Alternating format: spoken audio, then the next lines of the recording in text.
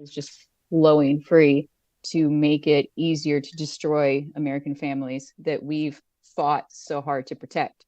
Um, yeah, so that's why it's personal. It's very personal. Like I know so many people that gave up their lives to protect these families, and we're just throwing them away for the sake of some guy getting richer.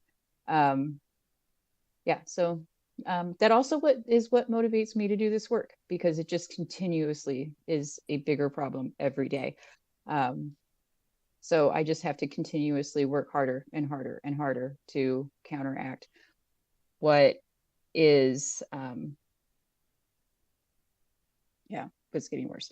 So with that being said, we're going to move on to Aaron, part deux. Lovely. I was here first, Aaron. I was here first. Okay. It's got his, Um, there's two A's in Aaron. It's alphabetically primary. I outrank you. Okay. That's fair. That's fair. That's true. All right. So what? So yeah, give it a go. Yeah. All right. Introduce yourself. So I'm N. Aaron. Apparently not the only one. It's a little known secret that Aarons run the world. You'll find that out in time. I did 6 years Marine Corps working on helicopters back in the 90s. Before that, I lived overseas. Uh, my dad was a teacher, so I got indoctrinated pretty early into the military life and how wonderful it can be. That didn't really turn out to be the case, not just while I was in, but also when I got out. A lot of that, part of that had to do with culture and that sort of stuff. And it's the military and it's a different way of doing things.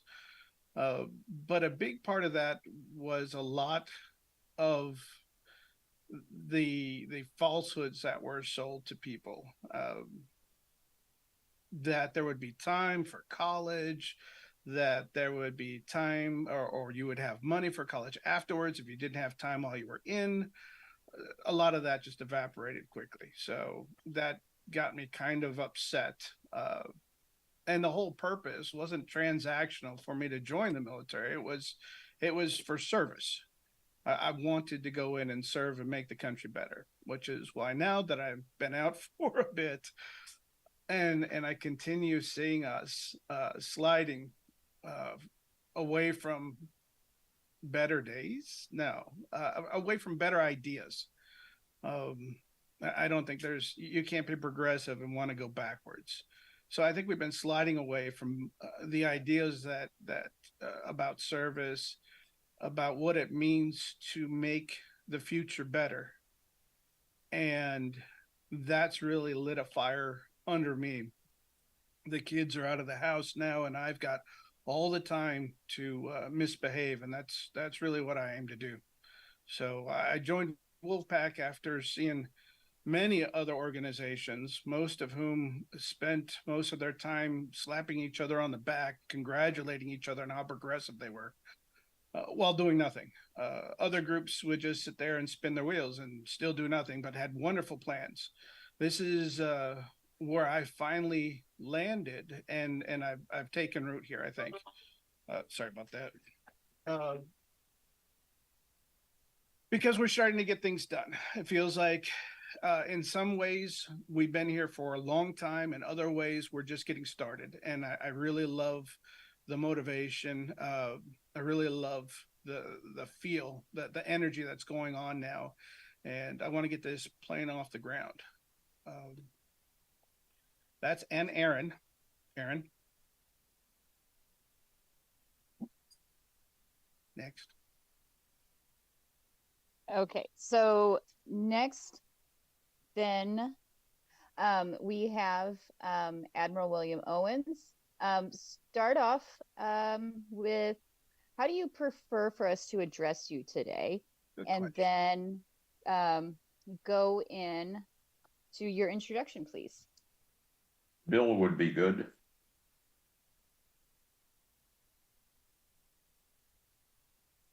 Can you hear me, Aaron? Oh yeah, I got you. Oh, different Aaron. Yep.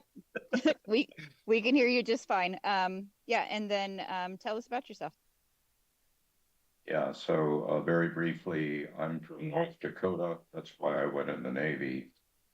And I spent 35 years in the Navy, little time in Vietnam, had many opportunities along the way.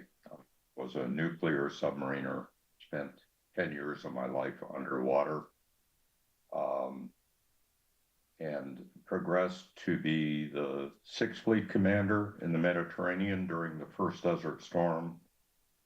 Um, was the vice chairman of the Joint Chiefs, was very involved in those years when we cut the defense budget from $650 billion to $340 billion in about 2 years.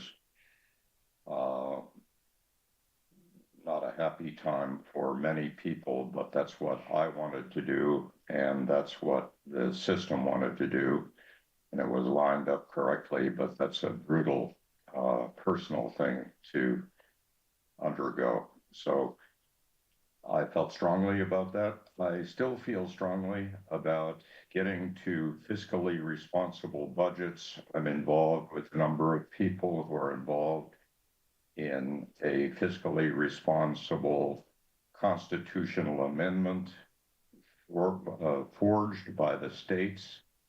And as you know, the Constitution allows states' rights to have a constitutional convention with 2/3 of the states. I'm very involved in that effort. I'm also very involved in an effort to make America whole again in the world. And so I sponsor and have for the last 15 years a meeting twice a year with 5 retired 4-star generals or admirals with a similar group, China. Donald Trump shut that down for a couple of years, but we're back doing it now. Next one is in November. I feel strongly about this. I think we're going completely the wrong way in foreign policy. So I'm devoted to that.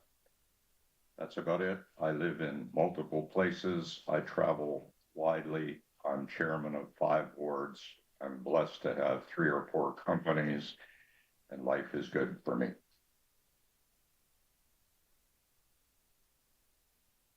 It's great to have you joining us today. I really appreciate you joining us and giving us your perspectives. Okay, that takes us to Andrew Osgard.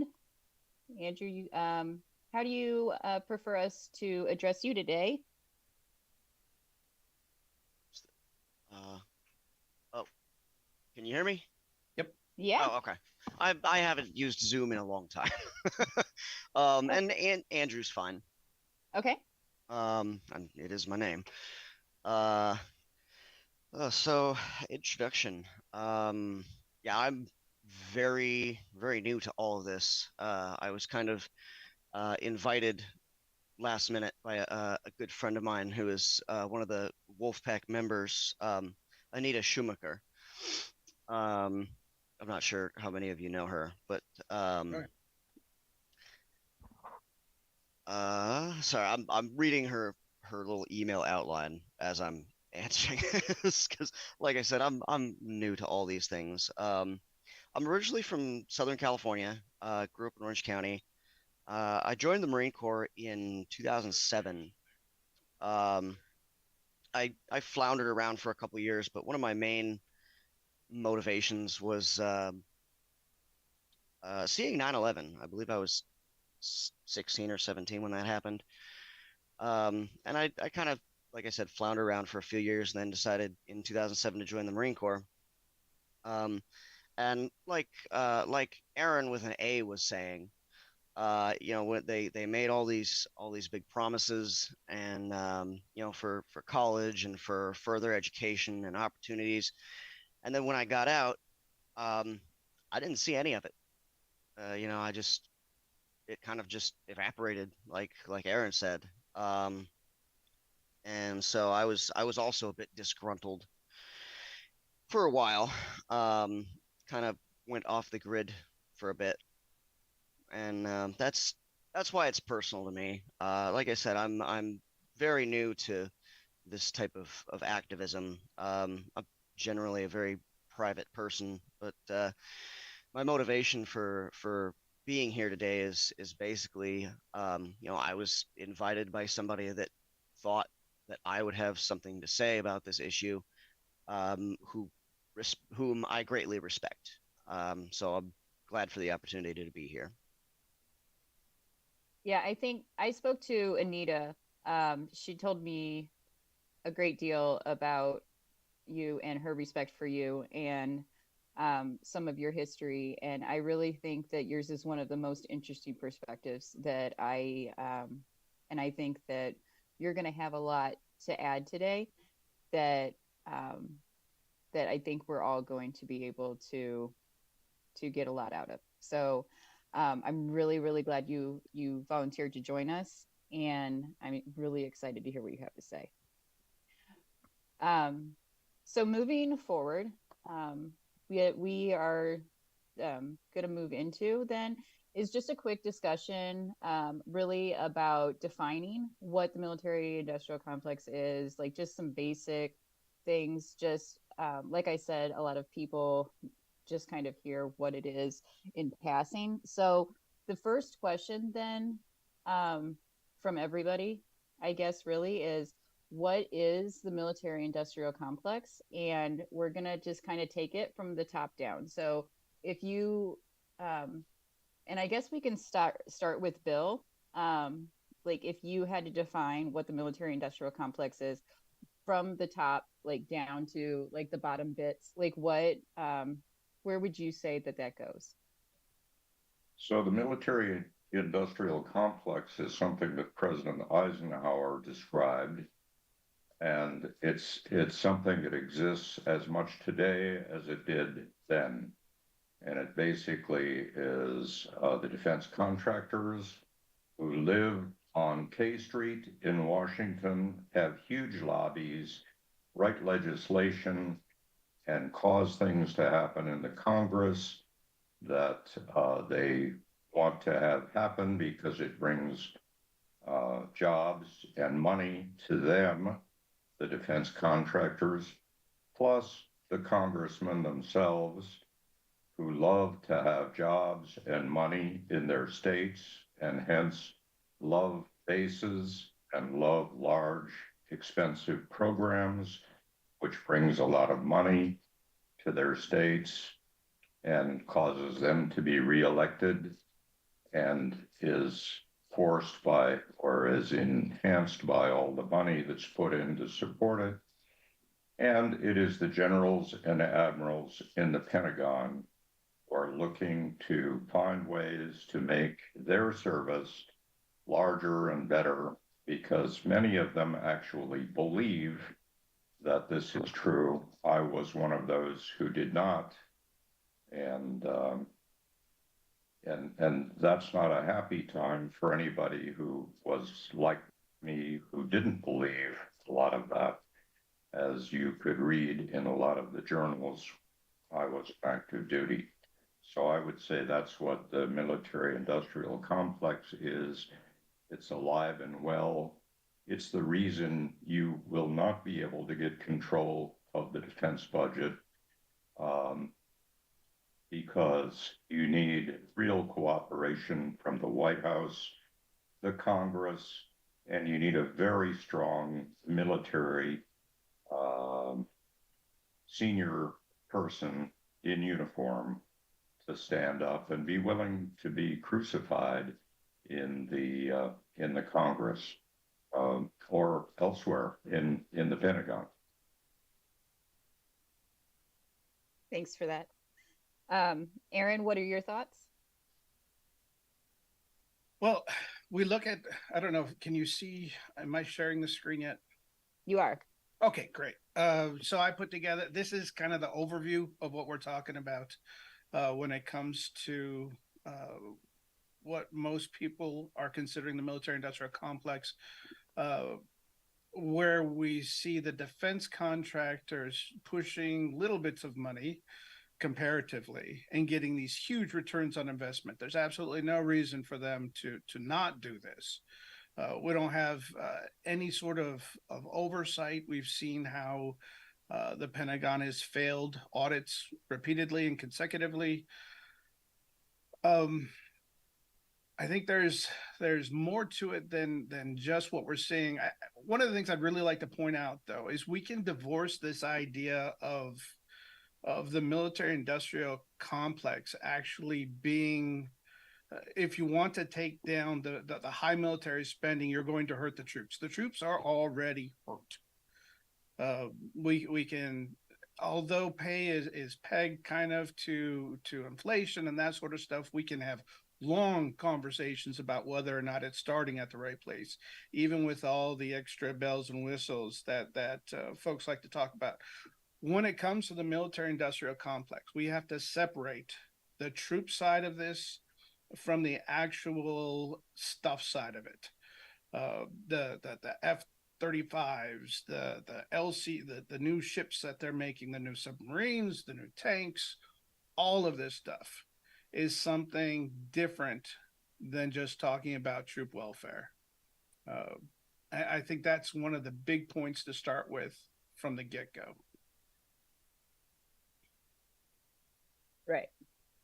And I think that also when we're talking about the military industrial complex, there's a lot of people that are also just talking about things like military, like equipment, as far as like tanks, bombers, bombs, guns, things like that. But there's also a failure to consider everything downline to uniforms, boots, MREs, down to like who's providing the millions and millions and millions of bottles of Motrin that's being supplied to the military. Like yeah.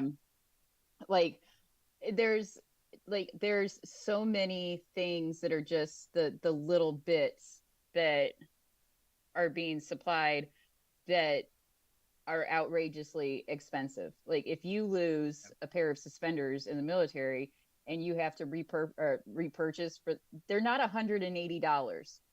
They're just not. But that's the cost that a soldier will have to pay to replace them if they lose them. That's yeah. When I was in the air wing, so we dealt with Hueys and Cobras, so not exactly your top of the line stuff here. And it was in the Marine Corps, so definitely not top of the line stuff. We got the job done, don't get me wrong, but some older stuff like LORAN and TACAN, those are navigational aids for aircraft. That's old tech. And we are still paying top dollar today for those radios. right. And we can go down to dollar stores. We can go down to payday cashing places and payday loans, right? Those are all part of this. Exactly. So then Bill already kind of touched on this.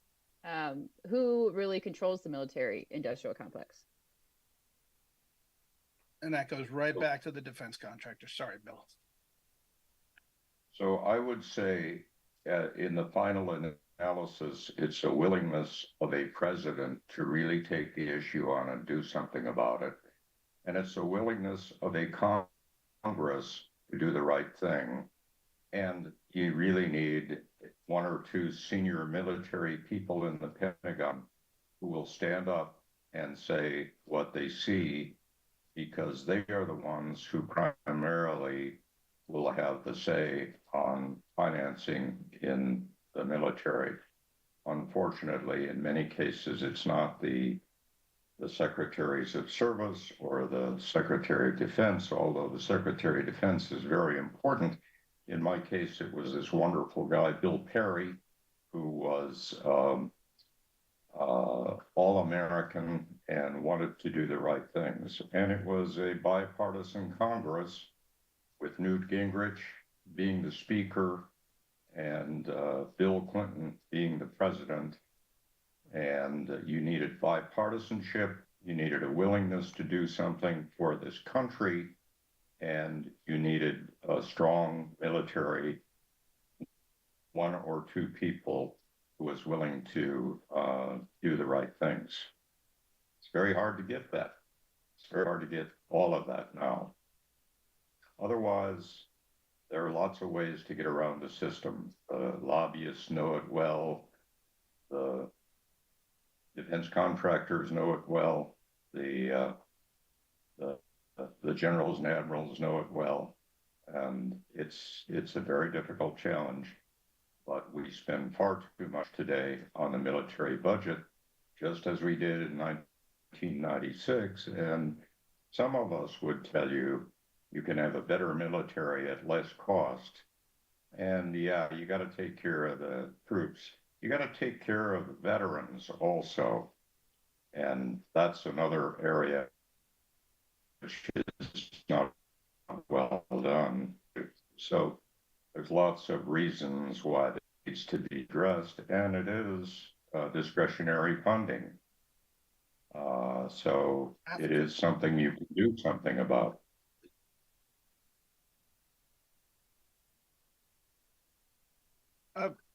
Bill, well, that sounds weird. Admiral. um, wasn't there pushback from the Pentagon during Trump's presidency talking about the budget being, I don't want to say they said it was too high, but that it was more than they were asking for. It sounds like we need more than just an executive or several high-ranking officers pushing back on this, unless I'm wrong about that. Well, you need to have somebody who's constantly pushing back on it. That's what Goldwater Nichols was all about. It was setting up for the military to become joint. The military is still not joint. I agonize about this. You send your daughters out to a battlefield, and if they're especially soldiers or Marines in a battlefield, if you're looking at who's going to provide the close air support, what airplane is that? And the airplane we have today is the A-10. It's 50 years old. You can't get parts for it. It's crazy. We say the F-18s and the F-16s will provide close air support, but they're not designed for that. No. And so I mean, that's just one case study, but I can give you 10 that would be representative of the real failings inside the Pentagon. And a lot of that comes from great belief by senior military on some systems, but it also comes from the Congress and enforcing functions of what the military should do with its budget. And a lot of military and civilians in the Pentagon willing to take the hint and do it, basically. Do you think they are cognizant of the issues and are just getting their, oh, this is going to sound weird, bread buttered on a different side? Or do you think they're just unaware of the situation? I think it's a mix. It's clear today that we have dramatically new technologies that could change everything.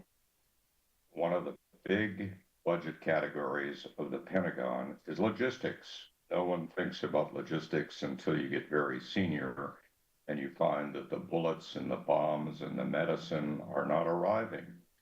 And then you wonder about logistics and you wonder where that got funded, but we don't think about that very much. So there's a lot of good people who tend to think about their little piece and think it's very important. Yeah. But there are very few people who think about the big picture and how it all fits together. And Congress established Goldwater Nichols and they established the vice chairman of the Joint Chiefs, which was my job, the number 2 military officer in the country, to be there to establish jointness and to look after the budget. And so that's where I think a lot of the levers lie in the Pentagon to do something about these kinds of things. And we seem to have gone back from jointness to war services providing their own budgets, doing what they would like to do, and then trying a little later tie it together to make it seem joint. we need a joint military force. But I can tell you, and I'm very proud of you guys who are Marines, don't get me wrong, but there's no stronger element in the Pentagon than the Marine Corps. You raise the Semper Fi flag, you go to the Congress, and they love raising the American flag and then raising the Marine flag. Good luck if you want to do something. I would give you just the example. For example, you could fix all of the medical issues that you talked about and all of the opportunity issues that we talked about if you canceled Marine Air. Yep. Why do we need a Marine Air Force? We have Marine air bases. They should be flying on carriers. I say that not because I'm a Navy guy. We should give command of a carrier group to a Marine. Not all of them, but some of them. And so why do we do that? And that causes loss of truly tens of billions of dollars a year. But try to cancel it. I did. And you wind up eating it. It's impossible because of the military senior people and the congressmen who want to stand for the flag and Semper Fi. And of course, the defense contractors love that as well. So that's the kind of challenge you wind up with. So I think that we've already answered the next question. So I'm going to jump forward to the one after that then. How does the corruption then in Congress lead to our never-ending need to the military-industrial complex? What are you asking? How does the corruption in Congress then lead to our never-ending need for the military and industrial complex? I'm talking about like the kickbacks and the purchases. Well, the corruption in Congress comes in many different forms, and you wouldn't want to be headlined to say the Congress is corrupt, but there are many things that go on in the Congress that are done because of a particularly strong lobbyist. Those lobbyists can be the NRA or they can be a defense contractor, and they help the state. And the congressman will tell you, we are here to help the people of our state. They brought us here, and we want to bring jobs to this state.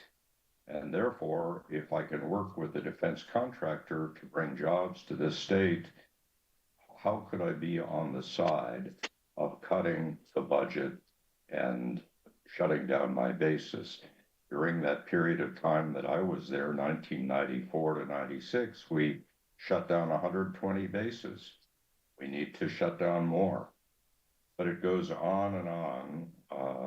When you shut down a base, I always thought that there would be huge amounts of money that would accrue back to the defense budget or back to the federal budget.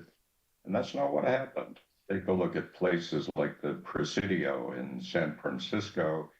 And what happens is that other government agencies get a chance to say, we'd like to be there. And they have.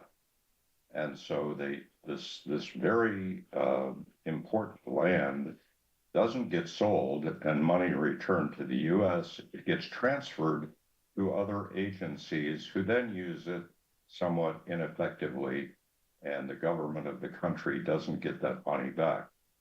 It goes on and on. Treasure Island, Footers Point Naval Shipyard, the Presidio. Take a look at all of these places, and they're still not back in private hands. Many of them are still in government agency hands outside the Defense Department. So there's just a lot of changes that need to be made to make all of this effective. So we're not talking just about the military establishments, though. We're talking about the entire complex itself. So that includes defense contractors. So that would be things like your Raytheons and your Boeings, going to specific congressmen. And when we say specific congressmen, let's be honest, we're talking all of them. Now, if they, we know it happens, and I will make it a headline. I will make it a headline. I will call out specific congressmen, because we see the numbers. They're public, but they will go out and these lobbyists will go to them and they will make donations and they will put pressure on them, and they will say they will make claims, they will make demands of these congressmen, and they will give them donations, and in return, things will happen in our government that will require a need for whatever Boeing or Raytheon is selling. Yeah, I saw that. I haven't done a lot of looking aside for the last month or so. I started really looking at what's going on here, and let's see if I can pull this up. It's blatant. I mean, there is no getting around what is going on. We'll just do the whole screen. That can't go wrong. Bink. Here we go. These are your top 20s, right? Lockheed Martin, Northrop Grumman. These are your primes, are these groups. This is a summary of donations by the top 20 in the defense industry. And Admiral, you were talking about it earlier. There's all kinds of ways. This is almost all self-reported information. So who knows if it's right or if it's wrong.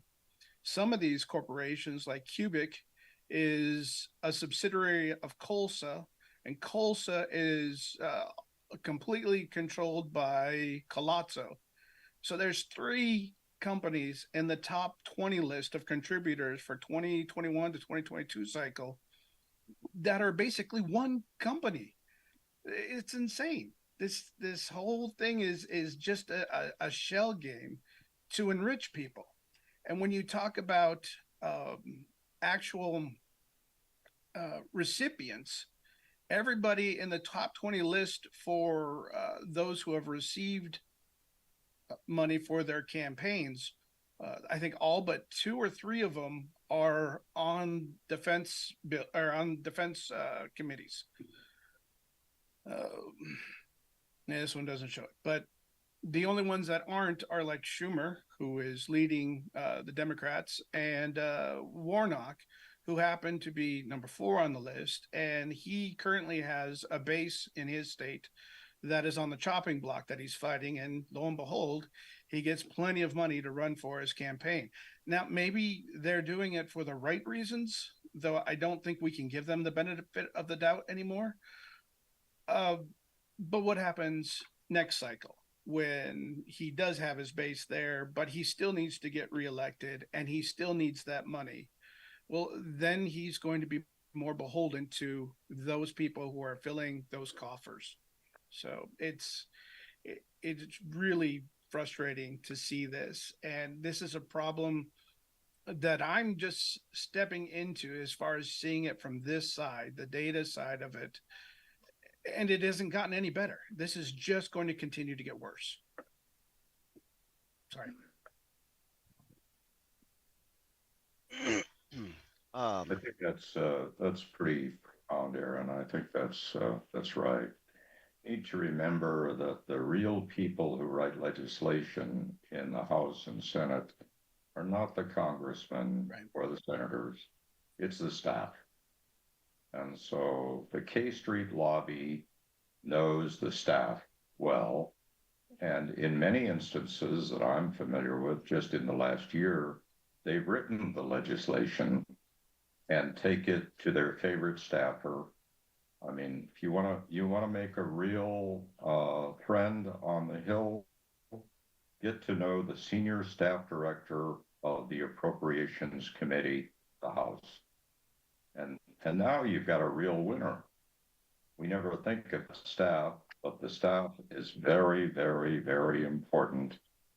They write the legislation. In many instances, they are the not only the drafters but the briefers on it, and a lot of it may come from the lobbyists on K Street.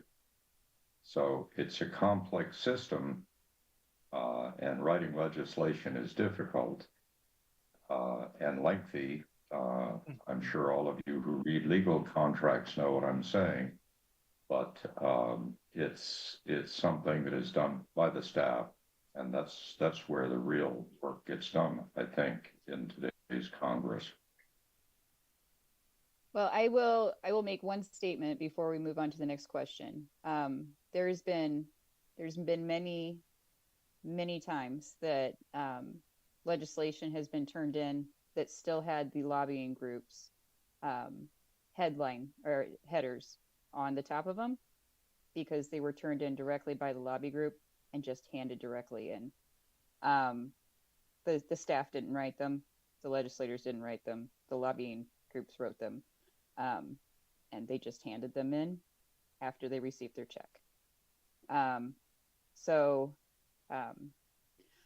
We'll just move on to the next question then.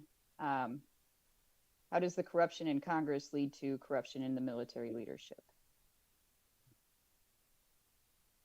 And I think, Bill, then you're going to have a great perspective on this. I know that a lot of us don't want to admit that it happens, but I know that a lot of us have seen it happen with the revolving door in generals and admirals. I know that you're not one of those, but we've seen it. Well, I believe, Aaron, that the military people who are serving are there generally to serve this country. They don't make a lot of money. When I retired from the military as a 4-star admiral, I was making about $105,000, and my family had lived 35 years in a whole variety of different situations. So I understand, and I understand what happens with medical care, understand what happens with VA. I understand. The issues are many here, and I think you won't find, in my experience anyway, the generals or the admirals who are out to look for other jobs when they leave until the last 3 years of their time in the service. Some of us thought when we retired, I'm going to move as far away as I can from Washington just to get away from it all. I was very contentious when I was there, and so, but I think a lot of people feel that way. I want to go out, I want to retire and play golf, or I want to sit on a couple of boards, and most would say non-defense boards, and I want to have an easy life. Or some like me say, I want to be a businessman, and you work the rest of your life, which is what I've been doing. So you find those different categories, but I don't find many of them, Aaron, who are catering to big defense industries so that they can get a great job. I don't know that I've ever met a senior admiral or general who was in that category. I do think that, you know, they do have a couple of years of time when they're unable to really represent anyone in the defense industries. And so there are some restrictions there. And I think those who are 3 or 4 stars and are in those jobs, I think they have been pretty true to their military service. They are military guys at heart. So I don't think there's much of that going on. There are a few. There's always a few in every group, but I don't think that's the case. One of the things I worry about today is that there seems to be much more involvement of the White House. This has been the case in the last 2 or 3 administrations, of personally choosing the senior leaders in the military. That is, the White House has typically, over many, many years, simply been a blessing on who the Secretary of Defense recommended to be the head of the service or the senior 3 stars or 4 stars. And that's no longer the case. There is now a procedure that goes through the White House staff. I don't think that's a good thing to do. I think you want the military to be there to support this country, support the Constitution. When I was on the Joint Chiefs, we had meetings twice a year to talk about the U.S. Constitution and what we were there to do, because we all raised our hands to support it. We thought we were the ones who needed to truly understand what that meant. I think there's still a bit of a feeling of that. I don't know if they continue to do what I just said, but we are forgetting about that great document, and I worry about that a lot. Okay. Well, we will certainly touch on that point later in the discussion. I do have it checkmarked in here.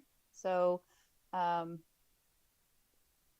right. So moving on, we're just going to touch on, and you had brought it up a little bit earlier on Truman, right? So what we're going to discuss now is just going back to and then Senator Harry Truman, and he had done a special commission on the National Defense Program. It was initiated in 1941, and this is just kind of a history, which is kind of fun. One of those things that we do like to do to show that, hey, it has been done, it can be done.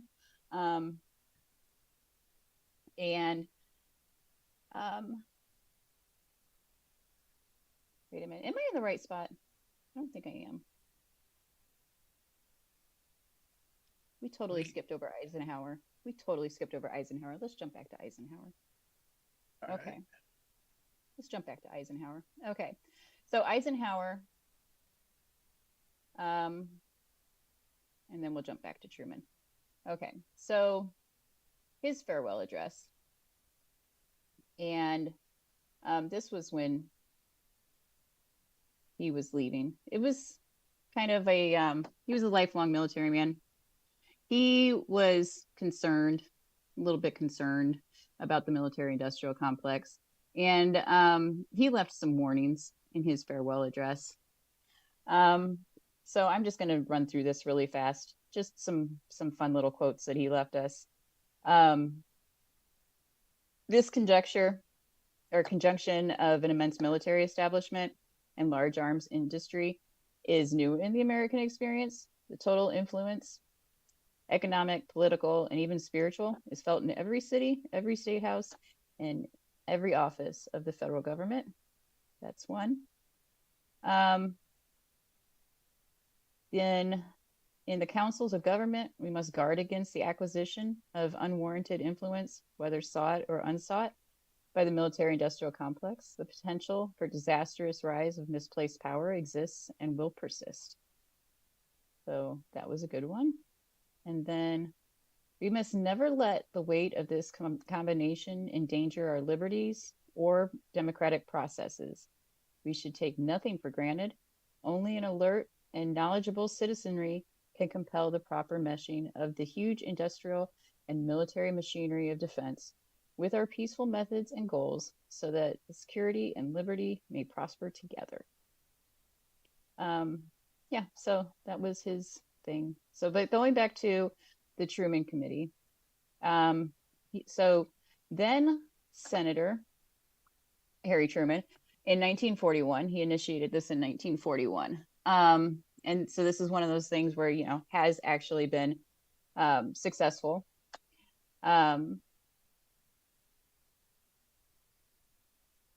Started a special committee to investigate contracts under the National Defense Program.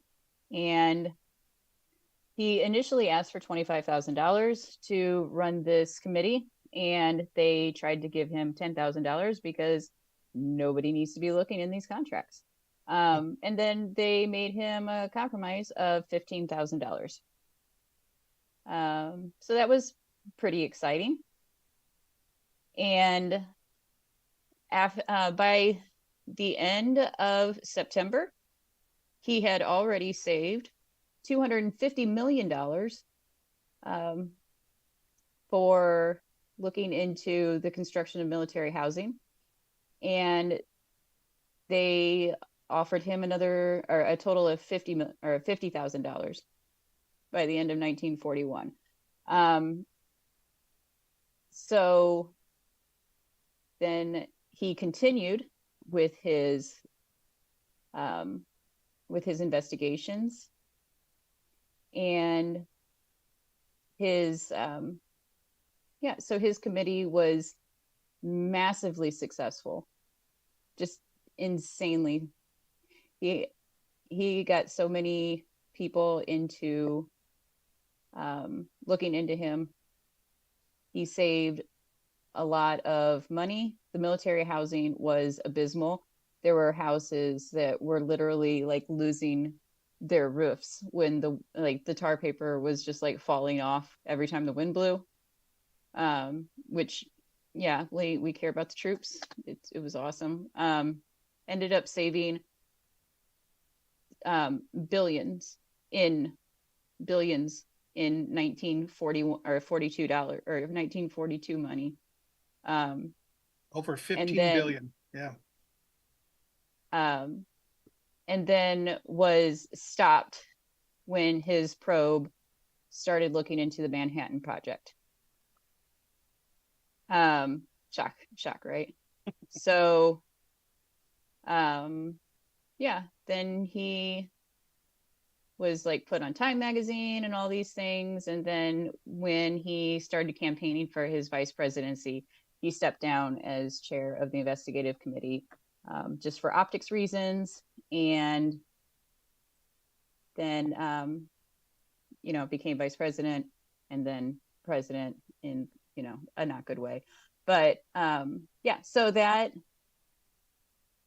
was just a quick and dirty history of the Truman Committee, but just goes to show that if and when Congress ever decided to actually act on anything, they actually could be successful. And then following up on that, we have, I only put one on the list here, but I know that Aaron is ready to rap battle you with a list of other failed proposals. So Senator Elizabeth Warren put in in 2019 a failed proposal to stop the revolving door for military officers lobbying and for owning stock in defense contractors, which is an actual thing. I know that it's uneasy for us to know that it happens, and to think that maybe the people that we served with are doing things like that. And we want to think the best of the people that we served with, because we all want to know that we all served for the right reasons.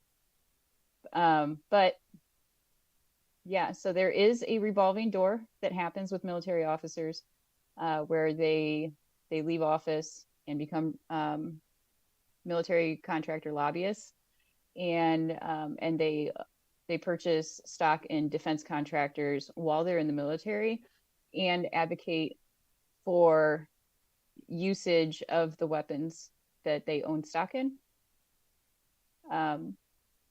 while they're serving in the military. So do you want to go ahead with your go ahead, Aaron, just let it rip. All right, so if you take a here, I got a link because I love links and primary sources if I can find them, but That's not always easy. Open Secrets has got some good information. Let me see if I can share screen again, because I'm crazy. Real quick, while you're looking those up, yeah. This whole thing reminds me of a book that I read by Major General Smedley Butler, who was a Marine Corps World War One war hero. For those that don't know, in 1935, he wrote a book called "War is a Racket," based on a speech that he did to Congress that actually was speaking out against this exact thing, was the corruption of the military industrial complex, and basically defense and military equipment production contractors all just kind of having their hands in, and that's why the war just kept going and going and going. So he tried to speak out against this all the way back in 1935. Yeah. This is, and we're not saying that this is an unstoppable juggernaut. What we're saying is this is a juggernaut that needs to be stopped. It's been done before. It's been reined in before, and we can do it again. Oh, right. Absolutely. Yeah. Absolutely. But I agree. It should be a very high priority for this country to cut this chimera off. Right, which is difficult because we look at, and maybe we'll talk about this some more, about how it's wrapped itself around so many other vital organs. Infrastructure is a huge one that Army Corps of Engineers is a big part of. So you've got to be careful, but we can even talk more about just what happens around a base that's closed, for example. But back to the revolving door. Currently, again, this is Open Secrets. We're looking at like 70% of lobbyists are former government employees. You can say maybe not all of them are military. It's kind of hard to shake that data out, but that number is way too big to see that this is not a problem where people are enriching themselves by their association with the military. As far as efforts to curtail the current military industrial complex, right? We've got the National Defense Authorization Act, which is the big bill that comes through every year and still gets voted on regardless. Everybody lines up, Democrats, Republicans, to make sure that one goes through. The Saudi arms sales, those efforts to restrict those have repeatedly failed. Department of Defense audit, that is just a whole nightmare in and of itself, that I don't even understand how they can continue to fail that audit and still be considered a viable. They should be allowed to account for their money anymore, especially when we start talking about all of the talking heads on television telling us we've got to have austerity because we don't have the budget, and yet where half of our discretionary income goes to can't account for it all the time. Anti-corruption acts, those die on the vine. They don't even make it out of committee in most cases. And if they do, such as Warren's bill, there was just 25 co-sponsors when typically you need like 60 just to get them moving. Revolving door reform, again, these are bills that were more tailored specifically to the revolving door. We talked earlier about cooling off periods for 07s and aboves. That's 2 years, but really there's not a lot of enforcement and definitely not robust rules. So, well, and then we can talk about, so we talked about the audits, 2018, 19, 21, with over 3 trillion in accounting adjustments needed for just the 2021 audit. Hundreds of major weaknesses remain unresolved, including flaws in inventory system and finance controls. We're not talking about some hidden black budget that we shouldn't see in public. We are talking about the systemic failure of what is going on when it comes to where the money is going. And then these companies turn around and lay off hundreds or thousands of people at different sites. So we're talking about greed is what it is. We can I just want to cruise over these things, but we've talked about the failed attempts at reform. We can go into Ukraine military aid, but that can get real dicey real quick, at least at the moment. But we can definitely talk about the authorization of the use of military force that we're still using from 2002 and 9/11. The Afghanistan, Iran authorization, use of military force, and we're applying it to anything these days. And it's working. It just keeps that machine rolling. Where are we at, Aaron? I don't know where we want to go with this. Each of these is a 3-hour discussion. Absolutely. I don't know where you want to go with it. I think what we're saying is I'm sorry, go ahead, Aaron. Yeah, we were just it was just a quick list just to show that there is just so many attempts from a few people in Congress who are actually making well-meaning attempts, and the rest of, and there are so many corrupted people in Congress that they can get nowhere until we make a change. So that's why there is urgency. We need to do something to curtail Congress, because we can't get change unless we go around them. We have to go around them because Congress can't be trusted. So that's basically what this long list is that there is a list of things that have been attempted, but nobody can get anywhere. There's a handful of good quality people, but unless we figure out a way to get around the corruption, we can't get past them. But we have a way to get around the corruption. We have a way. We found a way. We're working the way, but we need more people.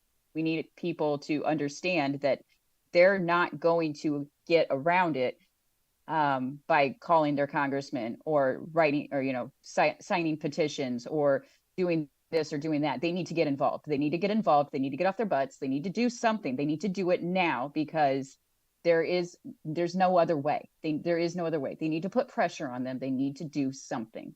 And it's not just calling their congressman and doing something or voting. You can't just go and vote this out. Like, you have to get up and do something. You have to organize your neighborhood. You have to get people up off their butts. You need to get your mom involved. You need to get your neighbor involved. You need to get the girl at the bank involved. You need to get everybody involved if you want this mess to stop. I just don't know what the action plan is here, and so I can tell you, if you drop back to the early 90s and the budget was very high, the same discussions were held. And the same hope was that we would elect people who would do the right things. We would investigate the Congress. We would reestablish auditing. We would do all of these many, many, many things. And still, you had to cut the budget by half. And that hadn't been done since World War II. So how do you cut the budget substantially? I'm not saying any of the things that you have mentioned are not worthy of looking at. What I am saying is you need priorities. And if you're worried like I am about the national budget, and you need fiscal responsibility in how we spend our dollars, you need to find the 5 or 6 things you're going to do that will cause us to be able to cut maybe $300 or $400 billion out of the defense budget, which is what I think you need to do today. And so that's absolutely what we need to do today. What we need to do is we need to get the corruption out of the system. So that we can do that. Yeah, exactly. In order to get the corruption out of the system, we need to get the corrupt people out of the system. And in order to get the corrupt people out of the system, we need people power to get up and get the system fixed so that we can get the $3 billion out of the system that is unneeded and unnecessary so that we can fix it. 300 billion, Karen. However much is needed, whatever it is. But we can't affect any change by sitting on our butts and screaming about it, because that hasn't worked for the last 60 years. It did not in the early 90s either. You just needed to have a plan of 5 or 6 things you were going to do. And then we all agreed, and then we went ahead and did it. I doubt that, I think there is corruption. I think there is some of that. I doubt if, and I do think it's very important for the public to get involved in these things. But if the name of the game is truly to get to a meaningful defense budget, and if the topic of this is the military-industrial complex, then I think that there are 5 or 6 things that can be done. For example, you need to look at what are the requirements. No one talks about requirements in the Department of Defense. What are the requirements? What do we need a military to do? Who knows in this forum or otherwise what we want a military to do? And then we try to define what that is, and then we define what we need. I'll just give you a couple of examples. And in the end, one of these failed. But let me give you an example. I'm a Navy guy. I love aircraft carriers. And I started to believe when I had been out on board a very large floating oil platform. There are only 4 large super drilling rigs in the world today. And I went out to one of these, and I think they're 800 or 900 feet on a side. They're huge. And we started to ask a lot of engineering questions, and we found that maybe you could put 3 or 4 or 5 of these end to end, and you could have a joint carrier. You could have Air Force and Navy and Air and Army helicopters, and you could have a lot of logistics. And an aircraft carrier at the time cost about $8 billion. At the time, to build one of those that was 4,000 or 5,000 feet long cost something in the area of $2 billion. So there was no reason you couldn't put a joint forces platform in the Persian Gulf, in the Mediterranean, in the South China Sea, and cut the number of carriers and carrier battle groups, because each carrier requires ships around it to protect it, by as much as $40 billion a year, a battle group. And so you could save a lot of money and have a much better effective joint force. We came very close to getting 3 of those programmed, but guess what happens? The lobbyist rallies around. And of course, the services are not all on favor, and the Congress bends, and you lose the opportunity. But there was $150 billion in savings that could have been in addition to what was saved otherwise. So I'm just saying, if you look at requirements in the Department of Defense, and no one does, no one asks, do you need 12 aircraft carriers? Do you need 325 ships? Do you need an army of X million people? We need to look at that, and I think we need to understand what that is. And at the same time, we need to alert citizens to all the things that we're talking about here. I'm not saying those things shouldn't be looked at. What I am saying is we need to prioritize if the name of this game is to save money and to eliminate to some extent the military-industrial complex, because if you have national requirements, then the Lockheeds and the Boeings are not going to be able to legislate for more of something. Just another example, for years we bought a lot of C-130s manufactured by Lockheed because the Georgia delegation was very strong, even though the military didn't want C-130s at the time. So there's lots of these examples, but if you set requirements, then that's a new step. So I'm not trying to be argumentative here. I am saying that all these things are important, but some things are much more important if we're going to get our arms around this defense budget. Okay, so we've actually spent a lot more time on that top portion than was expected. So I'm gonna have to kind of whittle down this bottom part if we're gonna have time to get into questions from the audience, which I really, really value, and I want to make sure that we get to those. So the question that I really want to ask here is, what are the concessions made by Congress of the average American in the support of the military industrial complex? So this is kind of a very nuanced and wild question. So the concessions made by Congress of the average American, and I think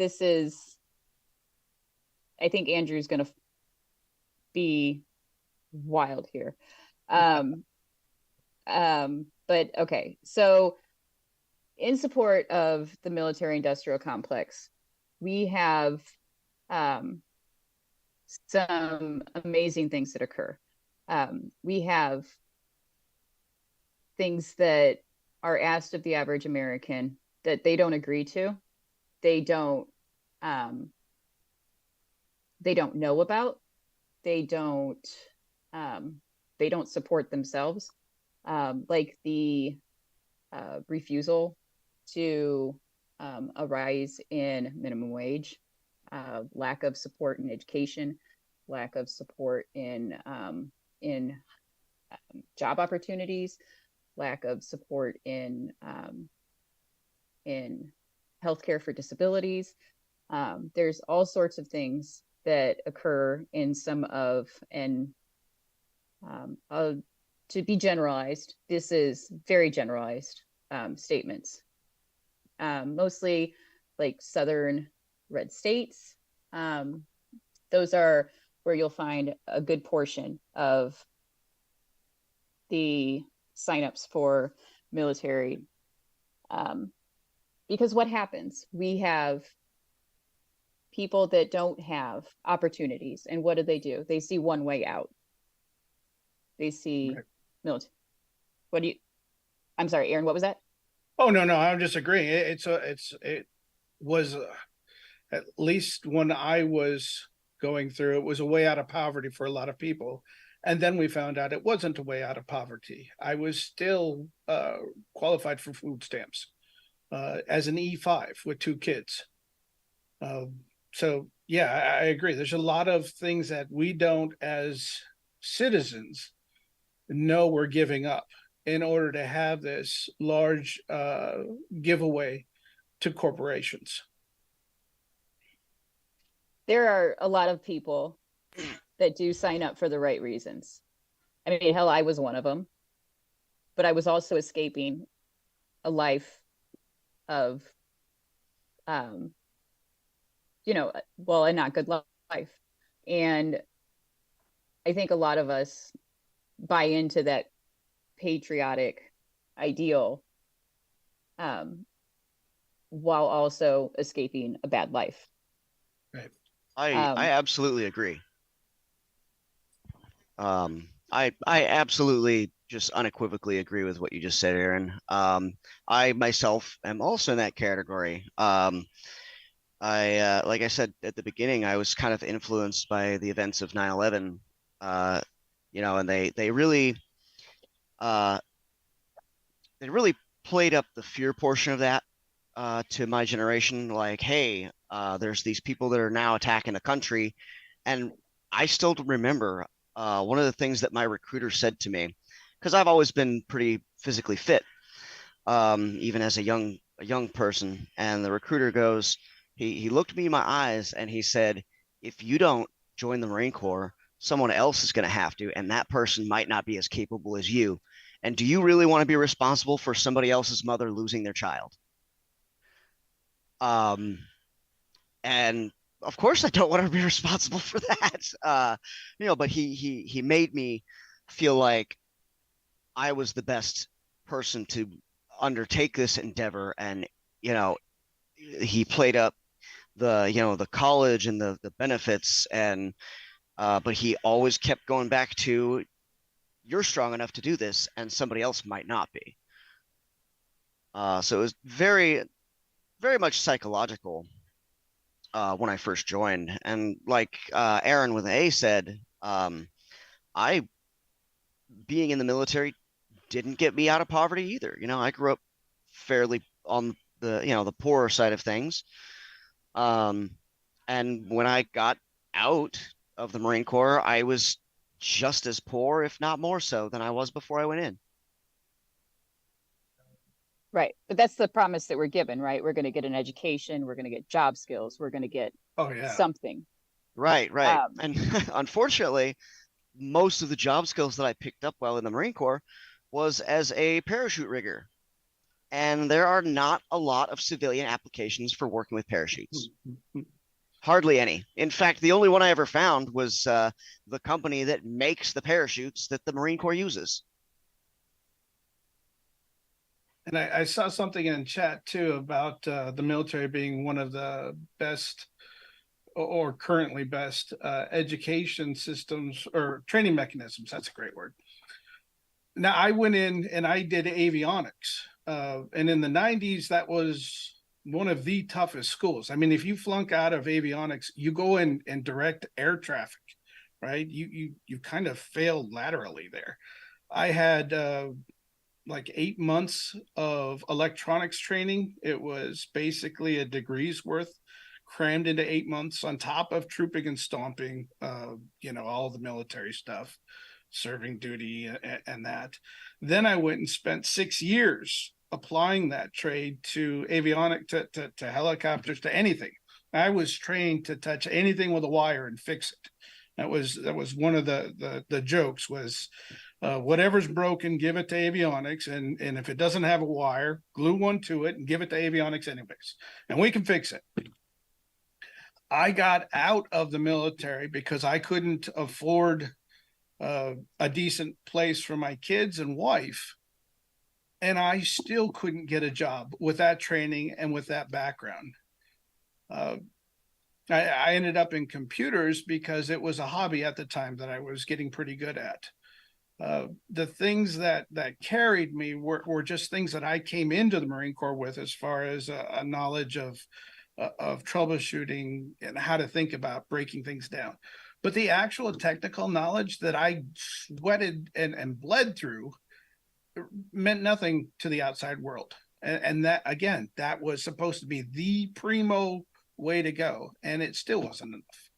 So, yeah, I don't think we all understand. And that's why a lot of this is hopefully educational for folks. I don't think we all understand the failures to the troops, but more importantly, the benefits and the greed incentive that we keep giving to these corporations. Because I know there was a lot of them, Raytheon, I love to come back to, because everything had their stamp on it. And they would sell us $10 a piece, little plastic tools to pull wires. And those things were never around when you needed. They broke when you looked at them funny. It's just, it was insulting. I would just say that it's a good conversation. When you look at it from the standpoint of a flag officer in the Pentagon, this man or woman is there for 2 years before they move on to the next job in the military. They are exposed to the Congress a little bit. They don't understand what this congressional stuff is all about. Like me, they were out in their submarine for 20 years before they got there. And I would say that 90% of this challenge goes back to the Congress.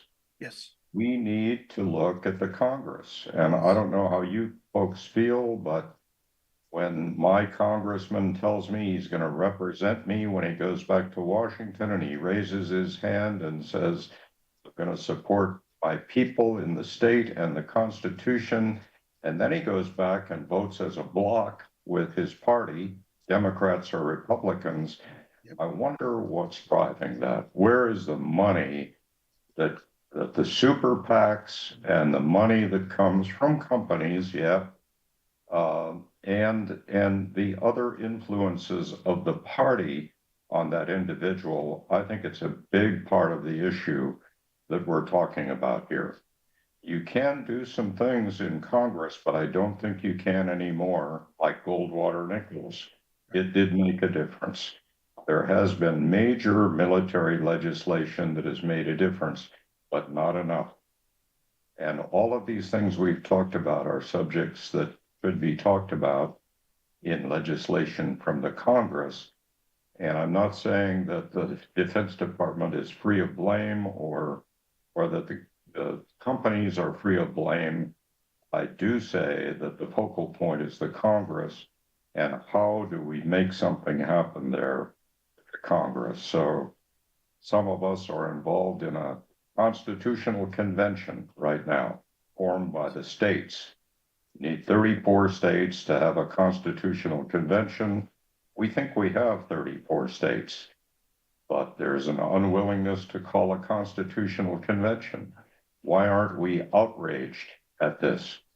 Why don't we stand up to this? A constitutional convention could address term limits. It could address fiscal responsibility.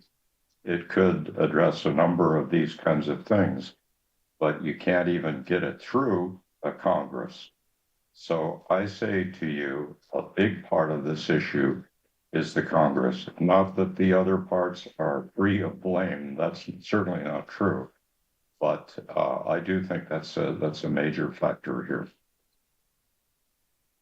Well, we don't actually have the 34 states yet, but you can actually join tomorrow. And Sam, who is a congressional expert, he will be more than happy to explain that. He's doing an entire thing tomorrow on the Article 5 legalese and stuff. He's like national leader on all of that. He's like forefront expert. Can you hear me? Yeah. Okay. Yeah, hey Bill. I just wanted to clarify for the record. The Bill's talking about a different group that he works with that I also work with a little bit, that's working on a totally different convention effort for balanced budget amendment. We're at Wolf-PAC working on a convention effort for campaign finance reform.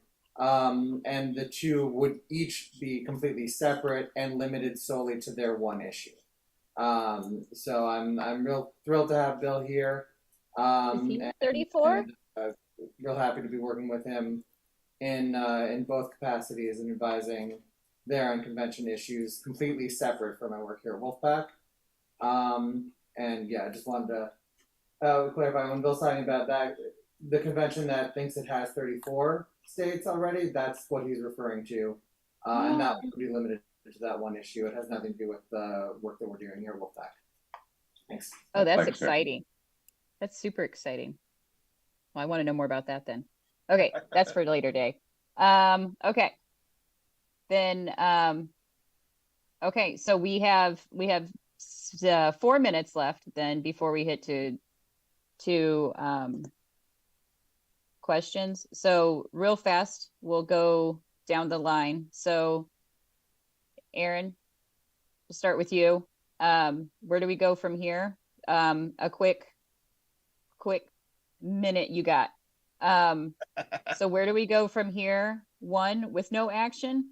2, in your perfect world, where do we go? And 3, a realistic path.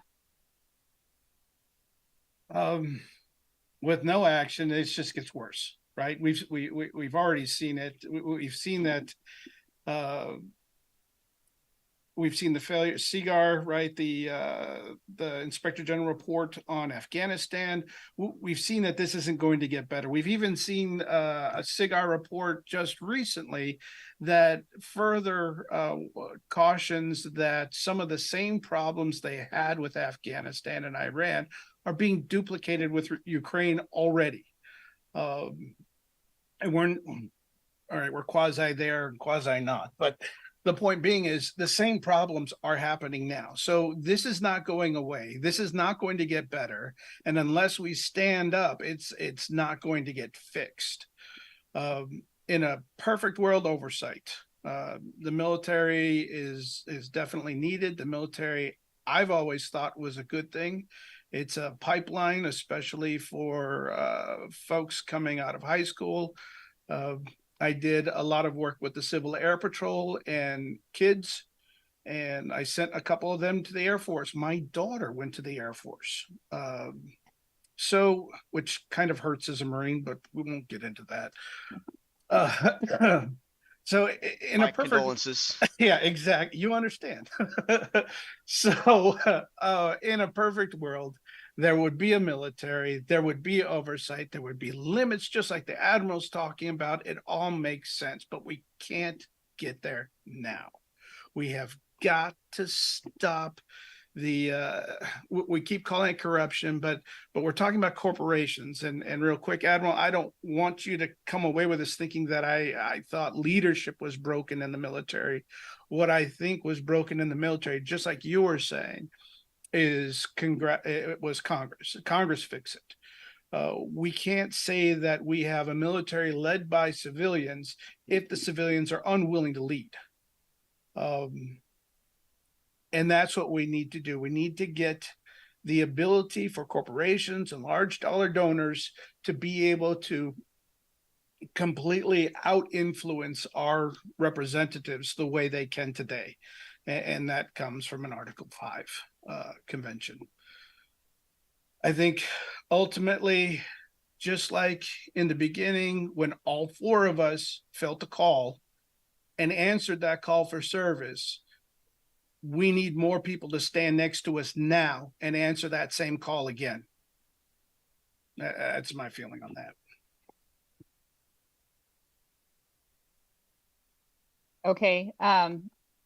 Bill, same question to you then. Where do we go from here? So Yeah, with no action and then a hopeful way and then the realistic path you see.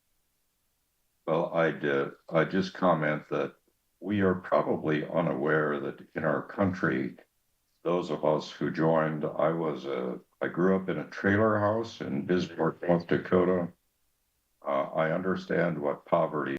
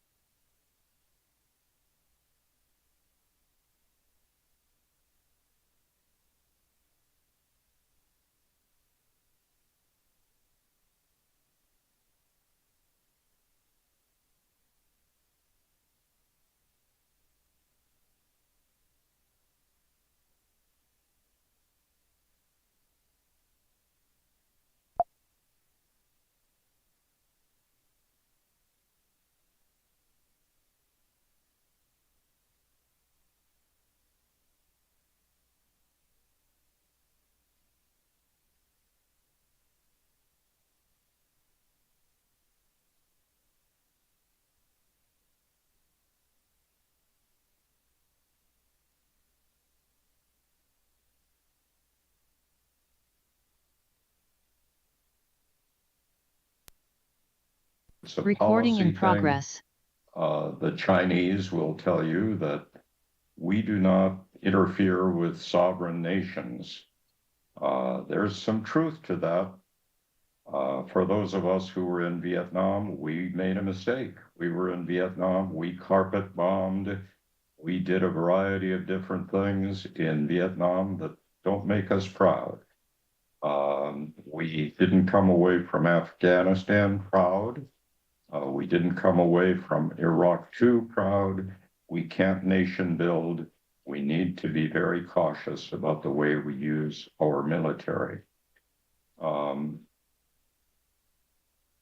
I would just say that, again, back to Congress, we need to have some committee.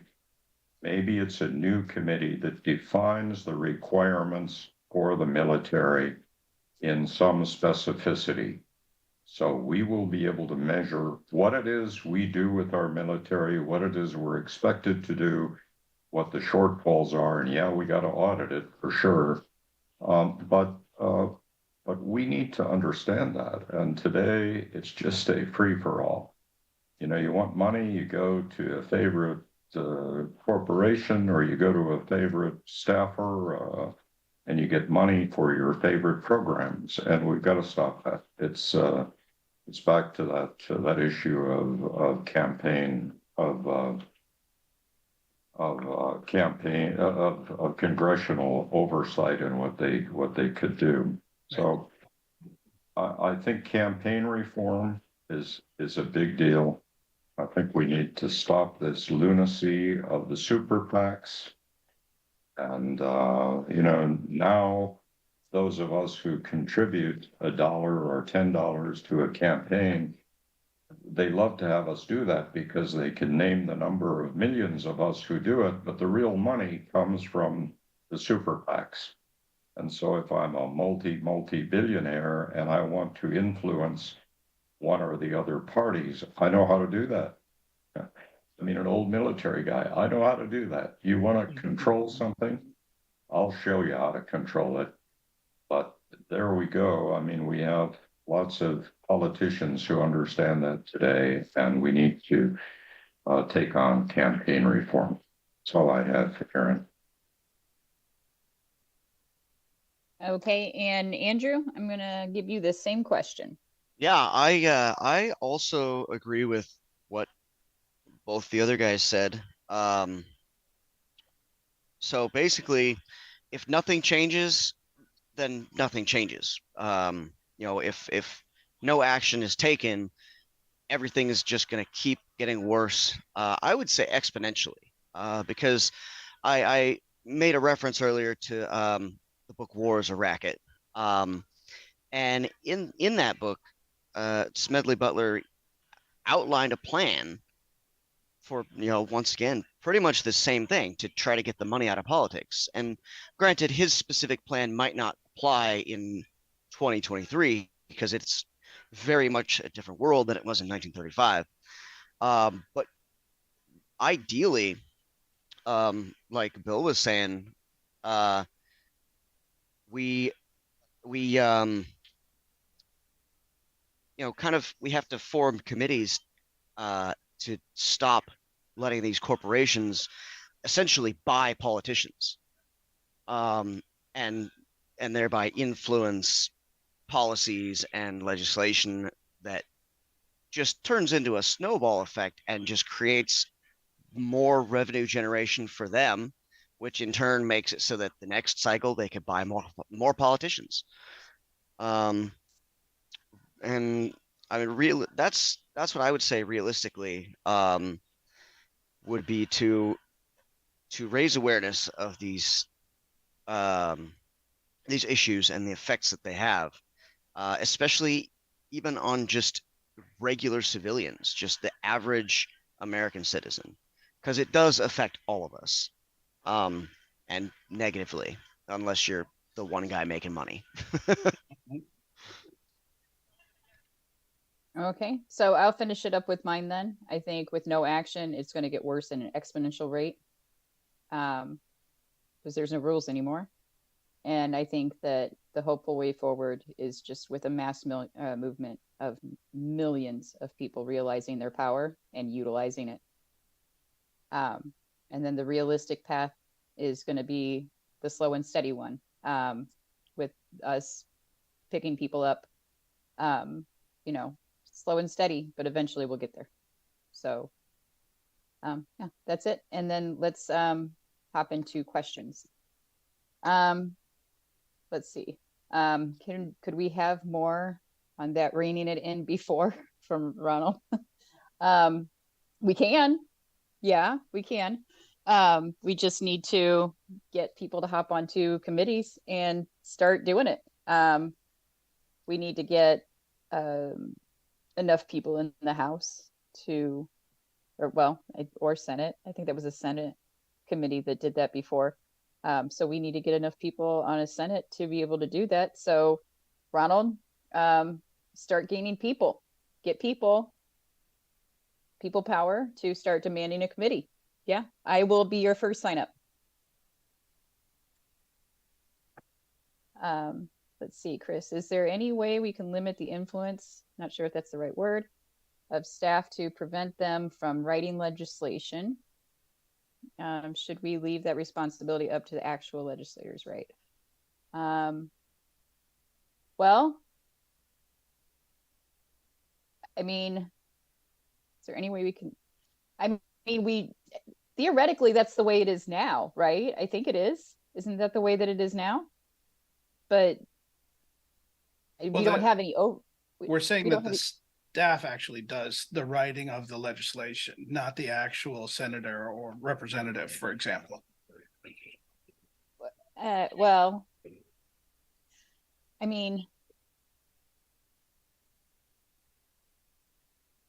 well, right now, the way that it's like, I don't know what the rules are for Congress, but like for like our state legislature, they don't actually do their own writing. They write up what they want, and then they set it off to like a writing place, and then they actually like finalize the writing as long as it says what it's supposed to say. So, but it has to be like formatted properly and blah, so. So I don't think we can get the staff out of the picture. What we need to do is remove the incentive to listen to only large donors and corporations, right? Right, but that's legal. Yep. It's legal right now. Yep, absolutely. So, is there any way we can limit the influence? Then yeah, we join Wolf-PAC, and we learn how to organize. And then we do the organizing, and then we do the work, and then we get the people power, and then we get them out of the way, and then we get people in that office that aren't influenced, and then we get that rule changed. Yep, that's how we do it. I would just say that there is a lot of politics in the Congress now. We all know that. And a few well-placed stories by media, and both CNN or Fox or MSNBC, no matter how you feel, will have a lot of stories of some congressman or senator from the other house who has sponsored legislation. And then if they could tell the story of how it really happened, it came from a corporation, it was drafted by the staff, the congressman got it a day before, and the whole committee voted that day, and it was voted into legislation 3 days later. If you got the news media telling that story, I think that's the way to get the staff less influential in what gets passed. I hate to tell you this, Bill, but the staff the news media is being paid by the same companies. Well, you got to believe that there are some news media that may not be. I don't know. We can name news media. I'll tell you, the best news media in the world are those like South China Morning Post in Hong Kong, which is a free press. but they're not going to be very interested in that story. But Well, if you can get them on board, I will help with the story. Did you have something to say, Aaron? No, actually, I'm writing down his idea. That's a great idea on a story or three when they come in. Them all written up in foreign newspapers and then share them on Reddit. I wonder how long such a good newspaper is going to last in Hong Kong with the current temperature. There was a small mom and pop newspaper somewhere out west that it was a free newspaper she was running once a week. And I don't know if I want to tell that story though, because it ended very badly for her. But she wrote up some stuff about the corruption of the mayor, I believe, in that city. This was just like 2-3 weeks ago, maybe. And they raided her office. They like violently raided her office, and she ended up having a heart attack or a stroke or something because of how violently they raided her office, and she did not make it out. And this was here in the U.S. It was, yes. Yeah. I agree with that, Aaron. I lived in Hong Kong and Beijing for 8 years, and I can tell you the stories. I mean, keep in mind that for every one of these things that's going on out there, Taiwan, Hong Kong, North Korea, South China Sea, the Uyghurs, there's the other side of the story. And we Americans don't know the other side of the story. I travel a lot to India and Singapore and Hong Kong, etc. There is another side of the story, and many people believe very differently from us because they believe the other side of the story. So maybe it's a topic for another session, but it's there. There is the other side of the story. Oh yeah, that's a great point. I mean, I was overseas for a long time growing up. I was in Berlin for a long time. I was there when the wall came down, and yeah, the things that we're so worried about here with socialism or communism, it doesn't look the same from the other side. It doesn't. That's right, and you're absolutely right, Aaron. I think, telling that other side of the story, even though it may not change our mind, we at least need to understand the other side of the story, and we rarely do. So there is a very strong other side of the story, places like Taiwan and Hong Kong and South China Sea. So. Okay, so the next question. Do we include all other agencies like the CIA into this whole thing? To a certain extent, we can. They like to get the military leftovers. Mostly, I don't know about the CIA. Well, I know Homeland Security, Border Patrol. I would imagine police departments. Well, they're already included in a lot of the defense stuff. A lot of the reports that come out, they're already included. And when you talk about, say, some of these primes, again, like Raytheon, Boeing, their projects span all of these places. So the cyber stuff, especially with the AI or at least the large language models we've got right now, go across the spectrum. So again, Homeland Security, Border Patrol, any of the customs, all of that, they're all being influenced. They're all being paid for, bribed in some ways. So yeah, these all are included in defense, but they don't always shake out in the defense reports. So you've got to be real careful when you're looking at the numbers. And the like local police departments will buy the leftovers from the military at like super deep discounts and then use them on U.S. citizens. Yeah.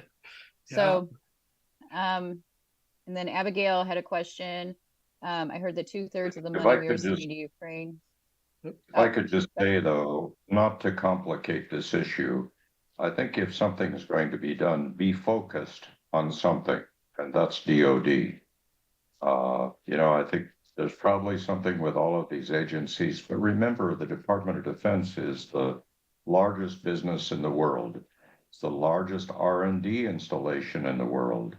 It's the largest logistics company in the world. And it's the largest hospital company in the world. So this is a big outfit. If you look at who understands the whole thing, good luck. So that's a good starting point. And the rest of these agencies are important, no doubt, but the DoD is a great starting point for reform. So Abigail's question then, I heard that 2/3 of the money we are sending to Ukraine for weapons that end up in the black market, not actually Ukraine. Do we know if that's true or if it's just a rumor?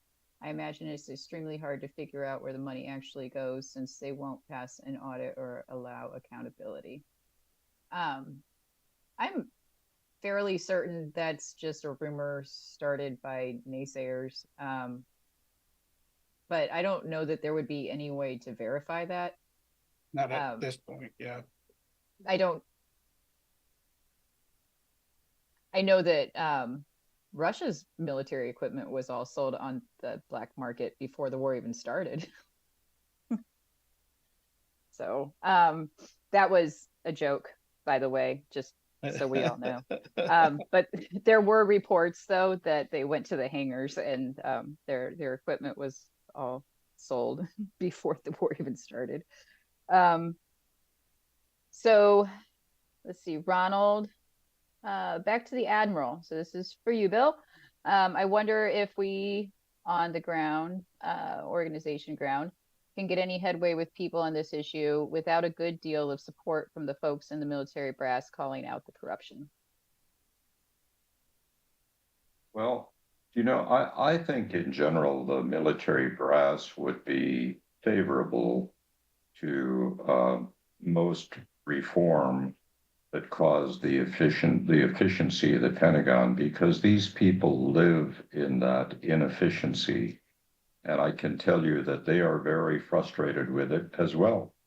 If you've got a favorite new weapons program and you want to get it through the various hurdles, it may take 5 years to do that. By that time, it may be OBE. So I think if you were to find the top 50 people in uniform in the Pentagon, I think they would be strongly supportive of reform of many of these systems we've talked about. They're not free of blame. Don't please quote me that way.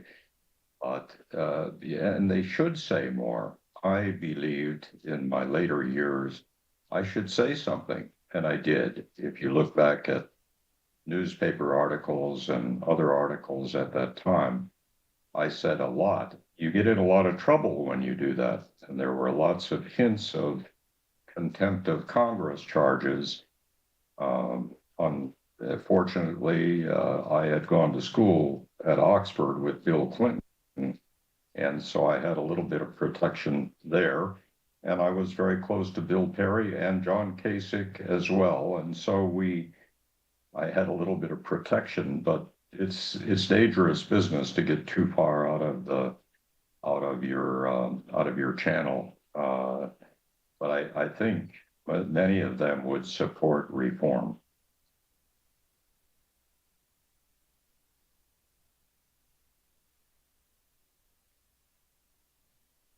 Yeah, it seems like there's almost a fear of high brass getting into politics. So I could definitely understand why there is a reluctance to speak out, and it's great to hear, Admiral, that you're doing so.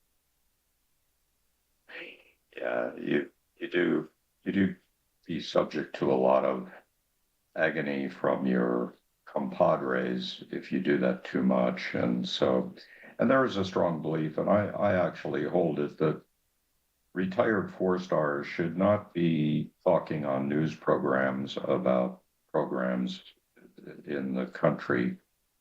Here I am, a little bit of doing it myself, but I feel strongly about some of these issues. And so there is a reluctance, so you're right, Aaron, for sure. So Matt's question here, what about NATO with Ursula von der Leyen? Sorry about messing that up. Taking over at the end of the next year. Through some close college friends that work for her, we were able to push her to reconsidering taking over NATO under the premise to reallocating those dollars to job and economic skills development and training for defensive cybersecurity versus war methods. Fingers crossed she follows through with this strategy. Well, I would just say that I'm totally in favor of that. I'm sure many of us would advocate for a much stronger position and much stronger knowledge in cybersecurity, in cyber AI or cyber singularity in the future. We haven't talked about singularity, but it's coming. What will we do then? And so I do think that there is a dramatic need throughout Europe and in this country for a real awareness of all of that and what it could do in every field. So I'd be strongly supportive of that. Okay, so we've got just a couple minutes left. I'm peeking through the chat. There's another couple of questions that didn't make it in. So if you could tell the whole country to do one thing, what would it be? I guess that's for you, Bill.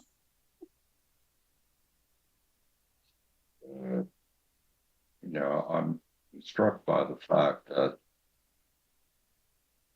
we have one thing going for us, and that's the U.S. Constitution. We were given this document. It has saved our asses many, many times over the years. We are no longer teaching it in the schools much. I sit on the board of a couple of universities, and we don't spend much time on the Constitution, and yet our whole existence, our whole lives rely on the various tenets of the Constitution, and if it collapses, our lives basically collapse. And that comes back to all of this discussion about the Congress and its role in the Constitution. So I would say if there is one thing that is doable, it is let's reinforce the Constitution, its education, and its awareness across our country.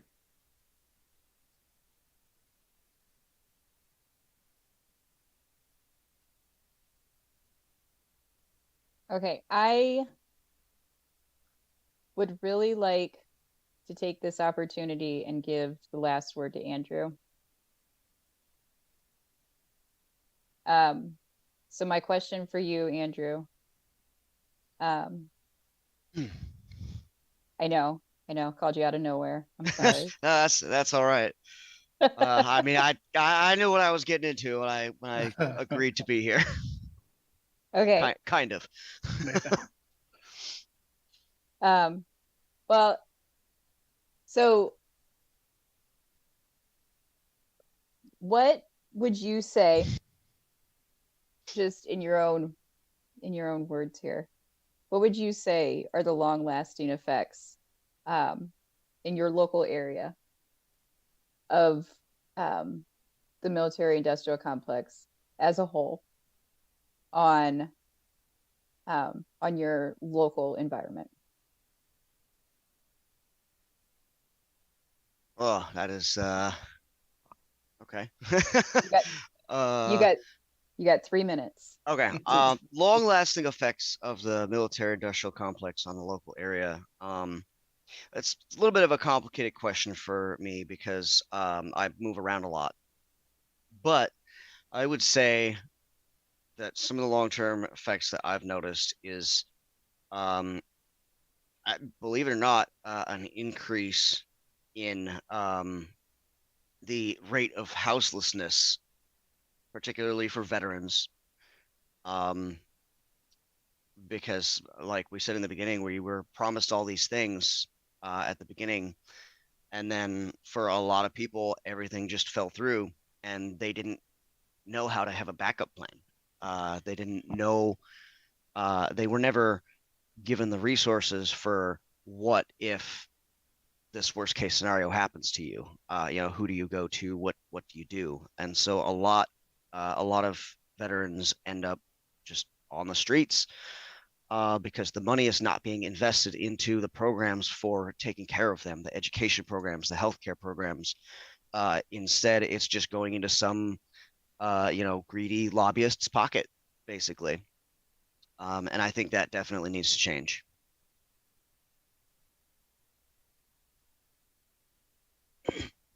And I don't mean to interrupt, but Dr. Geller typed in a question that needs to be addressed. Regarding other countries?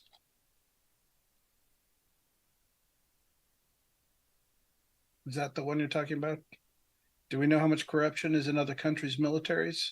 Is it just normal for a military to have inefficiencies and contentions with the government and to skip on their soldiers, etc.? So is this a normal problem? Admiral, I guess you would have better visualize on that.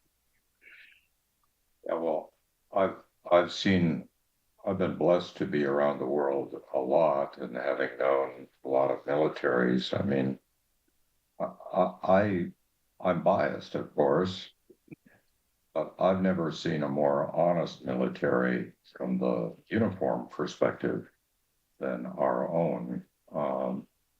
And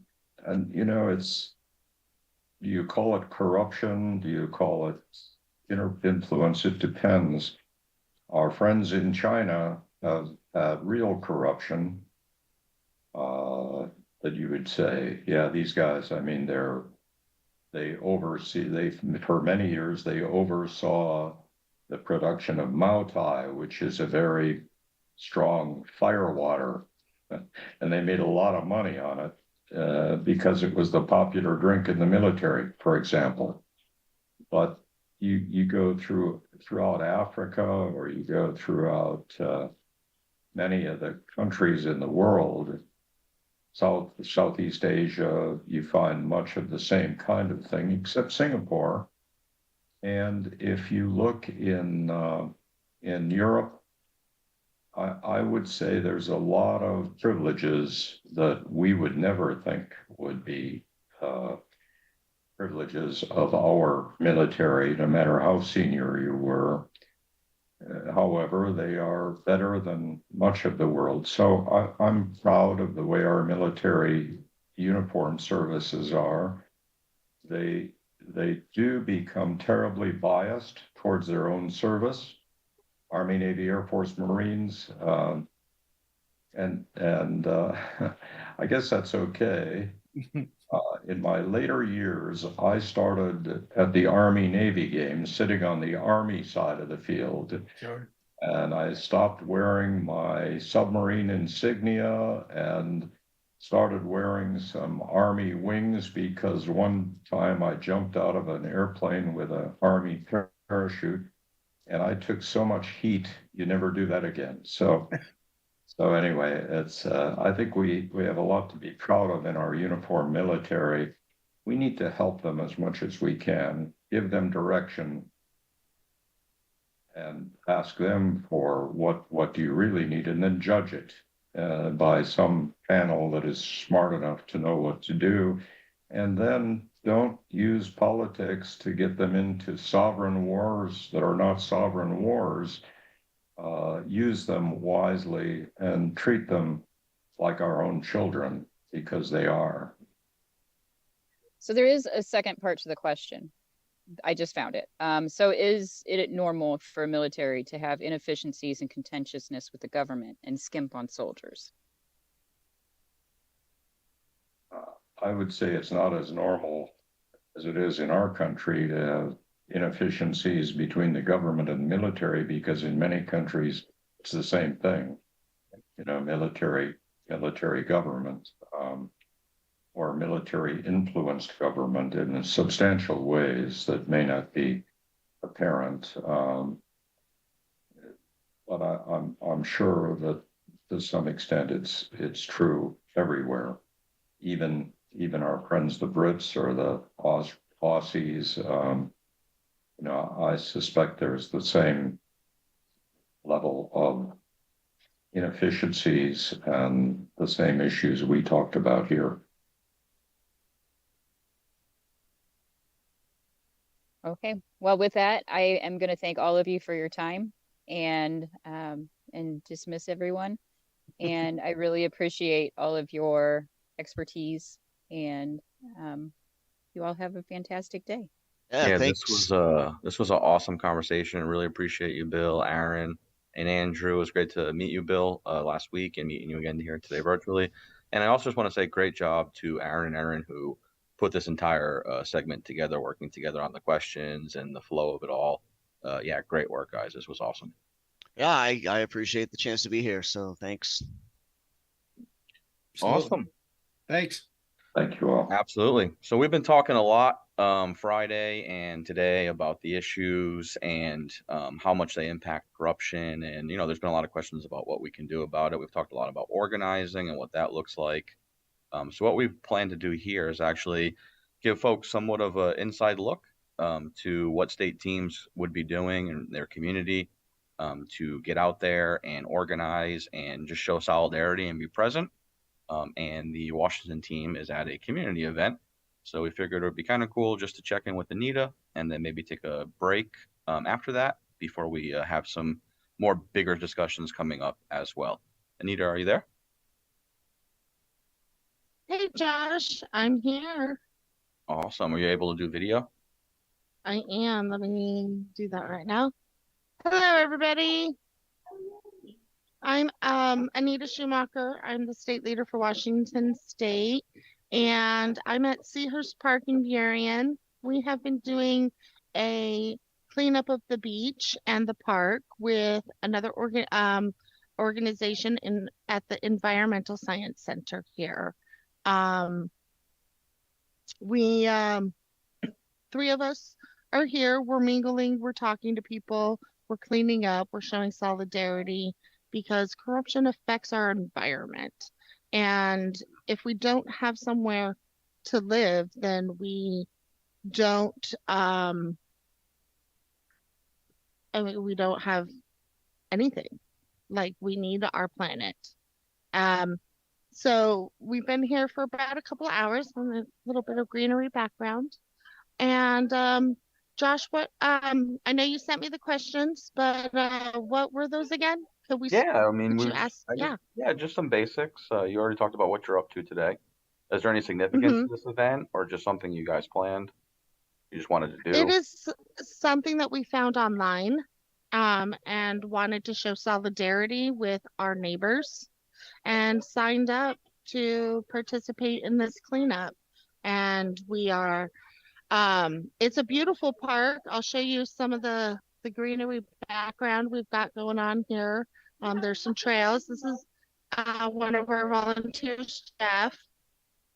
That's my husband. He also volunteers. And Phil, our volunteer. Come over, Phil, so people can see your handsome face. Okay. So, and so we've got Phil. Glad to participate. Yeah, so we've been. The good news is that there wasn't too much to clean up. We really scoured the beach pretty well, and can you hear? Just a very small amount of stuff, but that's good. We got it. We got it nice and clean now, and apparently the people who are using this park are taking pretty good care of it. Okay, you can hear Phil. Great, awesome. Yeah, so there actually wasn't a whole lot of trash today, but there were some, mostly plastic bottles, cigarette butts, some McDonald's trash, like picnic stuff that people blow away in the wind, stuff like that. But what we're doing here is not just cleaning up, but showing solidarity for our communities. And getting to know more people, getting to know other organizations, building relationships so that we can all join this fight together. We all need to be in this because corruption affects so much. And Phil wants to talk again. Yeah, So. and we did have a chance to talk to some of the people here about what we're doing and why we're doing it, and so it's a chance to influence other activists, and maybe they'll help out at some point. Yeah, awesome. Figured I'd put my camera on for you, Anita. Oh, thanks, Josh. Problem. What other questions were people wanting to know? I just had a couple, and we can see if anybody in the chat has any. Okay, cool. Mine was going to be more specifically, I know a lot of people in Wolf-PAC have been following Washington for a while. Sorry, I'm looking down at my phone for questions. Okay. And you guys have been knocking on the door. Is this approach anything new that you're trying to do to try to get over that hump of winning in Washington? Yes, we're trying to get more involved in bigger events like farmers markets and fairs and festivals, as well as these community events where other organizations host, and we can show up and help them, and then let them know that we're here to also help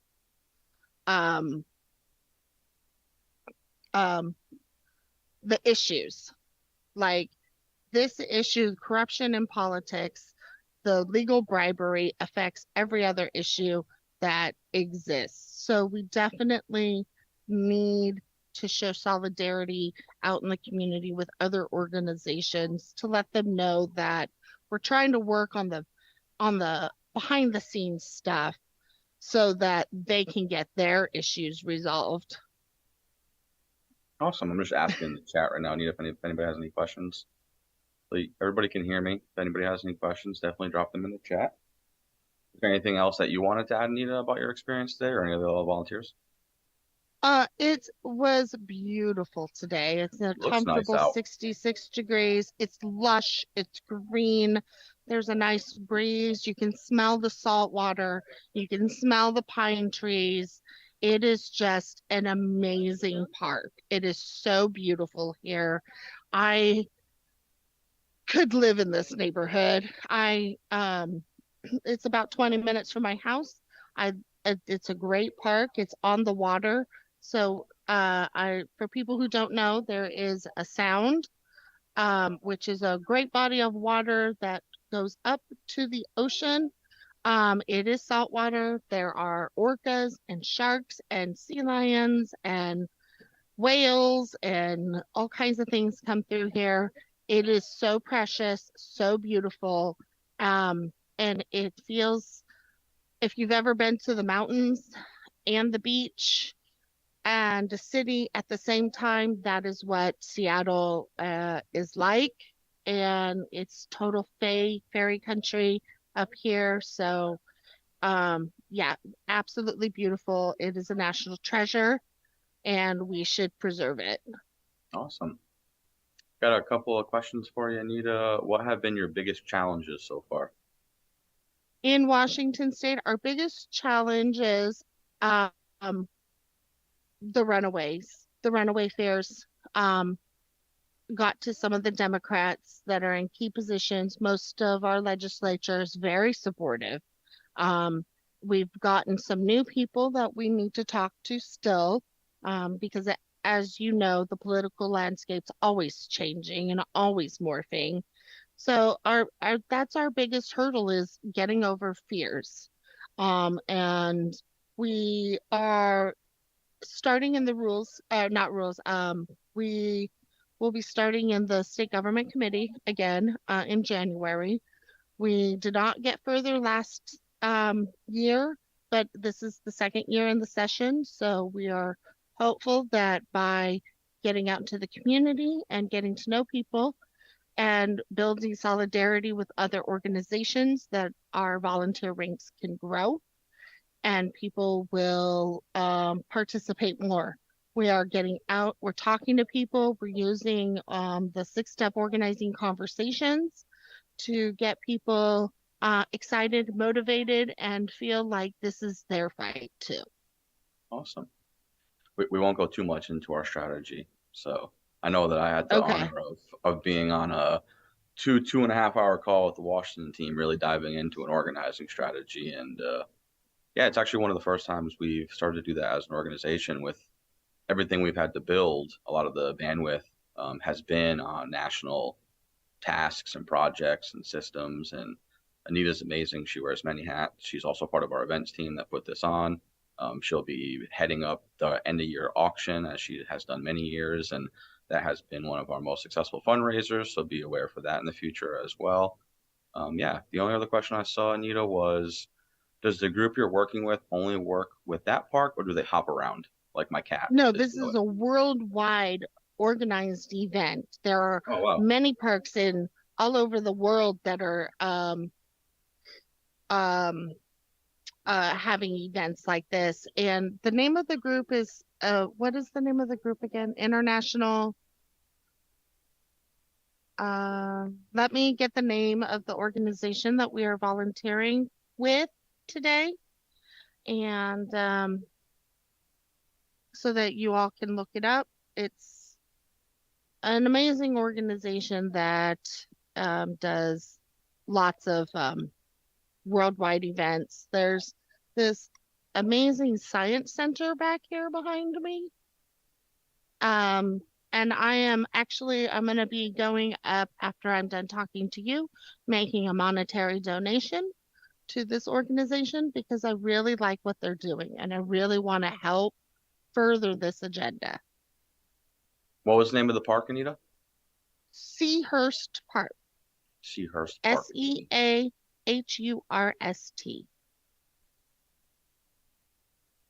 And it is in the city of Burien. All right. Does anybody have any final questions that they want to ask Anita? We were going to just try to slide in a break here. I know we've had some long segments, so I think a break would be helpful. Oh, the Ocean Conservatory is what's awesome. Organizing. Thank you, Jeff. Appreciate you, Jeff. All right. And anything you wanted to close with, Anita? Do it, everybody. Let's get out there. Let's do this. Talk to people, sign up, get involved in your communities, go to your farmers markets, talk to people, get out there, do it, do the things. Yeah, this is going to be a good opportunity to plug right now before we go to break. Many of the folks here have been here all day.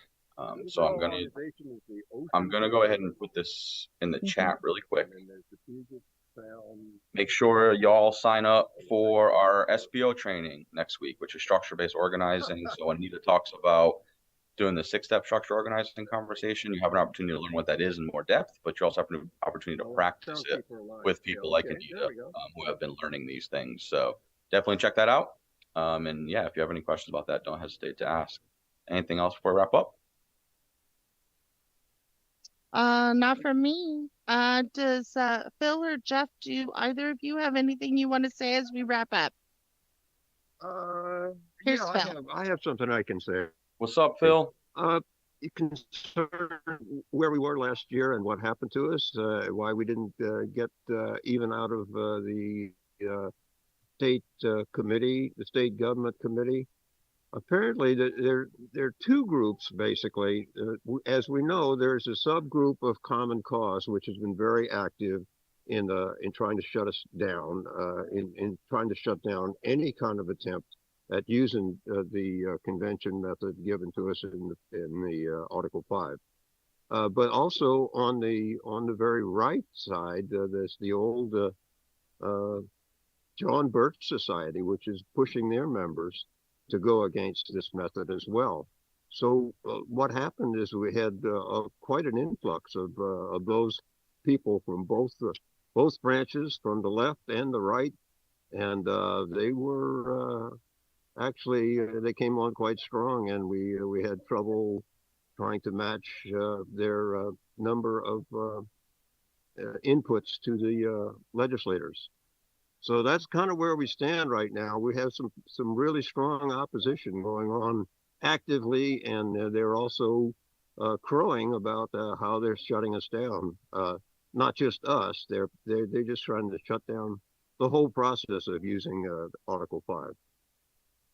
I appreciate that, Phil. That was a good add on to what we were talking about earlier, Yeah. honestly, Anita, because when we were talking about the runaway fear, I was even going to follow up with the question, and it's like that's not really what's stopping us, though, right? It's the individuals who are using that unfounded theory that have the influence and the trust for folks that are in Yes. power to believe it, right? Because we have Yes. thrown everything at them, right? We've even printed out all the peer review reports in Washington and thrown them on top of the table, and it's like you could print out 10,000 pieces of paper that show every single thing shows that this can be limited, and there's multiple ways to keep it limited, but they don't seem to listen to those things, which is why if you were with us last night, we talked a lot about the power proposal, which was one of our biggest changes and one of our first changes.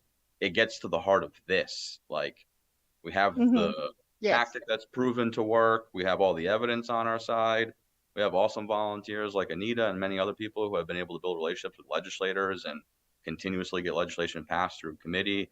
But leadership in many states seems to stop us, and it's always because of the influence of other groups that have relationships, and they can convince them of things that aren't true just purely based on relationships. So that's why relationships are so critical. Yeah. And fear is a very powerful Of motivator course. to not do anything. So, we should not let fear stop us ever. Yeah, and the real fear motivator here is like the world around us today, right? Yes. Yeah. Like we're So. losing our home. We're losing our planet. So, thank you for giving us a limelight. Yeah, Thank absolutely. you for yeah, thank you everybody for attending. It's awesome. You all enjoy. Yeah, I'm grateful gonna for you and the team, head Anita. home and I will see you all later. Drive safe. I will. Bye-bye. All right, y'all. I said we were going to take a quick break, and then I realized it was lunch. I think I was trying to get to lunch quicker because I'm starving. I've been doing intermediate fasting, and it's going. I don't know if it's going well, but it's going. I have lost a few pounds, though, so I am feeling good. But in all seriousness, let's take a good lunch break. We will be back at 3:30 Eastern, so about 40 minutes. So definitely get yourself something to eat, stretched out, and then we have a couple of more of the Corruption is Killing You segments. We're going to have one on living in today's America. That'll be with Ronnie and Anita. You just saw Anita. Ronnie was with us last night. Also a former volunteer, Justin Royas, who is also now Providence Citizens Councilman, will be joining us. Brandon Limay from New Hampshire RAD, which is Rights and Democracy. I believe he's the housing organizer, so he'll be joining us there. And then Andrew from the Military Industrial Complex conversation will be joining us again on that conversation about inflation, the unhoused, like just quite literally living in today's America with all the impacts of corruption. And then the last of those segments will be 5:30 to 7:30, and that's going to be on Big Pharma and Big Agra, and that'll be with myself and then two former volunteers, actually, Jody and Kimberly, and we'll be talking a lot about the opioid crisis, Big Pharma, impacts of corruptions there, the connections, and also some of the experience of the folks on the panel of changing things and getting legislation passed, and some hope that you can fix this, as we've said many times, by just doing it, right? So we have some living examples of that for sure throughout the rest of the evening. So yeah, get yourself some food, stretch out, and we will see you back here at 3:30 p.m. Eastern time. Just so everyone knows, the tech crew. Sorry. Like the voice, like behind the I know. Wizard of Oz. Oh, it's because of this. Okay, sorry about that. It's still echoing a little bit. That's fine. We're going to hang around in the kitchen and answer questions in the chat if anybody wants to hang around. No obligation, but we'll be here.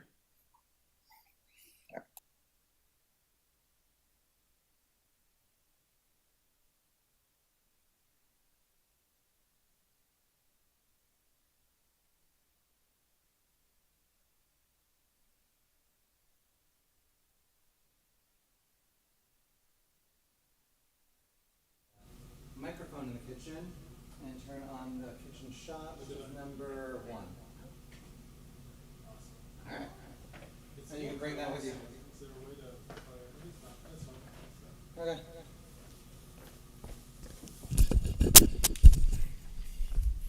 This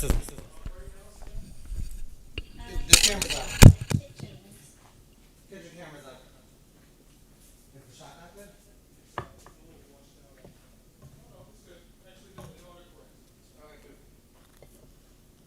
Can people hear us? Want to ask them? Can people hear us now? Now we're right next to the microphone.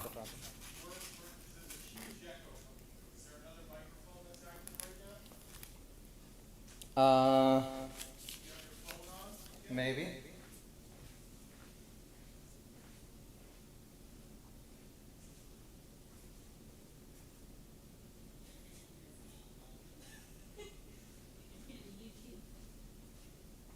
I just heard all audio in this room should be off, but that could be possible.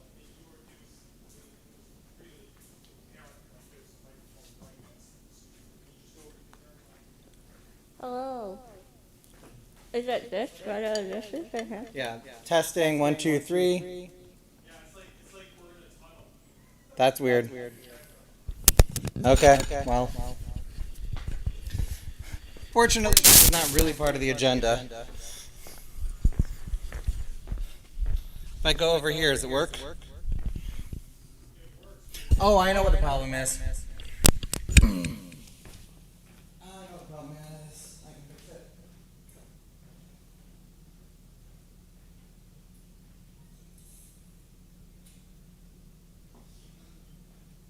Now it should work. How's that?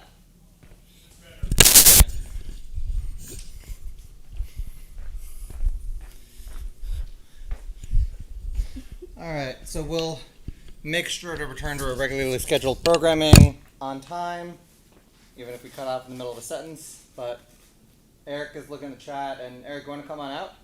I will, yeah. Oh, is the main volume here? Is that what turns up the volume? Because it's really light right now.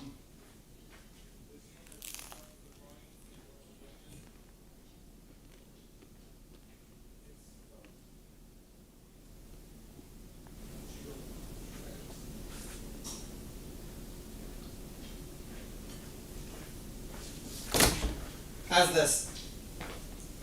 Is this good? Yeah, it's good. Okay.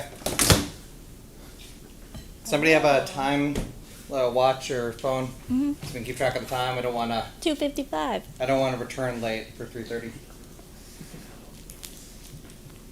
I got the thing here.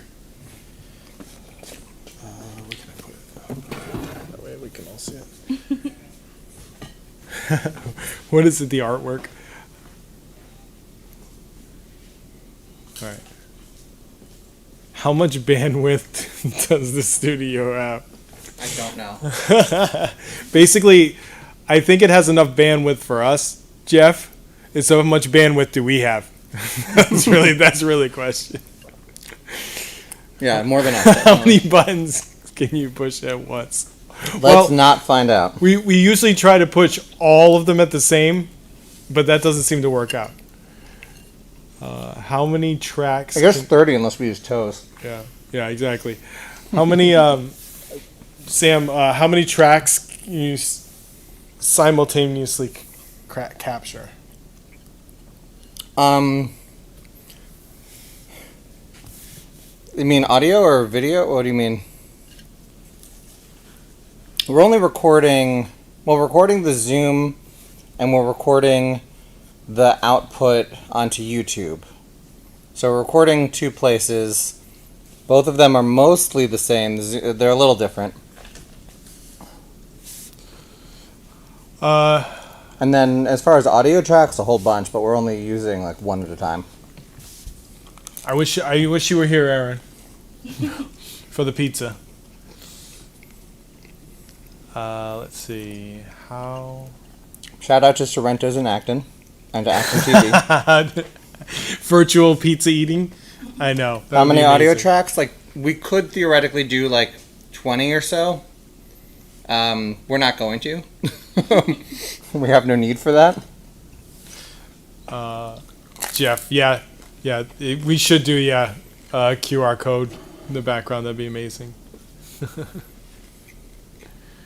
All right, awesome. I'm gonna go grab some coffee. Actually, It's fun to play with the cameras.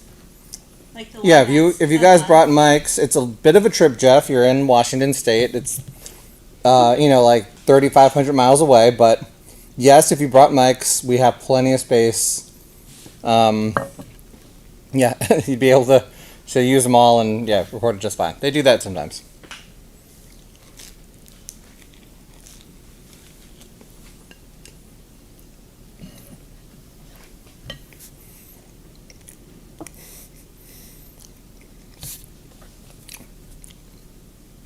Jeff says he's been told karaoke is worth it, and Wolf-PAC karaoke is kind of legendary, especially at our workshops. We have a great video of top conservative activist Bill Pudner singing "The Real Me" from The Who in a gay bar in Utah. It was an amazing performance. Highly recommend.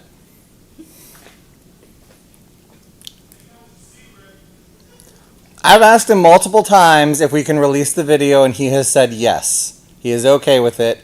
The main reason we haven't is because it would get a copyright strike.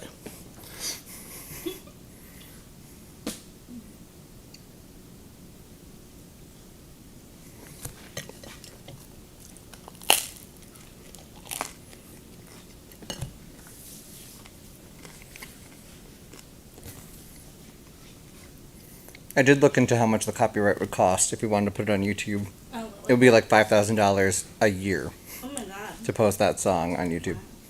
But once you pay that $5,000, then do you have a whole year? Then you can have it for a year, and then you have to either pay again or remove it from YouTube. Oh my gosh.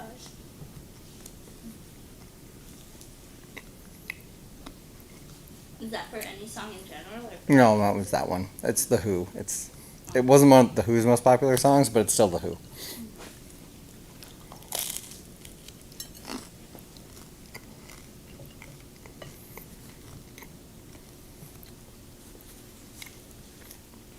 So Sammy, I never asked you, since we're on camera. Oh. Why did you sign up for Wolf-PAC? I signed up for Wolf-PAC because I guess I kind of went down a rabbit hole on the internet trying to figure out what's the biggest issue, and specifically I guess climate change, because I went to college for environmental science, and I would have different professors in different classes, and they would say different things to solve the climate crisis, and so trying to figure it out myself, it seemed like a common theme was that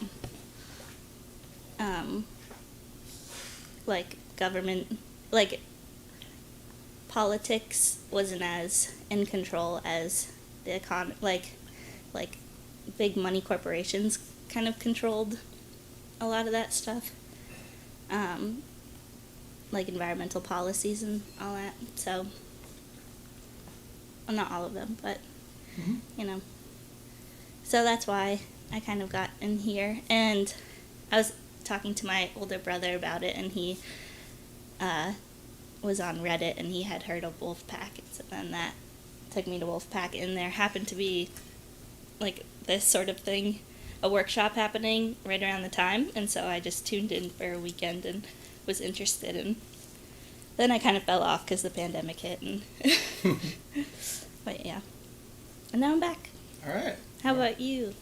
I signed up for Wolf-PAC. This story I've told many times, but I'm always happy to tell it again.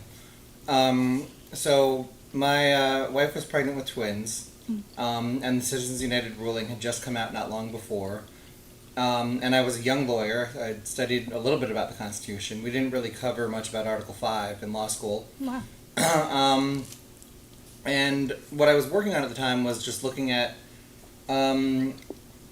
in trying to, like, for my professional life, I was trying to look at maybe starting some organization that could help people figure out, for anything you want to do, what are the actual steps to solve it.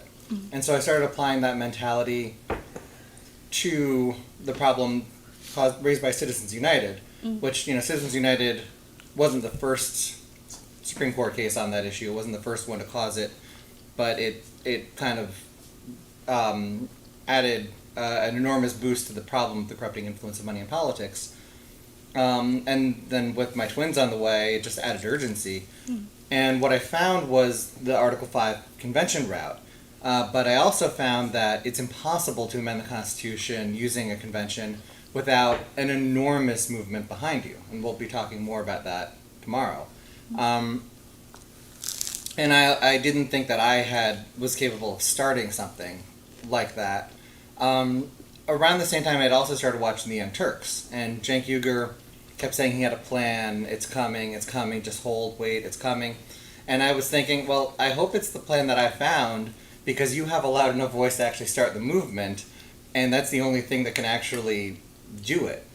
And then I was living in New York, where I grew up.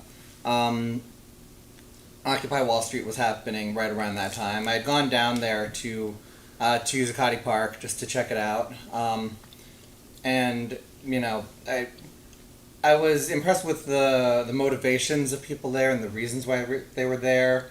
That was all very compelling, but the organization was largely non-existent. It was kind of a mess. There was no way to really organize people and get anything done. So I basically left, and I attended one Occupy meeting, but it was so frustrating, nothing happened. But then I saw Cenk on The Young Turks at Occupy announcing Wolf-PAC. And I immediately signed up. I signed up on day one, noon on the first day. I've been here ever since. I figured at that time Wolf-PAC was really just a website with a forum on it, and people would log on to the website and have the same conversation, and it would kind of loop every few days because there was nothing really happening yet until we got our first executive director, and slowly things started to get more organized. But we were kind of answering that call and kind of trying to take it on ourselves to do the best organizing we can, because this was the first time that I had ever seen a large group of people who care about that kind of issue and understand that this is kind of the path to do it, come together in one place. So a guy I met through Wolf-PAC, JT, he and I became the first New York State leaders and organized the first New York State Wolf-PAC. I didn't even know I was New York State leader, really, until the executive director called me up and introduced me to Mike Mineta, who later became our executive director, and introduced me to him as the New York State leader, and I said, oh, I guess that's what I am now. And, you were bestowed it. Yeah, I've served in a lot of different roles in Wolf-PAC ever since then. I stopped being the New York leader when I moved to Massachusetts. We've been national counsel for a while now. Served kind of in that role even when I was New York State leader for a little bit too. That's been here ever since. Yay! So you know how on Discord there's like the communications team and then there's like the onboarding organizing team? Mm-hmm. Is there other teams too, like behind the scenes? Pretty much? So I'm kind of new to all this, so... It's actually, I need to adjust my Discord settings because I can see all of it. Okay. And it's a little too much. It's hard to find things, so I need to make sure I can only see the things that actually at me. But yeah, and that's the reason why we don't have everybody able to see everything, because it's just too much. Whatever teams you join, you can see those. And Ronnie was talking about it yesterday, but it was a lot of stuff and very complicated, and you were hard at work producing and answering questions online. So, the way it works, it's run now by the delegates committee, it used to be run by the National Council, which we were just talking at the last delegates committee. I think we're very close to dissolving the National Council now, which ran Wolf-PAC for about 4 years or so. And the Delegates Committee is now functionally taken over, and I think is probably going to make that formal soon. The Delegates Committee is one person chosen by each network, which is essentially what we call the departments here. So that's very bottom up, that the volunteers in the different areas, all the different teams of volunteers choose who's going to be their network delegate. And then those network delegates are the ones who are in charge of everything that it's legal for them to be in charge of. There's some things that are required to be reserved for the board, just like making sure we don't violate our mission statement or violate the law or financial responsibility. But everything that it's legal to delegate to the delegates, that's why we call them the delegates. So they're in charge of the whole thing, and then they are also in charge of helping communicate between the different networks. We call them networks instead of departments because the point is to connect them together. And the delegates are a large part of how they connect together so that people working in one area, if what they're doing is relevant to another area, they can make sure that they connect. We also have, in addition to teams, we have a few, and we need to have more PACs, which are like teams, but they can go across different networks. And they can also not necessarily be as time-consuming. You could have a PAC of graphic artists who may only work on the occasional project when we have extra need. We don't have that PAC yet. We need to set that up. But, if anybody watching wants to be a graphic artist in Wolf-PAC but doesn't want to put in that kind of amount of time, you could be in a graphic arts PAC and take on extra graphic arts responsibilities when the need arises.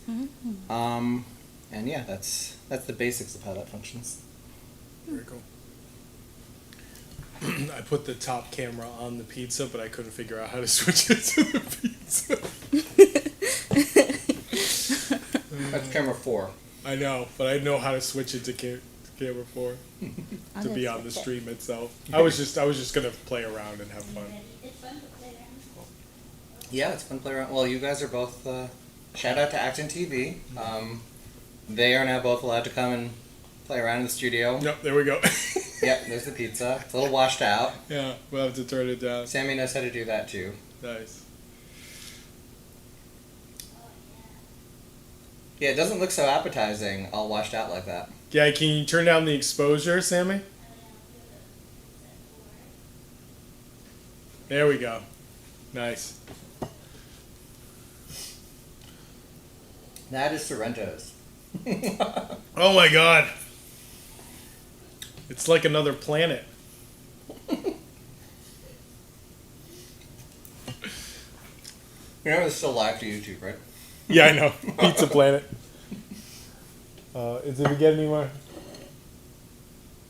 Whatever. Apparently it's easier to karaoke streams nons. Sammy, can you put the behind the scenes on so that people know this is not our actual main presentation? I already did starting soon. Yeah. Oh, okay. Yeah, I did that. Oh, yeah, we can't see it on Discord because it's... Yeah. Well, or on Zoom, rather. We can't see it. They can see it on Discord, the behind the scenes. And they can see it on YouTube. What did Jeff say? A while ago. Oh, it's not a skin condition. Honestly. Yeah, exactly.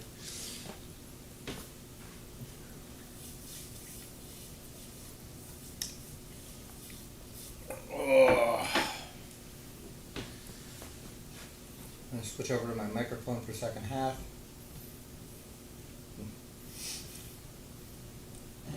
I'll switch over to my phone.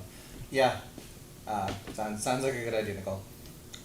So I didn't realize you live literally a half an hour from Treehouse, right over here. What's Treehouse? Treehouse Brewing. It's like the best beer in the world. Right here in Tewksbury. I have a friend who's very into brewing. Yes, I have seen their beer at his house. I'm not that into beer, so I hadn't really noticed. But I have a friend who is. If my fridge wasn't already full, because I visited my mom in Sandwich the last weekend, I would be like, I would have made a stop.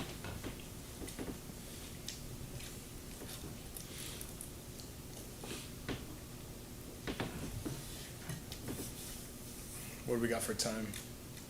3:12. We got Oh, about yeah. 15 minutes. Yeah. Anybody on? I don't think there's anybody on. There's hardly anybody chatting.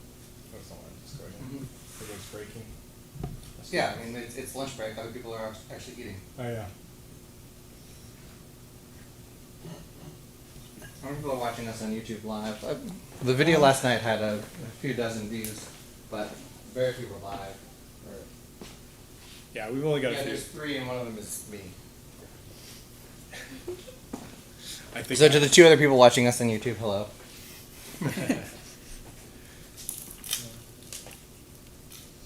So is there a leader of Massachusetts? Is it you? No. Is it Joe? Bo is my state leader. Oh. And he's also on the board with the BP.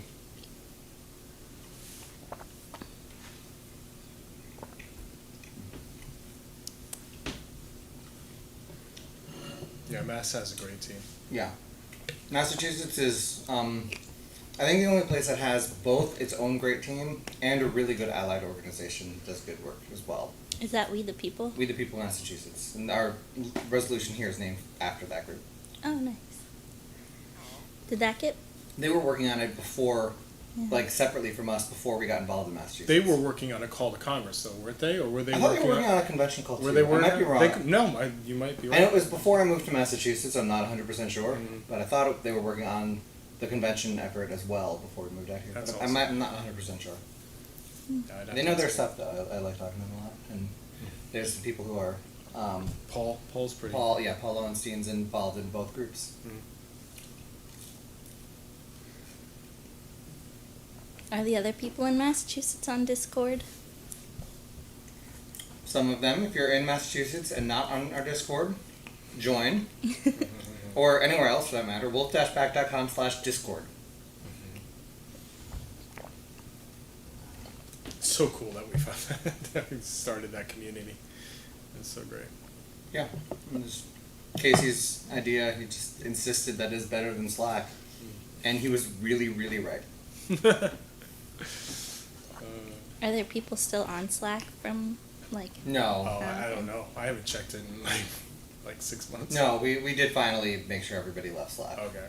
Right. A few months ago. There were a few stragglers still on Slack when nobody else was there anymore, but we had something of a push to get people to switch over.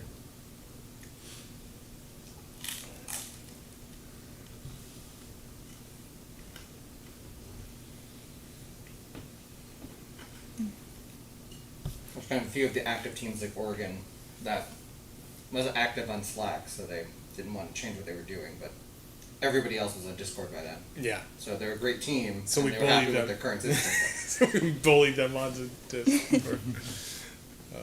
No. It is. It fills so many needs for us. Like, yeah. So.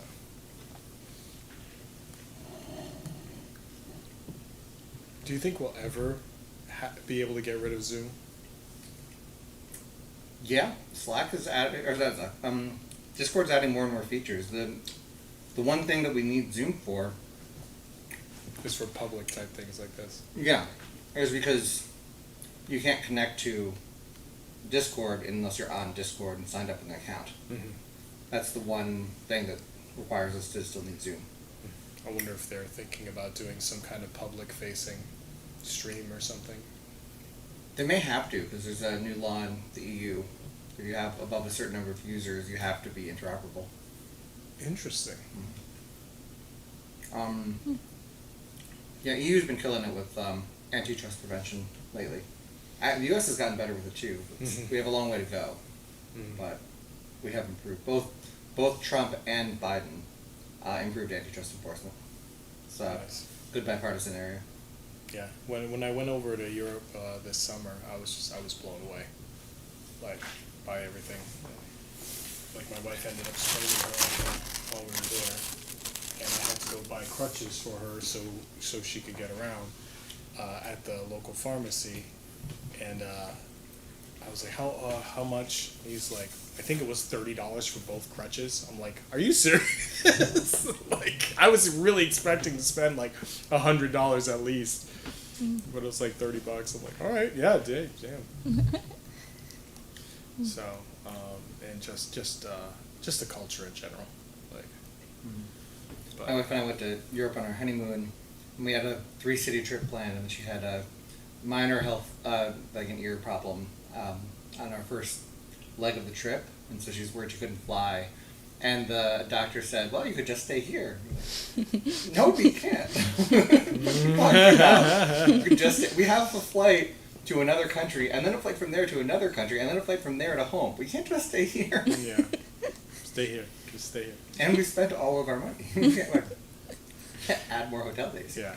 Yeah. Oh god. They wanted you to immigrate. That's the thing. So actually, it's funny. It's my boss at my current job. She is looking at Portugal to retire. Apparently, it's like the #1 country in Europe right now for retirement. I guess based on cost of living and like property, and I'm guessing their immigration policy. I have no idea how easy it is to immigrate to Portugal right now, but I've looked it up, and on multiple sites it says countries to retire to, and Portugal's like right at the top of the list. That's interesting. So my thought is it's time to immigrate back. Like my family came over here for opportunity, we got it, and now it's time to go back. We need you here. No. Yeah, no. I love America. I want to fix it.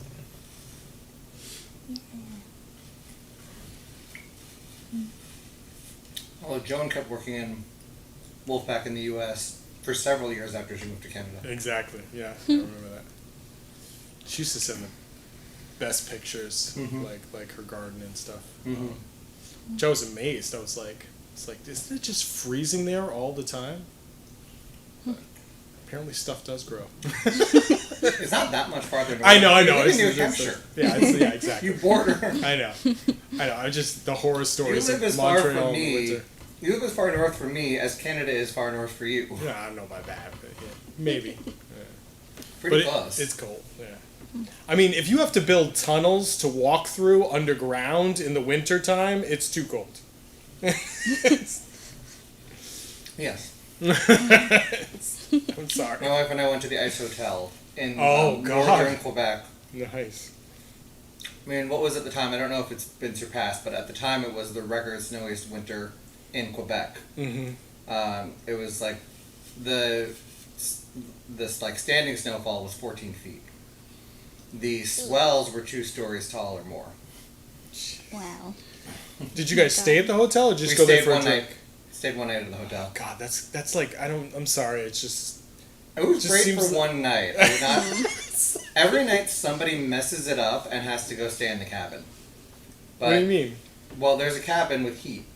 Okay. Separate from the ice hotel. Okay. Where you can go and stay if you don't do your sleeping bag properly or whatever else, or like you get wet and don't dry yourself well enough. To warm up because you're yeah. getting hypothermia. Yeah. So there's about one person a night can't make it and has to go warm up at the. Oh my god.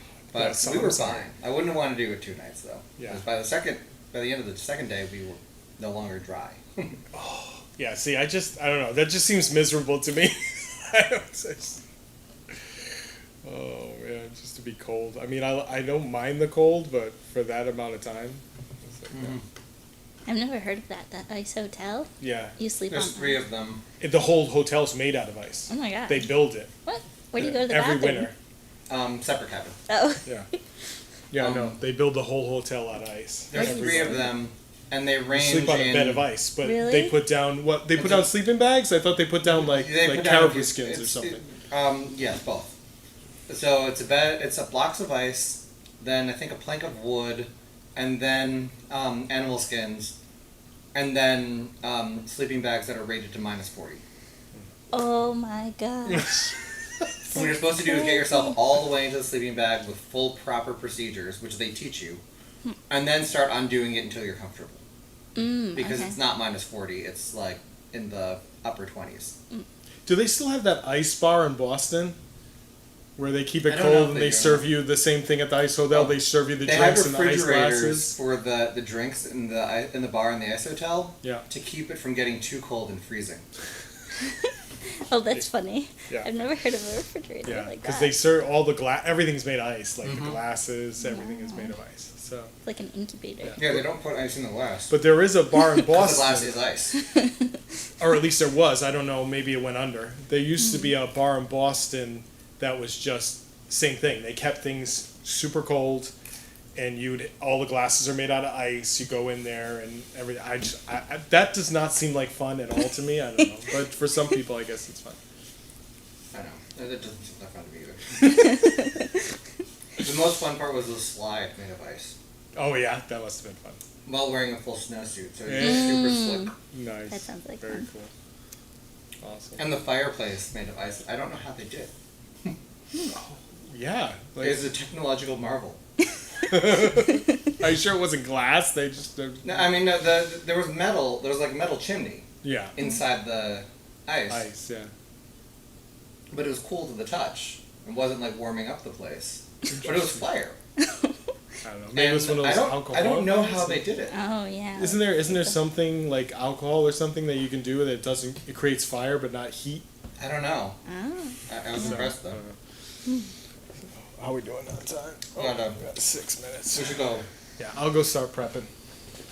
Start prepping. I'll turn on the camera in there and bring the microphone. Behind the scenes is moving back to the control room.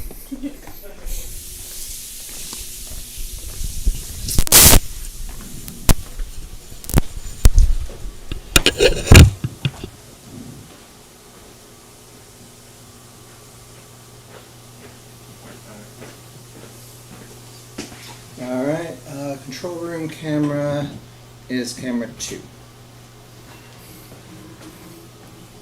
I'm gonna go grab my laptop.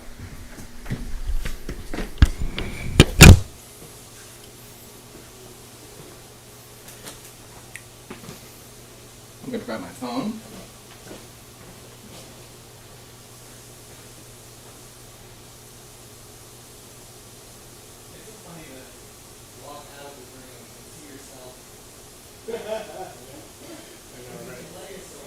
Yeah. It's deja vu. We're in the Matrix. I still haven't walked out of this room on YouTube yet. For the behind the scenes audience, the delay on YouTube is so long that I walked out of the room, walked into the other room, and saw myself on YouTube on a computer in the other room. But I was still not out of this room on camera yet by the time I got back in.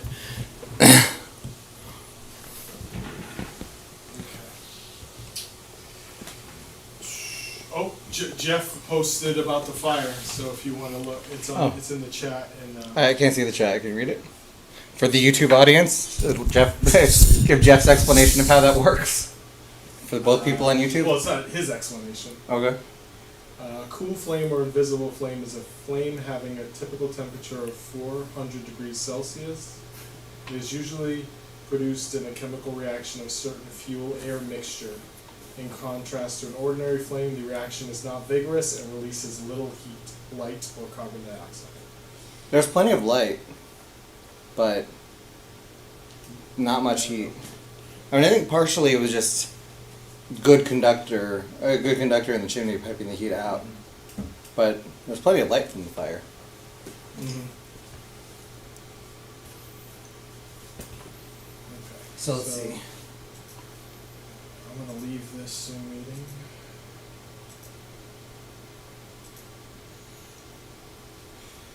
So for the next shot, there's going to be 4 people on screen, right? Yeah, I'm gonna check the agenda right now. So I think I saw Brandon come in. Yeah, Brandon's there. We're gonna have Andrew again, and then Justin. It's going to be 4 or 5? Oh, there's gonna be 5. Okay. Ronnie and Anita are the facilitators. So there's gonna be 5 come with the 2 hosts. Okay.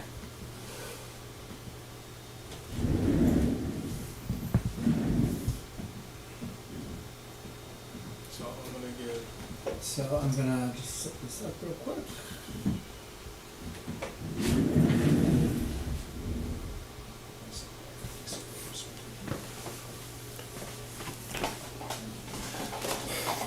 So do we ever actually want to have the 5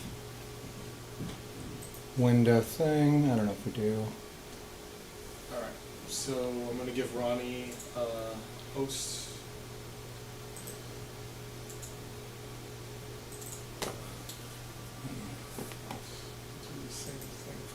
Sorry to Sean for not using all of the great assets that he built. I did my best. Used some of them.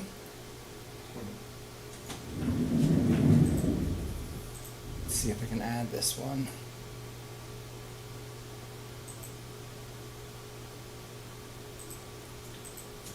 So we're just waiting for Anita, Justin, and Andrew.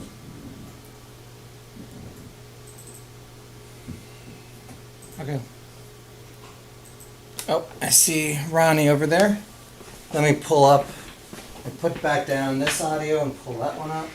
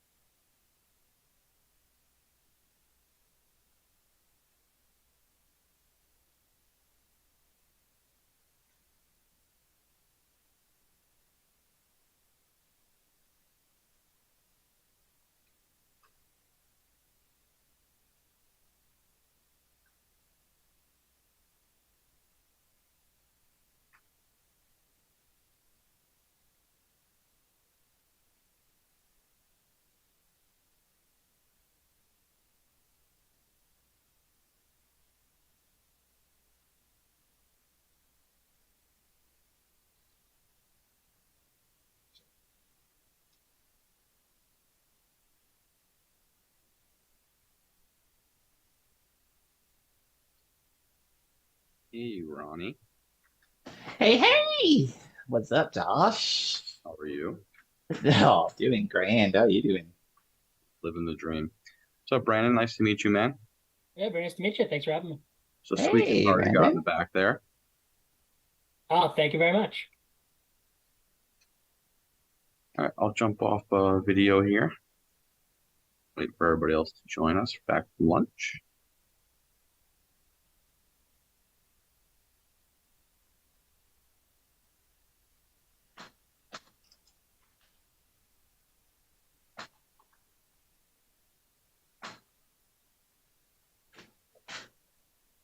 Just so you guys know, we are live currently.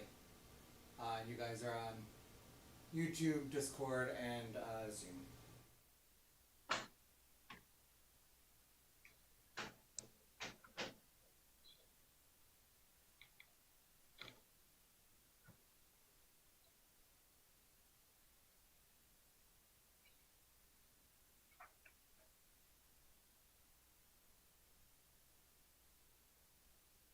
I switched it so it's no longer your camera. If you want to turn on, the people who are going to talk should turn on their Zoom cameras. We won't see your camera until you're ready.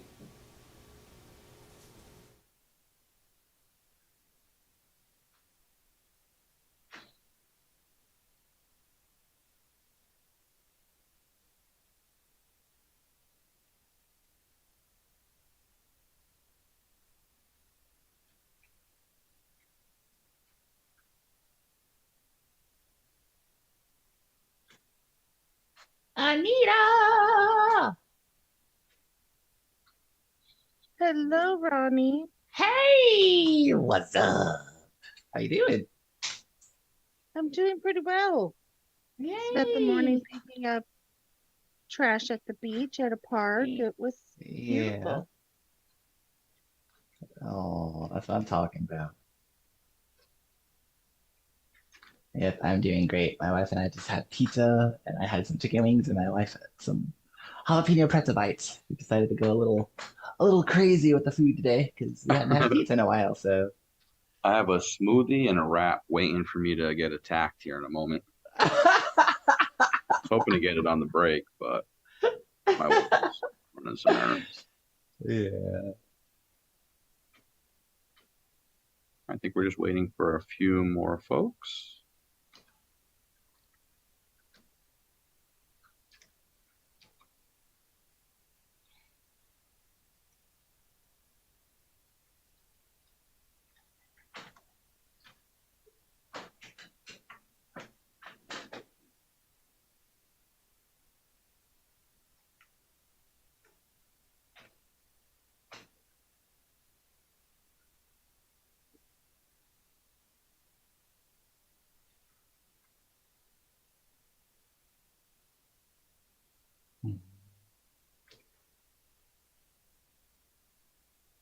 Anita, were you going to be on camera too? I will be. As soon as you get situated. I know I'm you're on literally my just drove home. phone. I have to be on my phone because my app is outdated on my computer. So Gotcha. yes. Oh, don't we love outdated apps? So many problems they can cause those things. Hello. I am back. So, there's Andrew.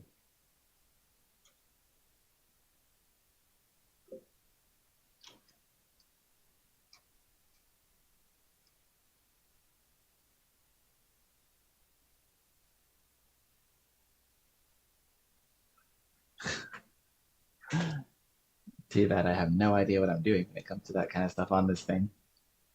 Not everything in Zoom is accessible either. Like, the chat panel is a little iffy. I can write in it, but I can't really double check what I'm writing because the screen reader doesn't read character by character. Sometimes it likes to skip characters, and it's like, yeah, it's, but it's more accessible than, um, I mean, I can do a lot on it still. That's why if people don't see me comment a lot, it's just because I'm like, it's a heartache for me to sit here and try to do that. Mm-hmm.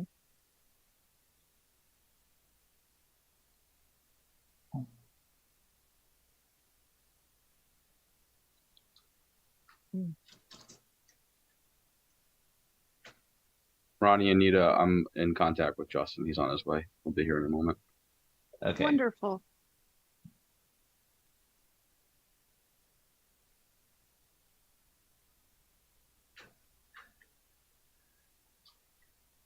How do we say Justin's last name again? Is it Rios? Royas.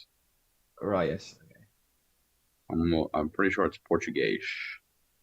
Portuguese. Royas.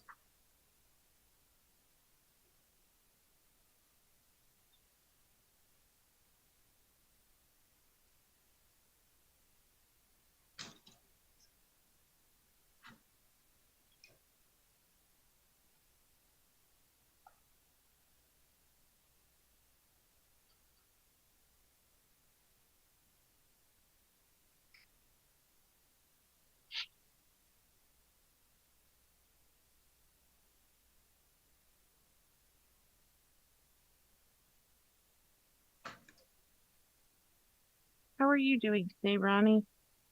I'm doing grand. Um, yep, just chilling, watching all the awesome events happening at the workshop. David did a phenomenal job with the TOC, going over everything. Uh, Aaron, and Admiral Owens and um, Andrew had a great discussion about military industrial. I mean, I was like, wow. Wonderful. Everything's been Going very, very well today. Like I said, my wife and I had some pizza. We've been chilling. Um, Everything's great today. I'm doing good. Awesome. Yeah. How's it going, Anita? Going pretty well. It's been a fun day, meeting new Hey. people. I'm a little sore, but Yeah. otherwise it's pretty good. Yeah. I bet you are doing all that stuff. You know, Mm. uh, the Lincoln Atheists used to have a section of road we used to go down all the time, and like we used to walk like 4 miles back up forward and backwards, and we used to pick up trash and stuff all along that road. Mm-hmm. And Oh, cool. you know, of course we still do that stuff, but yeah, like that can be kind of tiring. Uh,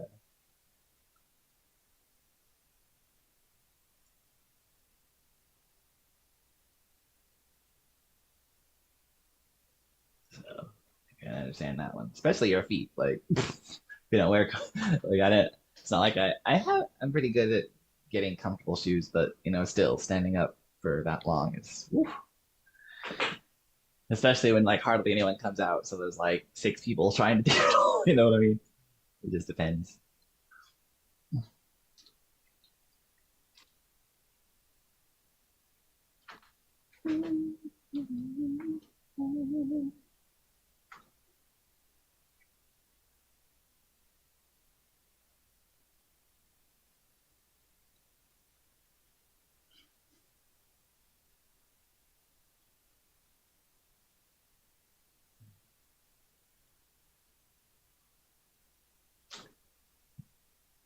Let's see. So who else we got here? Brandon, are you here? I am. I think I heard your voice. How you doing? How you Hey, doing? I'm doing well. Fighting the fight. Great. Great to meet you. I'm Ronnie. Um, Anita's over here, rocking as always. I think I heard Andrew. Is Andrew here? You here, Andrew? Oh, you're the man, David. Way to show them the TOC.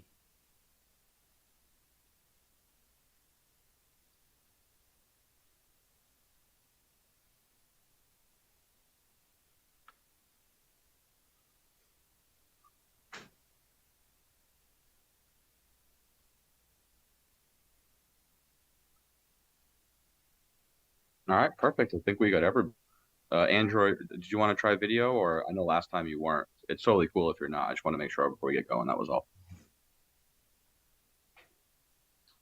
All right, let me know in the chat if you're having any audio problems.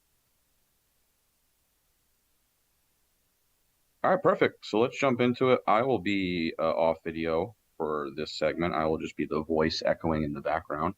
If anybody needs anything, I will be up next though, so you won't escape this weekend without seeing me again at least once. So yeah, I appreciate everybody joining us tonight. This is going to continue our corruption is killing you conversation that we had earlier that Ronnie referenced in regards to the military industrial complex. So this is going to be a continued segment. This is things that the events team also want to start doing on a more continuous basis. Aaron had mentioned earlier on a previous panel. We want to start doing a solidarity series where we start highlighting a lot more of these issues that solely almost exist because of corruption, and have like much more long formatted conversations to really dive deep into these things. Because I think we would all agree, regardless of the areas you work in as issues, none of the issues that are important really get enough attention as they should. And there's also not enough of the connecting of the dots to corruption, money, and politics, and how you as a human being and a voter can actually do something about it. So that's going to be our goal. And this is kind of like testing the waters, if you will. So we're doing like a rapid round. We did 3 today. Yeah, we're doing 3 today. Yeah, 3. Yep. So this one is going to be corruption is killing you, living in today's America. So we have a panelists here who have experience in different areas, organizing, working in cities and towns, growing up in today's America. I'm sure we all know the cost of living, wages, inflation. I like to call it greedflation. I don't think it really is inflation, but I'm sure the folks here will get into that as well. And how it's all connected to corruption and their experiences and what they see as far as impacts of big money in politics in the areas that they work in or they service or they organize, because we all know they're vast. So yeah, I will stop talking and hand it over to Ronnie and Anita. All right, Josh. Awesome as always. Eloquent as always. I'm grateful to you for that introduction. This is exactly what it's about, y'all. Learning exactly how corruption is killing you and learning what you can do about it. So I wanted to welcome everyone here and express my gratitude to everyone for taking the time to come and learn and grow and get involved with us today. And we are going to start off with some introductions. I guess I'll go first since I'm the one yapping. So the introductions. So we're going to talk about, let's see. So what's your name? Where are you from? What do you do? And who are you with? And what your role is. And once again, this is all kind of broadly construed, you know. Just like Aaron said at the beginning of the other one, it can be, whatever you do, even if it's a hobby because you don't have a job right now, because stuff is hard, all that kind of stuff. So my name is Ronnie Kellogg, and I am from Lincoln, Nebraska. I was born and raised in Omaha, but I ended up moving here in 2008 because I wanted to get training at the Center for the Blind, and I got that training, and I literally never left. I moved here, and I still live in the same apartment since 2009. I am the C4 board chairperson, Wolf-PAC Action Fund, and I help with fundraising. I kind of helped I kind of helped kind of the project manager basically for the board. I run the meetings and stuff like that, and I help make the agendas, and anyone can decide what to put on the agenda as well. But I help do all that stuff. I do all that stuff as my role. So who wants to go next? Anita, since you're another moderator. Hello, everybody. I'm Anita. My pronouns are she, her. I am originally from Southern California, but I live in Seattle, Washington now. I am the state leader for Washington State with Wolf-PAC.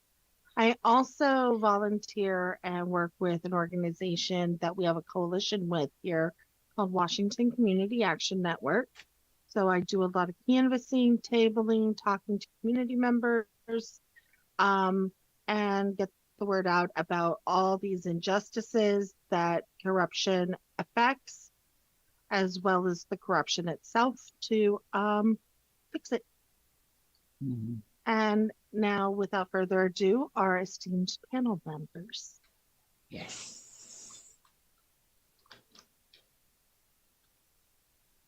So we've got Justin Royes.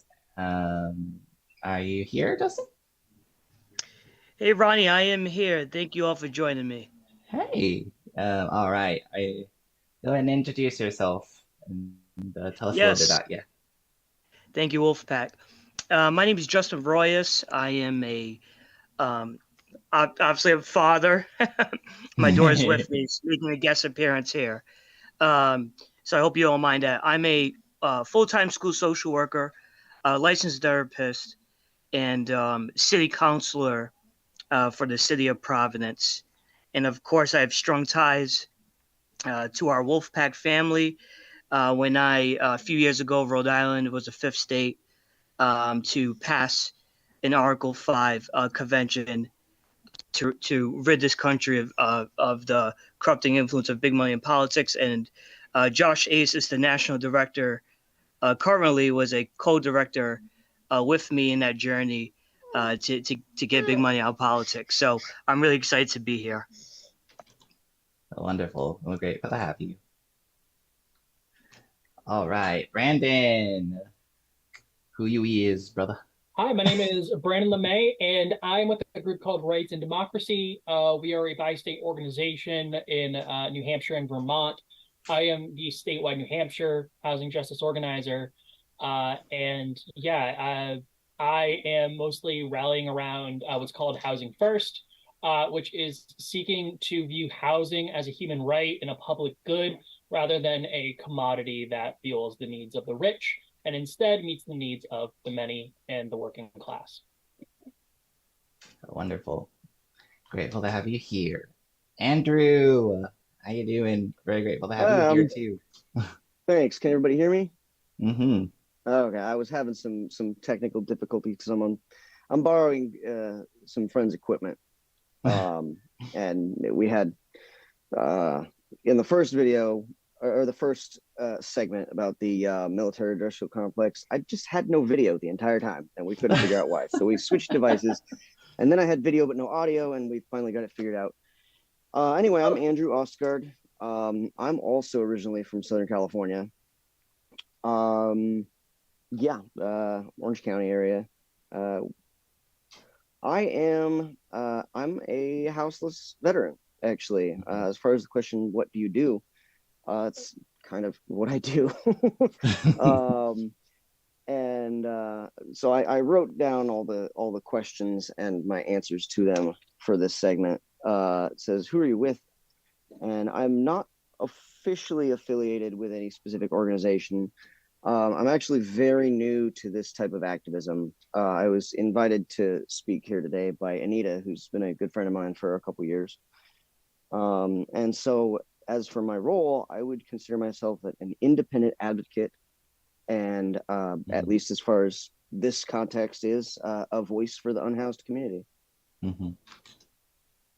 Wonderful. That's what I'm talking about. All right. So we have a question for each of you. So Justin, what catalyst got you involved with the city council? I think my run for political office, public office, I think started with Wolf-PAC Rhode Island. And I was always engaged at a very young age when it comes to politics. I caught the political bug very early in my life. But when I graduated from high school, went to college, I began to really educate myself on the issues. And then, I got involved into Wolf-PAC through the Young Turks. And eventually I began organizing in my state. And that, I think, set me on the path to public office. I think, though, my personal, upbringing, I grew up really at the intersection of drug addiction, homelessness, incarceration. And that began to inform my worldview. And then I found politics as a way to eradicate those social ills that I've experienced. And I didn't want the people in my community to have to experience what I did growing up. That led me to social work. Excuse me, my daughter's crying in the background. Sorry, one second. One second. All right, mamas. All right. You're going to do this with me, okay? All right. All right. All right. Sorry. All right. So I, yeah, she wants me on camera. That's right. So I eventually became a social worker, continued to stay engaged in my community. And I think, to be very honest with you, I think there wasn't a lot of diversity of thought and perspective in our local government. And it was the same old incrementalism kind of, thinking, they kind of sort of tempered your expectations. It was this institutional forces that would tell residents in my city that take what you could get, take the breadcrumbs, And Mhm. I was like, I didn't want to be the one to run, but at some Mhm. point you say to yourself, who's it going to be then? And so I decided to run for office with, in fact, campaign finance reform at the forefront. And my friend and good brother Josh Asis again was there for me and Mhm. stepped in the role as campaign manager, Mhm. sort of after hours. So he was the full time national director. And then when he ended that, he was stepped into a role of campaign manager. And Mhm. so I got elected a few months ago, took office in January, and we're already introducing, really, I think, uh, legislation that is not incremental in nature, that's Mhm. radical, that's going to change the material conditions of the folks in my city. Mhm. We're tackling the price gouging of big landlords, corporate Mhm. landlords in our city. Mhm. I think Mhm. that's not anything new Mhm. across the country, and I would love to talk more about how money in politics plays a part in that. But I'm really privileged and honored to be in this position.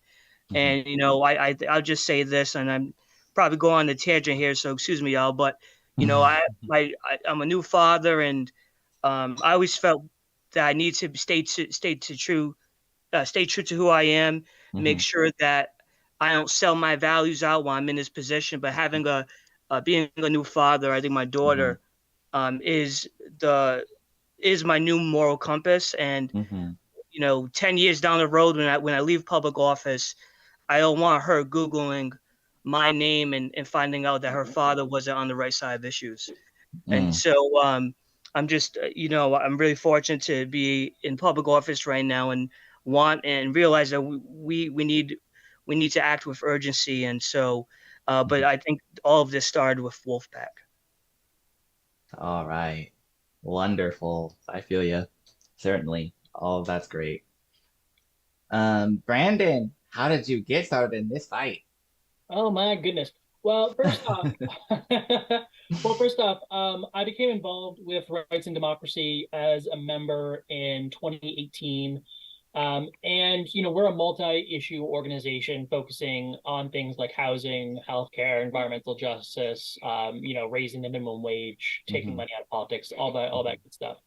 Mhm. But particularly in my area of Manchester, which is the biggest city in the state, Mhm. about an hour north of Boston, increasingly our members, and including me, were struggling to find affordable housing. And it was around this time that I was actually evicted, and I did not know my rights. The landlord wanted to sell the house without Mhm. anybody in it. Mm. I didn't know that she didn't notify me in the proper way. I didn't know that I actually could have stayed longer than the date on the sheet of paper that she typed up arbitrarily. I Mhm. didn't know that I had more time. Mhm. So as a result, I panicked, moved into the next place, and it wasn't very good.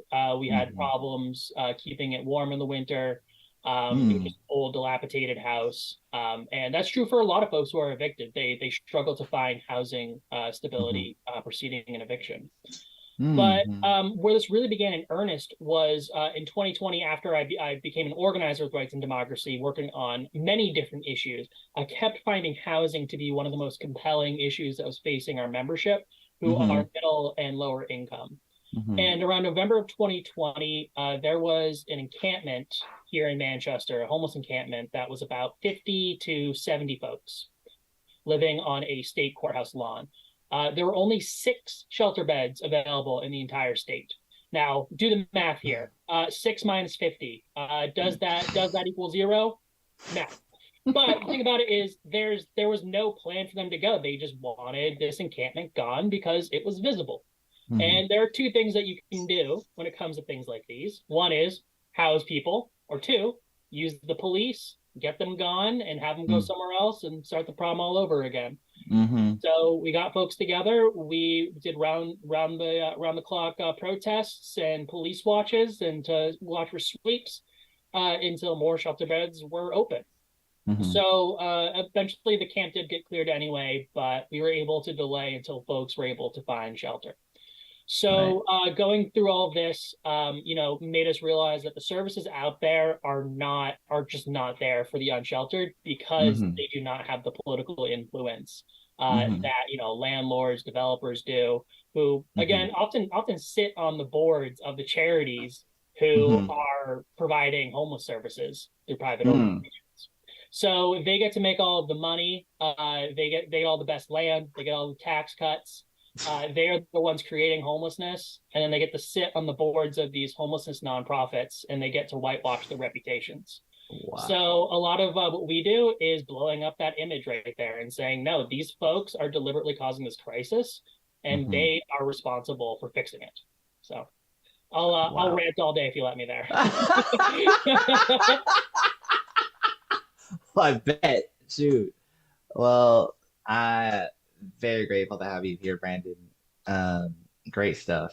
Andrew, you're still here? I keep hearing notifications that okay. Yeah, no, I'm still here. I was trying to so I'm using borrowed equipment and I'm not familiar with it. And I didn't want to accidentally exit and have to start over. So I was trying to access the link that was posted in the chat from my phone, which was not connected to the meeting. And I'm not super technically savvy, but hey, I'm gonna send my friends a link so that they can watch on YouTube as well. Who Excellent. Highly appreciate you. Highly appreciate you. So Andrew, no, I already got it. Are you willing to explain to us how you ended up houseless? Yeah.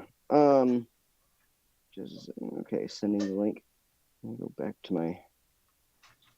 So, I first became houseless in 2013.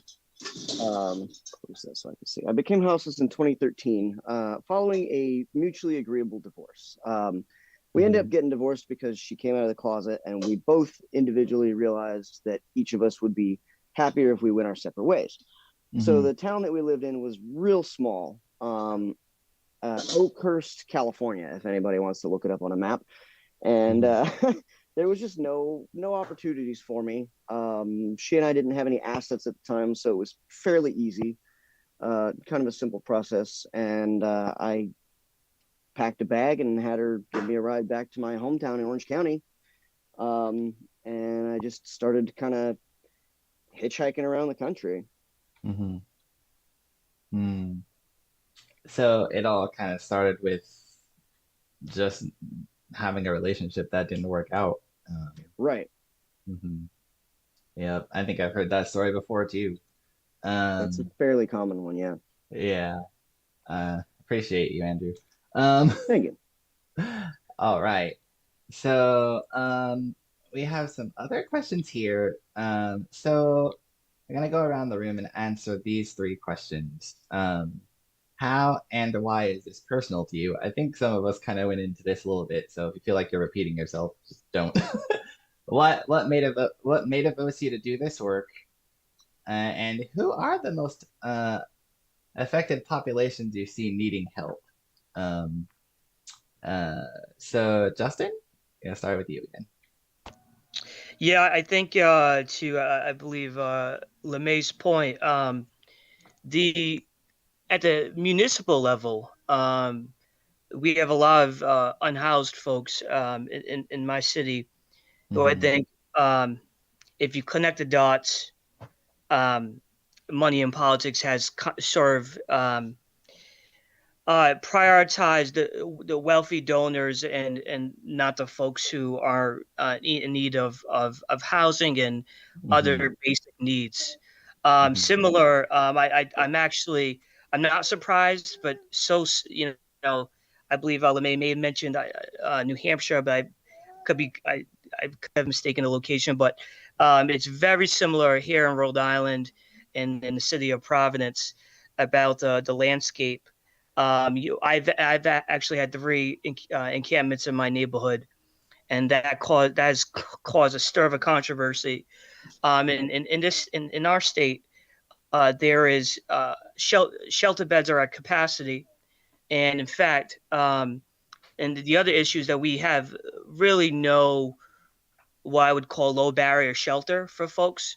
Where shelter would be welcoming, where we don't have strict curfews, where sobriety isn't the expectation, where you could bring, you could bring your pets, or where we have sort of, you could bring your significant other.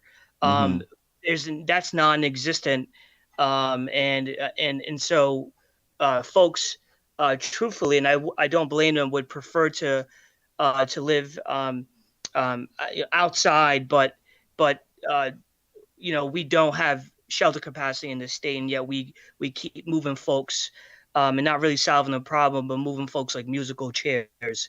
And Mm-hmm. while we give tax breaks to real estate developers to build more luxury housing that Mm-hmm. we can't afford to live in. Right. 100%. All right. Yep. All that's true. Brandon, same things. Why and or how is this personal to you? What motivates you to do this work? And who are the most affected populations you see needing help? Oh my goodness. Well, oh, that's such a big question. I know. So what's really funny is originally I wasn't the most like I don't want to say passionate organizer when it comes to like homelessness. It just felt like the area that was the most glaring. That's where the inequality is, Mm-hmm. where I think it becomes visible. Homelessness is a policy choice, and it's Mm-hmm. a visible policy choice. It's a visible policy failure. So Mm-hmm. I became involved with the unsheltered population in Manchester Mm-hmm. right around before that encampment I told you about in 2020. So I was Mm-hmm. giving mutual aid out with friends, to the unsheltered population, and we would just strike up conversations about people's experience. We would talk Mm-hmm. about how they got kicked out of the shelter Mm-hmm. because they wanted to go smoke a cigarette in the middle of the night. Mm-hmm. Because it's probably one of the few joys that they have left in life. Mm-hmm. Just really arbitrary rules, or even just general mistreatment from the general Mm-hmm. population, the Mm-hmm. police, or Mm-hmm. even from social workers who are supposed to be helping them. So Mm-hmm. that's kind of how it became really personal to me and to my friends here, because it really did encroach upon these personal friendships that we were making with the unhoused. Mm-hmm. As well. And I always want to say that I don't know everybody in this room, but I'm going to assume that all of us are closer to homelessness than we are to being billionaires. Mm-hmm. And Yeah, this that's fight, more true than you think. this fight right here is not me saying I'm better and I'm privileged and I'm speaking for those without voices. No, not at all. I am fighting for me. I am fighting for my community. I'm fighting for my Mm-hmm. friends. Mm-hmm. Because if we don't defend them, then who's next? And Right. I want to state too that the rhetoric that we see around homelessness mirrors xenophobic rhetoric that we see. Mm. I'm sure wherever you are in your locality, if you're in a relatively urban area, you'll hear things like, "Oh, well, everyone sends their homeless here. Mm-hmm. Why don't people fix their own problems before coming here? Why don't we Mm-hmm. just send them back?" Mm-hmm. And it's really concerning the way that even elected politicians talk about the unsheltered. It's completely dehumanizing. Mm-hmm. Here at the city level, we've had aldermen, who are basically city councilors in Manchester, Mm-hmm. refer to the unsheltered as swill, as scum, as vagrants, as a burden to society. And what really irritates me is that, I could get 50 people to call an alderman to say, hey, we need housing first as a means, not just shelters. Shelters are not enough. Shelters are not enough. Mm-mm. But if we get 50 people to call that alderman, all right, whatever. You get one business owner that said that a homeless person looked at a customer as they were walking into the building, they'll send a police patrol over there to make sure that that never happens again. So Yep. really, who is listened to? And while I'm ranting too, one thing I want to really emphasize here is in housing, who needs housing the most right now, right? The unhoused. Those making, those on fixed incomes. Those who are, making the, 50% to 0% of the median income. But what housing are we building first? We're building luxury high rises. We're building luxury condos. And that's the thing about our society is who gets prioritized first. It's not the people who need the housing. The people who are making, 50, 70, 90, $100,000 a year, yes, they need housing too, but they don't need housing nearly as badly as somebody on the streets. Right. Building housing. They certainly don't need second housing. Yeah, exactly. We prioritize people's second homes over people's first home. So, that kind of influence right there, it makes us have to work so much harder than that business owner or that real estate developer, but it doesn't dissuade us. Right. That's, yeah. Man, I hate hearing the way people talk about homeless people. It's gross. Andrew, same to you. How is this personal to you? What motivates you to do this work? And who are the most affected populations you see needing help? So for me, it's a very personal issue because I myself am currently unhoused. I live in my vehicle. So I'm pretty grateful for the chance, the opportunity to be here and to make my voice and struggles, and not only my struggles, but just the struggles of houseless people in general who just don't get listened to. Make those struggles heard and bring awareness to them in a professional, official setting. And my motivation for accepting Anita's invite to do this, because I was a little bit iffy at first. I don't like public speaking, even on things like this. Like it makes me freaking nervous. But my motivation was the hope that I can help bring some awareness and compassion to some of the maybe lesser known issues that the unhoused community faces on a daily basis. The two groups that I've observed that need the most help amongst the unhoused community are, number one, LGBTQ youth, generally ages 13 to 24. According to the Trevor Project, 28% of LGBTQ youth across the board reported experiencing, quote, homelessness or housing instability at some point in their lives. That's messed up. Like, there's no reason a 13, 24-year-old should ever be homeless in this country. Like, there's no, that shouldn't be a thing. And the second most group that I've seen that just gets largely ignored is unhoused people with either visible or especially invisible disabilities, mental illnesses. Maybe they're physically disabled, and have no options for income or anything like that. Those people often get overlooked as well.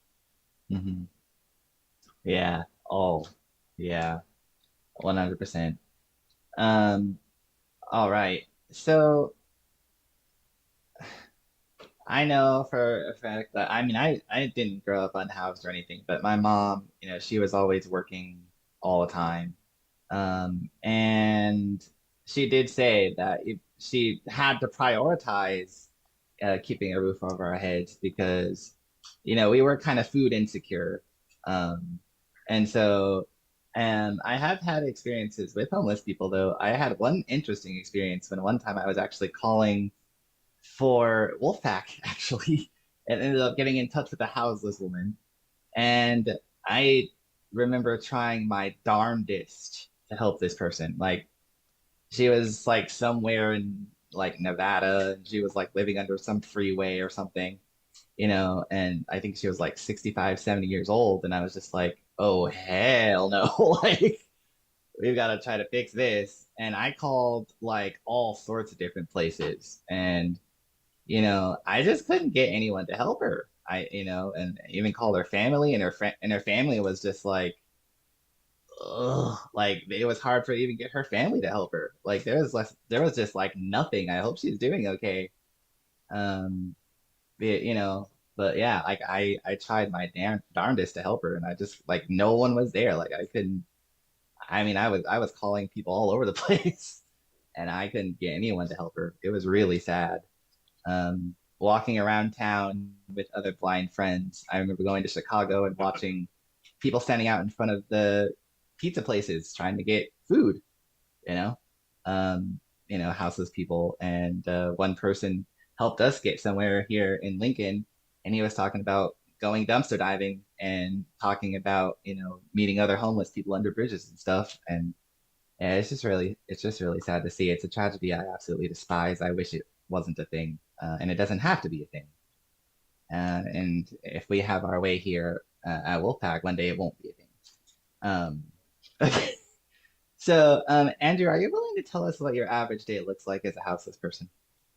Yeah. And I actually, I spent a good portion of last night, carefully considering my answers for these questions because I wanted to be as astute and concise as possible, in a way that everyone can understand. So I rewrote my answers a couple times, but as far as an average day, there's pretty much two different kinds of averages for me. Living in my vehicle full time, I generally refer to them as good averages or bad averages. So on a good average day, I generally wake up at 9, 10 a.m. usually, take my dogs out. I have 2 big dogs, take them out to go use the bathroom, figure out what I want to eat, and then check and see if I have enough money to go eat what I want to eat. If I don't, or if I just don't have food or money for food, then generally I'll go out and panhandle for a couple hours, and then go get some food, and just kind of hang out with my dogs. Bad average day just starts off bad by either being woken up way earlier than my body's ready for by either a police officer or an employee from whatever store or truck stop that I had parked at for the night, telling me basically, hey, you can't be here, you got to move along right now, under the threat of either, if it's a police officer directly, under the threat of being written a ticket for various made-up infractions, or if it's not directly the police waking me up, the threat of having them called. And those days they're just rough all day because it sets the tone for the entire rest of the day, and it just puts me in a really bad headspace. Right. I bet. I appreciate you sharing all that, Andrew. That's it's rough sometimes. Yeah, it just sounds like it. Anita, I know that you're paying attention to the comments or questions, but I don't want your voice to be completely out of this conversation either. Do you have anything to say about everything so far? I'm sorry, could you repeat that last part? I didn't quite catch the end of what you said. Oh, I just wanted to ask your thoughts on any of this stuff here, because I know you're, doing questions and stuff, but I don't want you to be completely left out if you can help it. Okay, yeah. So, Andrew, it's like Andrew said, we're pretty good friends, and I think it's been like 5 years, Andrew, 6 years maybe. Yeah, that sounds about right. Yeah. So houselessness is also personal to me because I am disabled. I have mental health issues and physical issues. If I didn't have my partners, I would be on the streets. So it's hard. I'm one of those that I live in fear of, like, if everything were to be washed away from my life, I would have nowhere to go. I'd have nowhere to fall. I have, like, my safety net is my family, and if I lose that, then I have nothing. And so becoming houseless, becoming unhoused is a real fear of mine.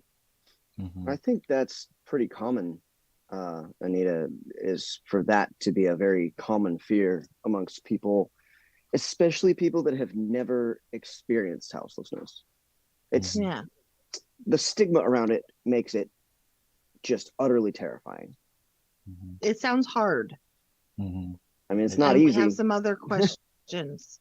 Yeah, I remember briefly being houseless with my mom when I was like 4 or 5 years old, living in her car when we were forced to move back to California.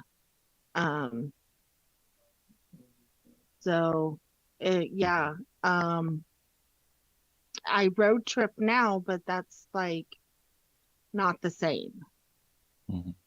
It's not the same to just drive around and live in your van for a little while, because you have a bank account, you have backup stuff.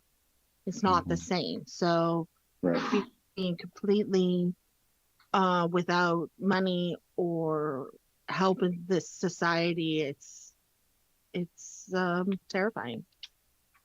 Mm-hmm. Definitely appreciate your thoughts, Anita. And I'm so sorry you have to deal with that. I mean, like, ugh. Um, so we heard a little bit about we heard from Andrew about his daily struggles. Um, I was wondering what other trials and hardships do houseless people face on a daily basis? Justin, Brandon, Andrew again.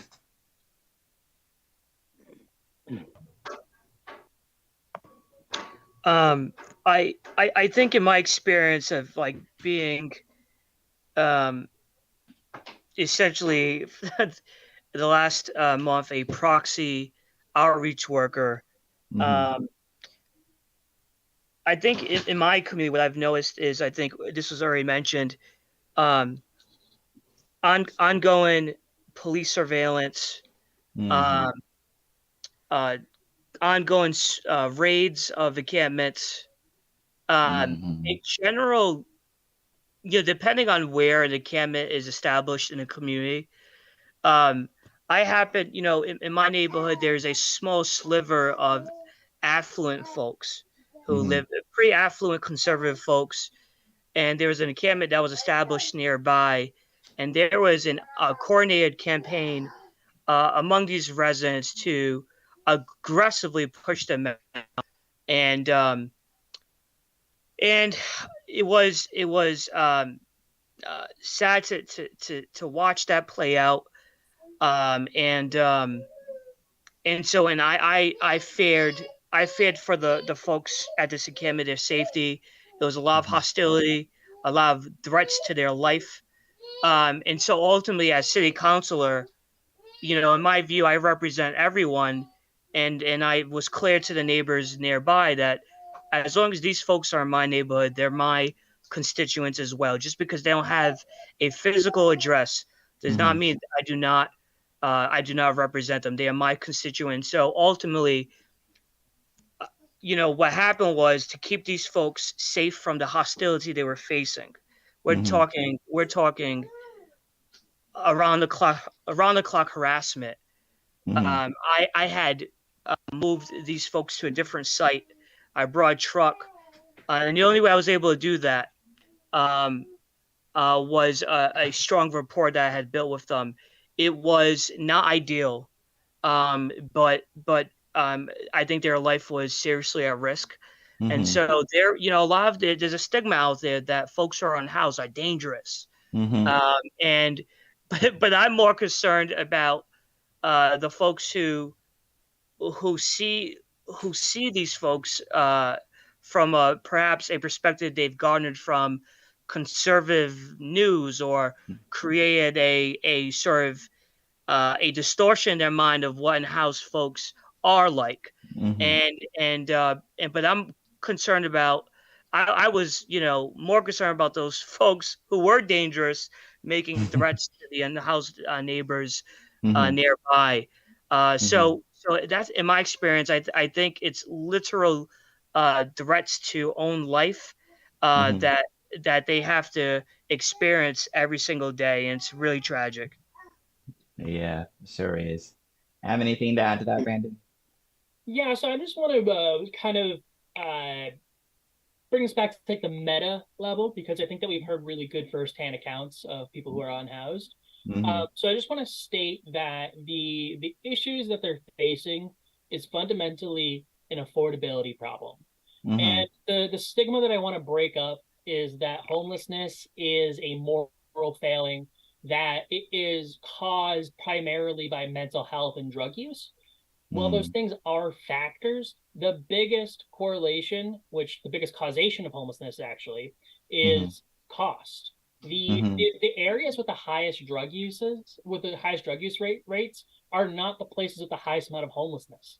It's the Mm-hmm. places with the most expensive housing. And the Yeah, Mm-hmm. problem, drugs are expensive. drugs are really expensive. And also housed people use drugs all the damn time. All right. Mm-hmm. And you know, there are 100%. a lot of people, and I don't really like the word functional when it comes to like an alcoholic or like a drug user, but there are a lot of people that we would categorize that way, and they can keep their housing until their housing is unaffordable. And that's just what I want to bring this to. So yeah, I was thinking to say it's like I really just want to break up the stigma that it's like a mental health or a moral failure or because of like drug use. And I think that mental health and drug use increase as a result of homelessness. Right. Rather than vice versa. Yep. And that makes sense to me. Yeah. I mean, that's exactly right. Also, like I said, I've been technically houseless since 2013. I've couch surfed on different friends' living rooms occasionally, and lived with a partner for a little bit, but I didn't really ever have anything in my name since 2013. We're talking about the trials and hardships that houseless people face. The most common one that I've personally experienced is NIMBYism, which is exactly what y'all were talking about with the housed people. They don't care that houseless people exist as long as they don't have to look at us, right? And what the results of that, it ends up with people voting to pass this anti-houseless legislation, such as anti-panhandling laws, loitering laws, short parking limits, which affect houseless people like myself who live in their vehicles, overnight parking restrictions, and banning things like sitting on sidewalks. Like, who is somebody harming by sitting on the sidewalk? Like, maybe their legs hurt, maybe they're tired, who cares? Let them sit down. Build benches even, good hygiene is also a struggle for I would say the majority of unhoused people, because a lot of businesses either only allow paying customers to use the restroom or have no public restrooms at all, and that's just a sink and a toilet, not to mention a shower or other bathing facilities. And from firsthand experience, truck stop showers are almost $20 a piece. Wow. Yeah. Wow. And of course, if it's difficult for you to get any money, like, you're kind of screwed, aren't you? Right. $20 is 2 days worth of food if I, or more if I budget it right. Yeah. Right. Can I just add? I don't want to cut Andrew off because Andrew's kind of spitting here. But the thing about it is oftentimes, and I'm going to use we as like a very vague concept, is we want contradicting things, right? Like, for instance, I wrote in the chat, there's a problem with like human waste, in the streets or like in the trails around the outskirts, right? But we don't want to do public bathrooms because that enables, bad behavior, right? Right. People complain about needles on the ground, which, by the way, probably also come from people living in houses. Yeah, most of the time. But I've talked with multiple aldermen. They don't want to give us sharps containers. They don't want to give out. They don't want to do a sanctioned needle exchange. So you want both things or you don't want both things at the same time. Those are contradicting. You don't want to see the unsheltered people as you're going to walk in to get your $7 latte, which I'm guilty of, right? But we don't want to give housing as an option, as the first option to addressing homelessness. So we're kind of like a walking contradiction here as a society. I mean, there are times when honestly it feels downright malicious. In certain cities that I've been through, it feels like there is a specific vendetta against the unhoused community simply because they don't own property in that city. Yeah, it's class warfare. Oh, absolutely. All right. Yeah, this is all very important to hear, because now we're going to get into how corruption affects all this stuff, which is the meat and potatoes. I'd like to address one of the comments that I looked at in the chat just now. Jeff said, hygiene is also easy to overlook and destroys our self-worth when we can't get clean. That is absolutely correct. Like, people that can't bathe on a regular basis, that definitely it causes morale to plummet because you don't want to go into a restaurant and get food because everybody's going to be, making faces because you smell bad, or your clothes are dirty, and it's just an additional level of societal shame that is placed onto the unhoused community through no fault of their own. Right. And then you hear all this crap about, well, how come they can't get a job, or how come they can't do this? Well, I mean, if you walk into a job and you don't have the right clothes, you don't have the right smell on you, you don't have, right. How Exactly many that. people are going to be like, oh, yeah, I'm going to hire you now, Exactly. Yeah, it's just a big mess. It's a huge, horrible mess. So how does corruption affect the cost of living? Justin, got anything to say? Sure.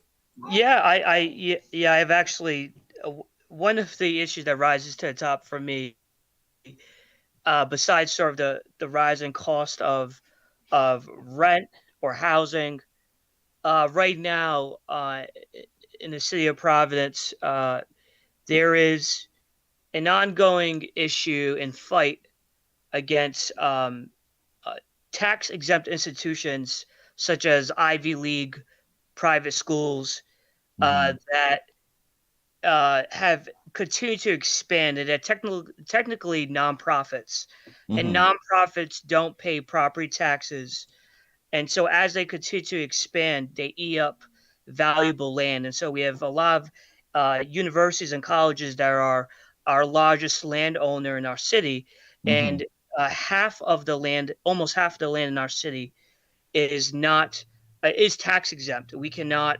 apply a property tax levy on these institutions. So what that has done is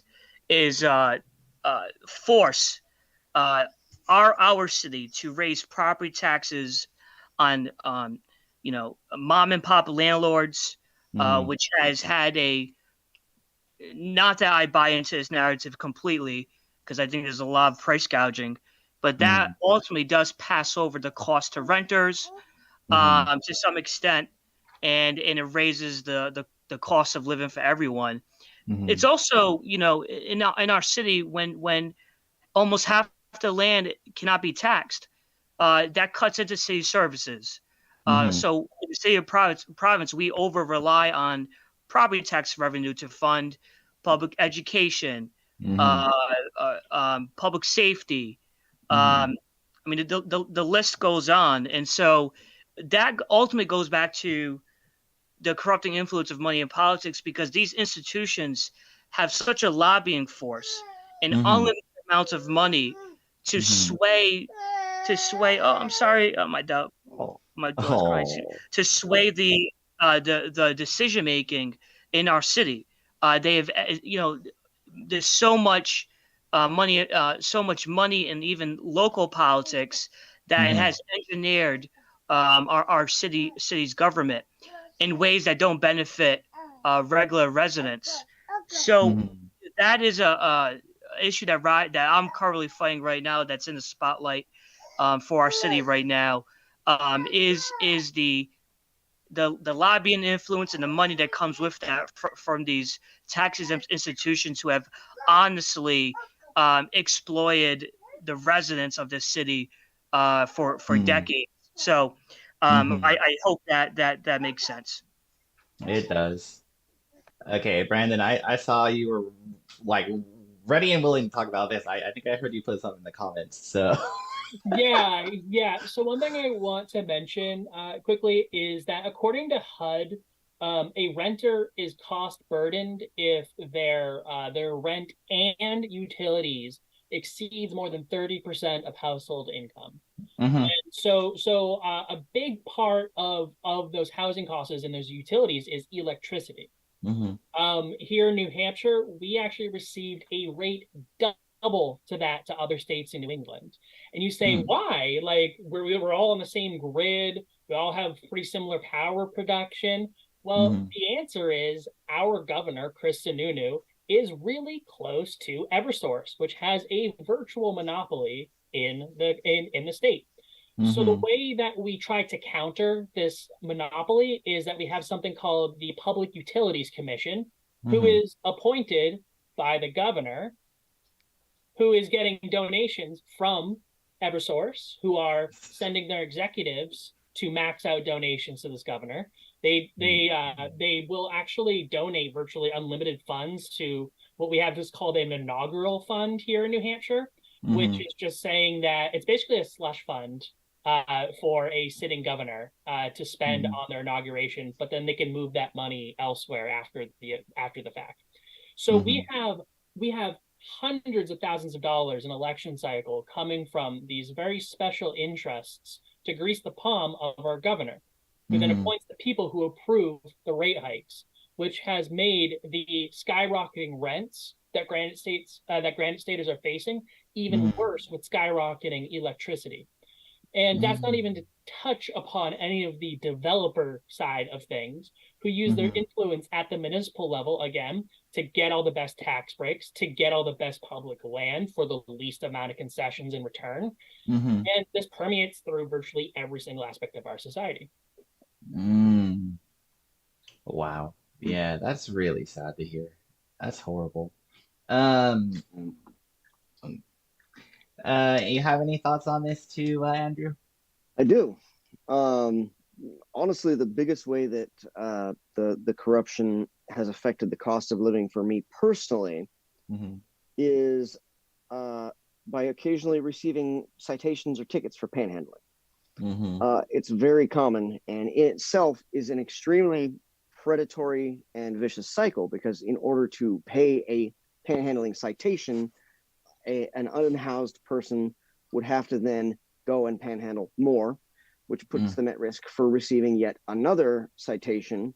And it just devolves into a huge snowball effect, which for many unhoused people ends up resulting in them getting arrested and gaining a criminal record when their only crime was just trying to survive on a day-to-day basis. Wow. So basically, it's this huge reinforcing feedback loop where you basically try to get money, and then you're asked to pay for something when it means you need more money, and then you're asked to do something. This is just a big, horrible, right. And it's designed that way intentionally, because most states and cities, it's not actually illegal to panhandle, but they put restrictions on it that are often kind of obscure and confusing. Like you can only do it in certain places, or you're supposed to have a permit. And if you don't meet all the requirements, then they can ticket you. Right. Wow, that's okay. This really needs to stop. Okay. Pretty messed up. So, do we have like any other stories, especially that kind of illustrates just how widespread the corruption is in other ways that it really affects the lives of people? We're just looking for it all here. Yeah. How widespread is the corruption? Yes. I mean, yes. in all seriousness, though, the unhoused community is actually one of the most vulnerable groups of people in the country today, because the fact that we don't have stable housing or a solid address makes us easy targets for corrupt police officers who are trying to increase their arrest numbers for the month, or maybe look good in the eyes of their coworkers, or add to their eligibility for promotions and different awards and things. Any officer you ever talk to will tell you, no, we don't have a quota for writing tickets. And sure, legally they don't have a quota, but they are encouraged to write tickets because it looks good on their official record that they wrote so many citations this month. They arrested 37 people. That's up 3% from last month. Good job. Right. I just really want to emphasize that, the unsheltered are some of our most vulnerable populations, and mostly because of the dehumanizing rhetoric that we see towards the unsheltered. And it really concerns me, because if we can dehumanize the people in our own communities, the people who just need a little bit of help, who else in our society can we dehumanize? Yeah. I saw a comment. Go I ahead, saw a Andrew. comment on the chat from Chris that said ordinances do not override the Constitution. Yes, that is true, but in order to make a corrupt police officer believe that, you'd have to file a lawsuit. And if I am flying a sign, if I'm panhandling to get enough money for myself and my dogs to eat, where am I going to come up with the money for a lawyer to make that officer respect the Constitution rather than their own feelings? Yeah, exactly. My friend who's actually watching the YouTube stream, who's borrowing the equipment, said, you said 3? The city we're in right now has 3 different ordinances against panhandling. 3.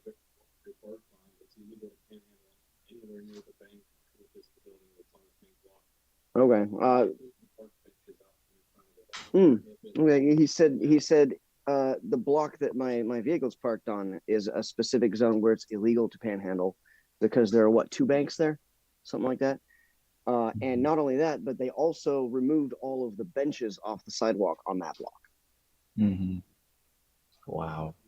I would actually, if it's okay, I would like to give an example too here in Manchester. Us trying to use ordinances to hurt the unhoused. So there was a string of free parking that was in front of I talk about coffee a lot, sorry. In front of a coffee shop that I really like.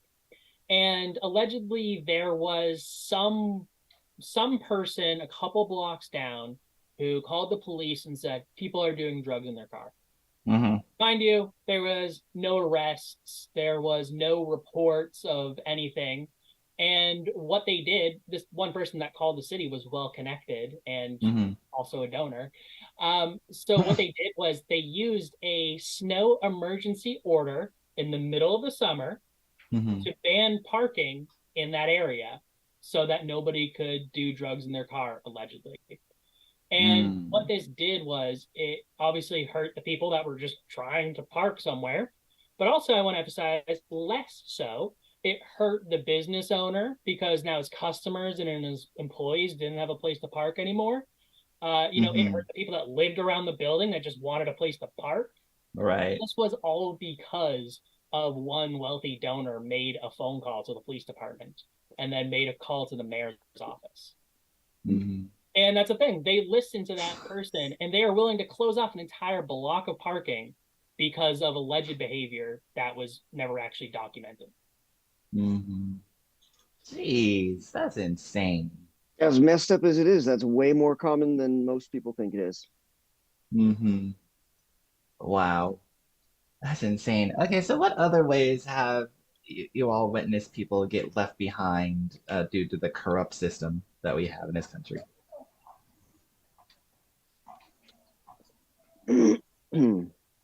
Anybody got anything before I start my rant? Justin, you got anything to say? I'll let my the other folks answer this. Okay. Andrew, go. So one of the biggest and most blatant ways that I've seen people get left behind because of the system is that, particularly people in the houseless community, without a recognized address, you cannot get an identification or driver's license. Without those things, you're more susceptible to being arrested, more frequently at least. So more likely to be arrested because they can't just look at your ID and be like, oh yeah, it's you. They have to arrest you and take you down to the station and fingerprint you. At least that's what they say. They could just leave you alone, but do they? No. You also can't pick up prescription medications from pharmacies without an ID. You can't apply for government assistance of any kind, including EBT or food stamps or emergency funds for like clothing, baby formula, etc. Without a solid address, you cannot get an accepted form of photo identification, and that makes life exponentially more difficult. Yeah, it just sounds like it. Any other thoughts on this? Anybody? Brandon, got anything? I mean, how much time do I have? um, no, I don't want to sound like a broken record here, but again, this system prioritizes some people over others. So I just really want to emphasize what kind of housing is being built first. And it's not for the people who actually need it the most. And one thing I want to say too, an example of who's being left behind increasingly, the shelters here in Manchester are being overrun by people who are just elderly or disabled. And there's no other factor in their lives other than the fact they're on fixed incomes, and their fixed incomes cannot pay for their rent. And they hold vouchers that landlords refuse to take. We also ban source of income discrimination.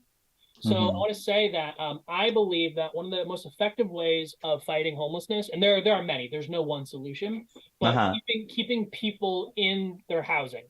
Right. I believe that one of the best ways to do that is to advocate for more tenant rights.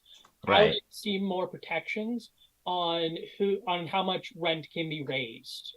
I would like to see a cap of 3 to 5%, or inflation, whatever's lower.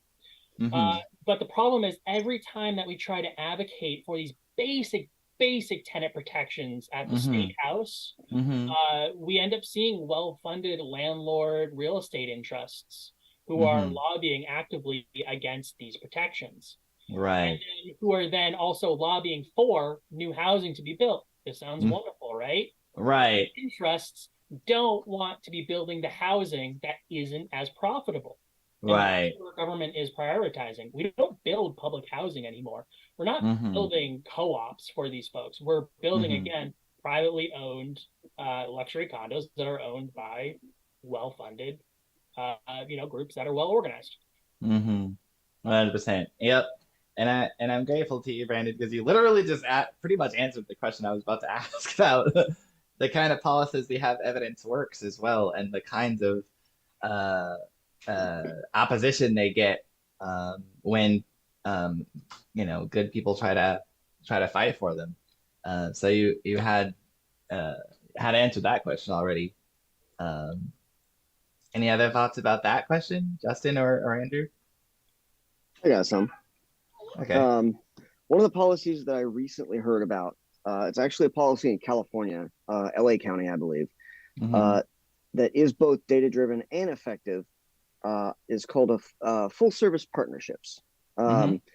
Basically, they're programs that have, let's see, I made a note here, multidisciplinary teams consisting of clinicians, paraprofessionals, and consumers that provide a wealth of resources and support. For example, the Homeless FSP, which is the name of the program, focuses on the houseless population, stabilized mental health symptoms, and reintegration into the community. People oppose these programs because even though they save the state of California an average of $3 for every $1 that the program costs, the programs cost more upfront, and they just don't want to shell out the money up front. The people who generally oppose programs like that because they cost more upfront seem to generally be corrupt, greedy, money-driven politicians. Because with policies and programs that actually benefit the majority of people, it's much more difficult for an individual to profit off of those things. Yeah. Wow. Anything you want to add, Justin? I think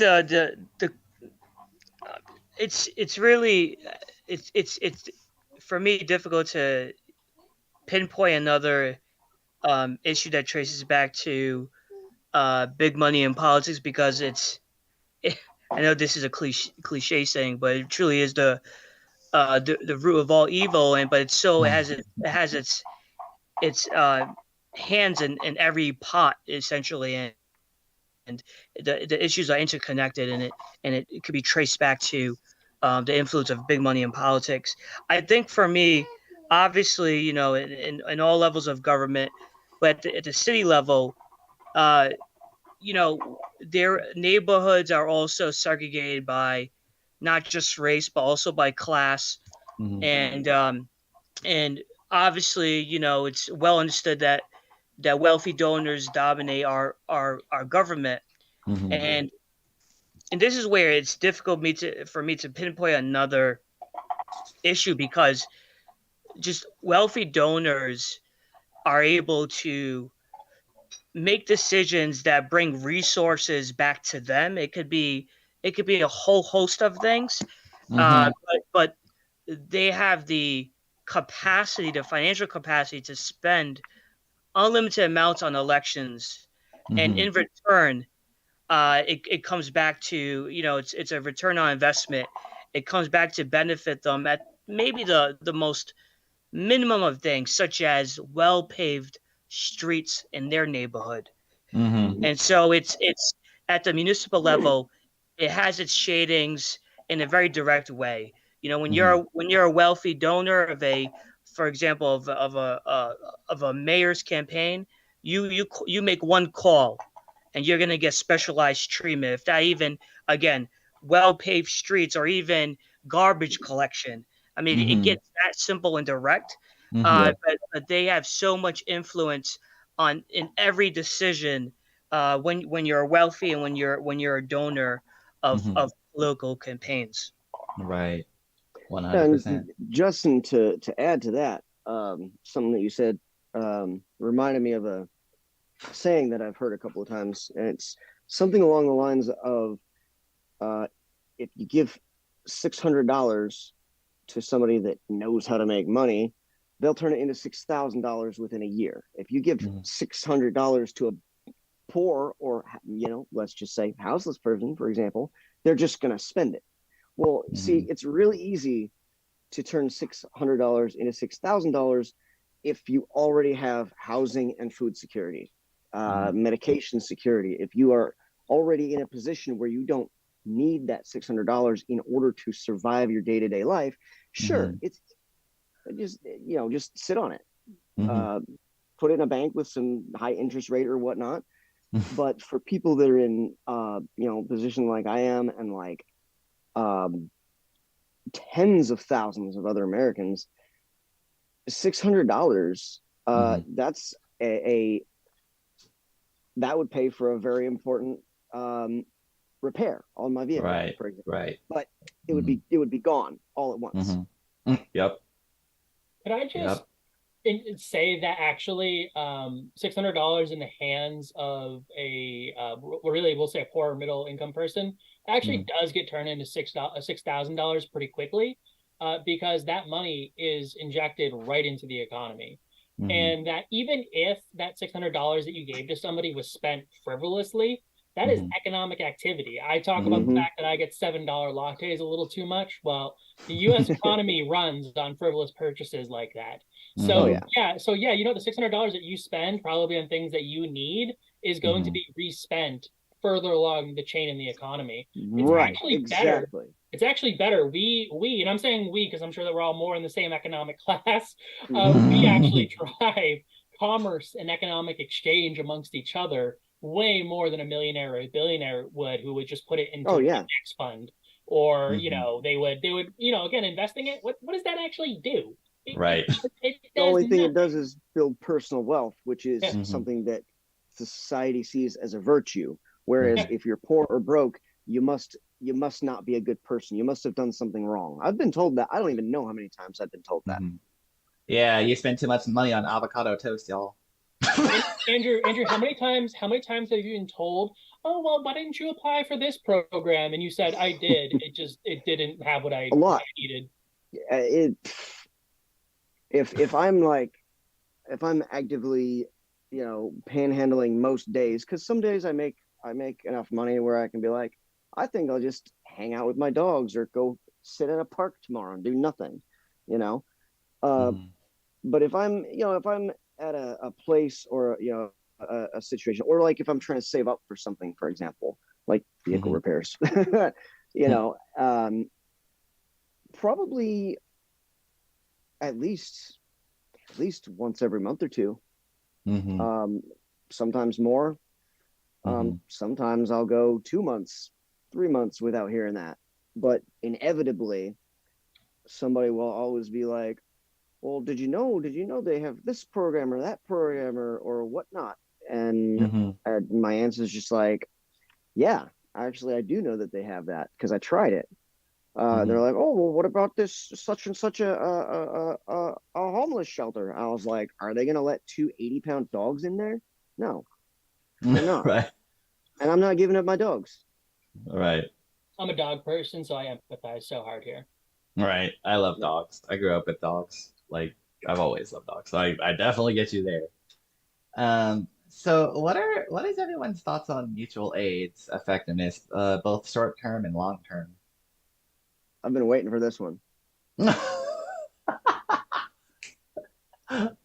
If no one else has anything to say, then Andrew, you can go. Justin, Brandon, All right. anything? I just don't want to speak after Andrew, to be honest. Right. Right. I can be really brief, but I did mention that the relationships that I developed with our unhoused community stemmed from mutual aid. And I'm talking about real mutual aid where you're viewing people as equals. You're not, you're not there to be like, oh, you poor individual, I'm so good. Right, right. Giving you out like little shampoo bottles or something. Right.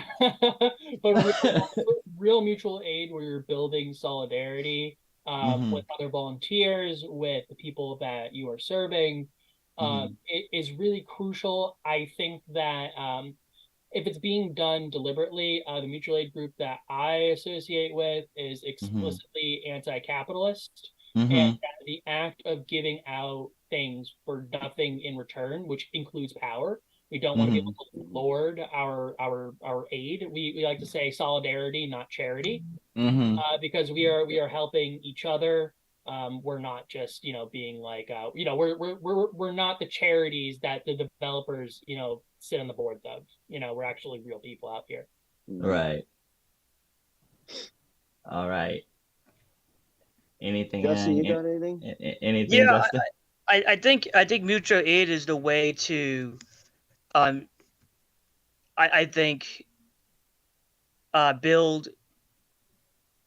I'm just so let me just I've had this conversation with a colleague of mine, and the more I grow into my position and the more time I spend as a city councilor, in fact, the less I am convinced that true change can happen in a political system.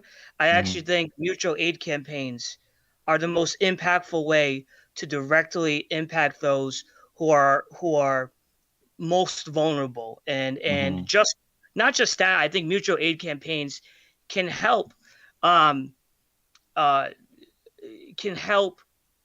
get folks into the political system. Like I'm actually building up a mutual aid campaign separate from my positioning as a counselor, but one of my long-term projects is to make this public housing complex in my neighborhood one of the strongest voting blocks in our city. And I think the one mechanism to do that is through a mutual aid campaign where I get folks to believe in the process, but it's obviously got to be done on trust, and I think to LeMay's point, not this transactional sort of piece to it. But I actually think if we want to really reach people, we do it through mutual aid campaigns and not the political system. I know that seems very nihilistic, and maybe it's just how I'm feeling right now. But I thought I would go into office on day one, and I haven't lost my idealism, and I haven't lost my conviction, but to really get to folks, I think it's through mutual aid. Interesting. Andrew, go.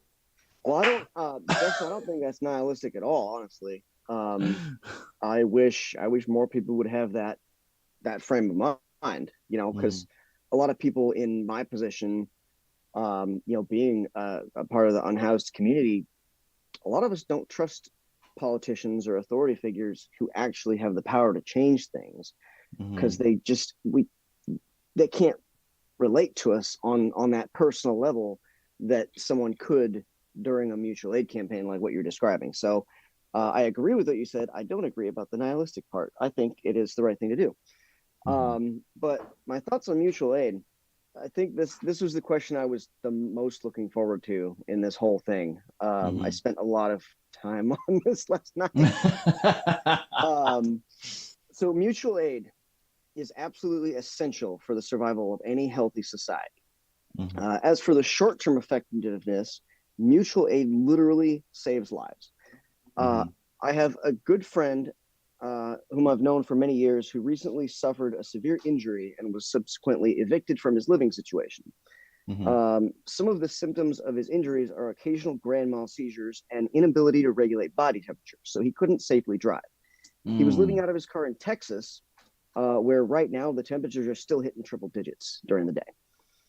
And he was just not doing great.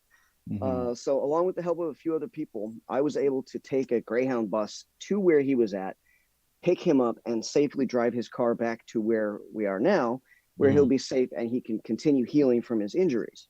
Because he needed help on a mutual aid level, and I was in a position that I could physically go there and get him back to a safe place, and other people were in a position where they could help contribute the money for the bus ticket to get me there, and travel funds to get there and back. And that is the perfect example of mutual aid. Especially, it legitimately, I believe, saved his life, because it gets hot in Texas. Right. I also believe that the long-term effects of mutual aid would be a stronger, safer, and healthier community. Because I do very firmly believe that any community is only as strong as its most vulnerable members. Wonderful thoughts. Highly appreciate that. So here's a question. Just how vulnerable is the average person from losing everything? Very. Extremely. Well, yeah, well over half of all Americans are living paycheck to paycheck. So, just one thing, I've said this before, I'll say it again. All of us in this room are closer to homelessness than we are to Elon Musk. I know I am. Right. Yeah. And no matter how many social media companies he buys, he will never get down to our level. Nope. So yeah, this is really why I'm motivated here, because this is just something that affects us all. It affects those that we know and those that we love. And I actually just found out a tenant organizer that works with a partner organization of mine is now likely going to be homeless. So, I mean, this is somebody who's, quote unquote, professional in the, industry. Not that I believe in professionalism, but it's impacting the people who I am rallying next to. Right. And it takes such a devastating toll on our community. I mean, but yeah, I'll pass it off to the other panelists. Right. I mean, Andrew, look what happened to you. I mean, you literally, it was just like, okay, this relationship ain't working. Gotta go. And it just became a long road. Yeah. And like it's like way simpler than, I mean, I remember hearing about a story about a person who had a similar situation. They were talking about it because I was hearing about it on the radio. And this person was like, well, what happened was I tried to start a business, and that business failed, and my wife got sick of me, and she kicked me out, and I was homeless. Done. Like that was it. It was like, it's so easy. It's so easy. Justin, you have any thoughts about it? Did we lose Justin? Oh, are you there, Justin? Uh-oh. Sorry, I'll give you 1 second. My door's climbing up furniture from my living room. Okay. Oh, okay. You can show her if you want. Yeah, it's like, yeah. If she, it's fine. We know what's up with the babies. You got any other thoughts, Andrew? While Justin's yeah. handling the Might as baby? well take the time so it doesn't sit around with dead airspace. The question was, how vulnerable is the average person from losing everything? And to that, I would say extremely vulnerable. Most people don't realize how vulnerable they are from being in exactly my position, but without a decade of experience to help them survive each day. A financial survey, I forget who did it. It was some financial magazine survey. In 2019, it was the intent was to encourage Americans to save more money. 59% of Americans, as of 2019, were currently at risk of becoming unhoused. Probably more than that now. One paycheck is all it would take for that 59%. One missed paycheck. That's it. Because they would not be able to get caught up on all of their expenses and bills if they missed a single paycheck. There's a smaller percentage that are 2 missed paychecks away, but that's still not much. Nope. Wow. Great answer, Andrew. Anything, Justin? Are you still here? Are you okay? How's it going? Yes. Sorry. Thank you for your thank you for your patience. I think we're all in a very vulnerable, closer to a vulnerable point in our lives, maybe more so than we think we are. I think there was some study that came out recently that 4 out of every 10 Americans couldn't afford a $400 emergency expense. And I think that that's universally real for everyone right now. It just, on a personal level, I'm a renter. There's not a lot of renters in public office, and I gotta tell you, I feel like I'm one paycheck away from being homeless. I always fear that social workers don't get paid a whole lot, and I happen to be one of them, but I'm obviously privileged to be in my position to have a roof over my head every day. But I fear the worst because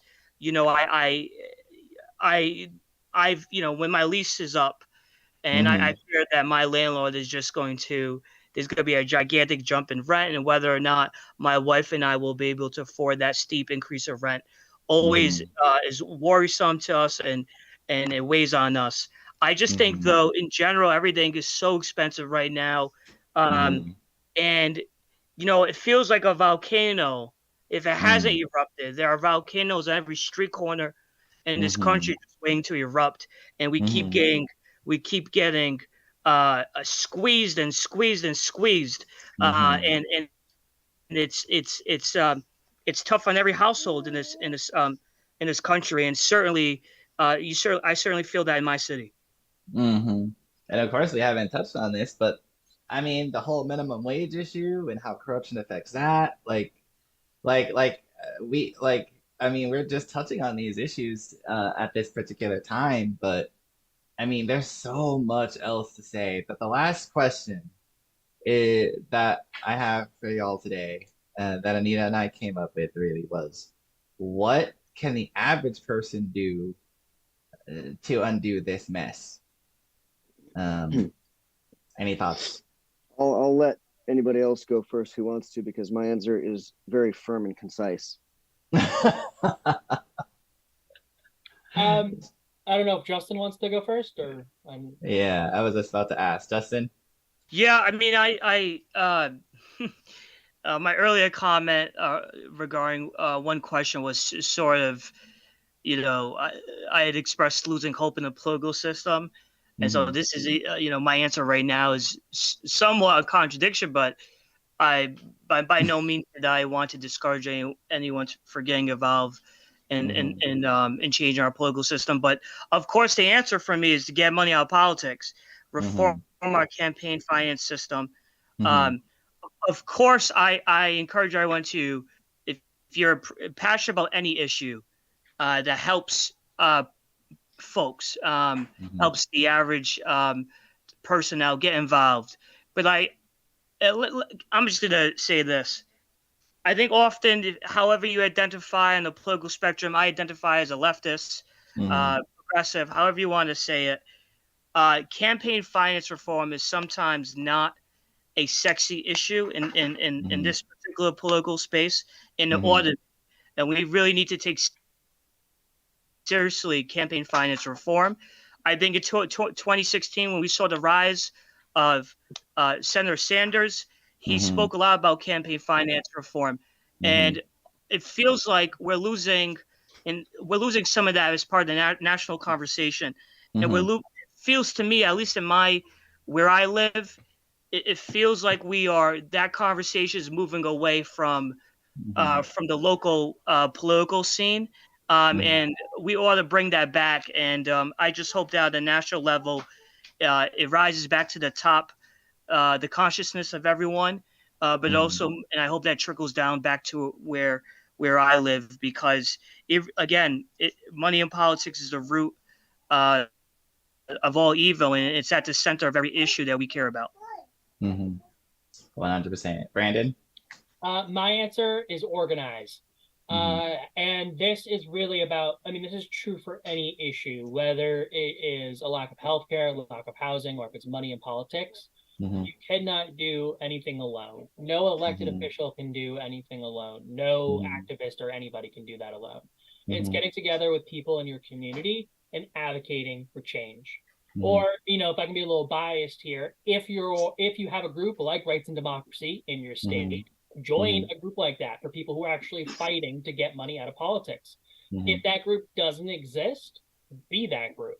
Get people together. Go out and knock doors, clipboard, collect lists, build movements, and help people out at the local level, which is why I'm really glad to see somebody like Justin here today.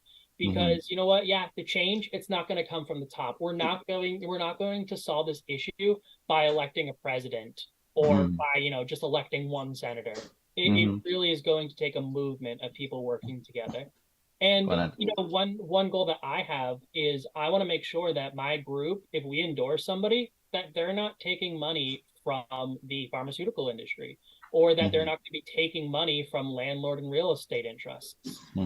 And that, us as an organization, I want to see work to get that corrupting influence out. In the short term, at least with the candidates that we support, we lift up candidates who listen to the people, and then we keep building, and then we win those reforms that we need. 100%. Andrew? So what can the average person do to undo this mess?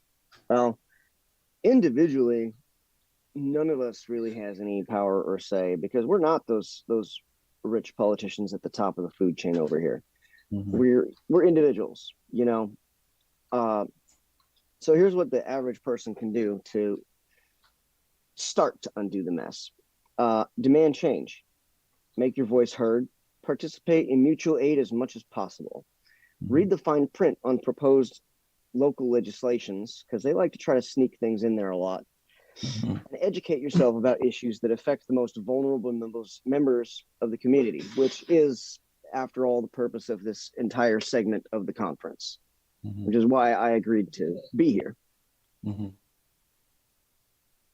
that's what I got. Well, I have to say, wonderful work to each of you, to all of you. I'm very grateful that you were able to help educate us today. Because this is an issue, like I said, I am really looking forward to the day when all these issues are solved, but this one, it really gets me. I hate this. I really don't. And so, if you're one of these people, I know, 59% of us are, according to 2019 study, 4 out of 10 of us can't even afford a $400 emergency. I think you can agree that you and your community deserve better than this. Okay, way better than this. And the reason you're not getting it is because we have corrupt politicians in this country who care way more about the donations that they get than your well-being and your health. I mean, like I said before, come stand beside me, come stand beside Adita, come stand beside Josh, come stand behind Justin, come stand behind all of us, and beside all of us, and because You can't take it anymore. We can't take it anymore. Let's go fight this issue. Let's go win. As long as we organize and we stand together, we can do this, and we will do this as long as we don't give up.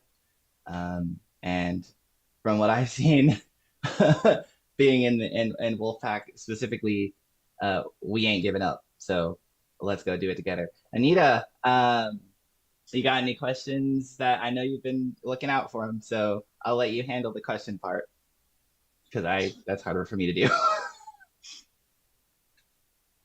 But I did want to just say how much I appreciate all of you, Justin, Brandon, and Andrew. I'm very grateful to have you here today.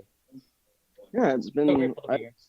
I was excited about this opportunity. After the initial nervousness went away, and Anita could tell you it took me a couple days to get back to her. We had some conversations, yes.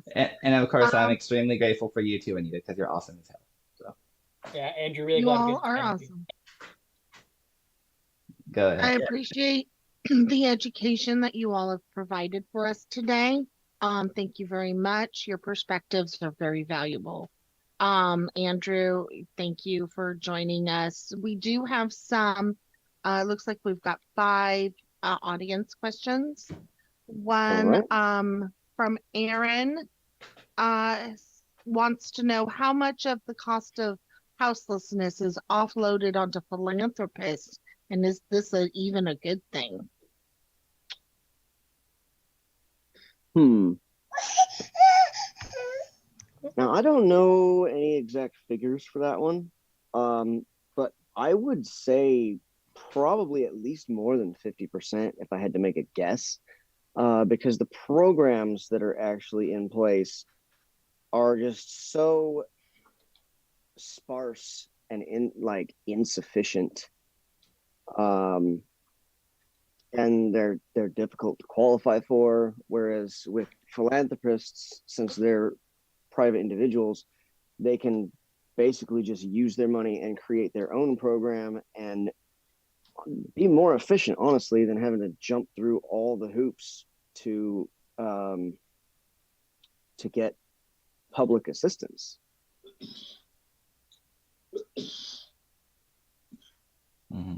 I thought I heard someone say they had an answer. Was that Justin?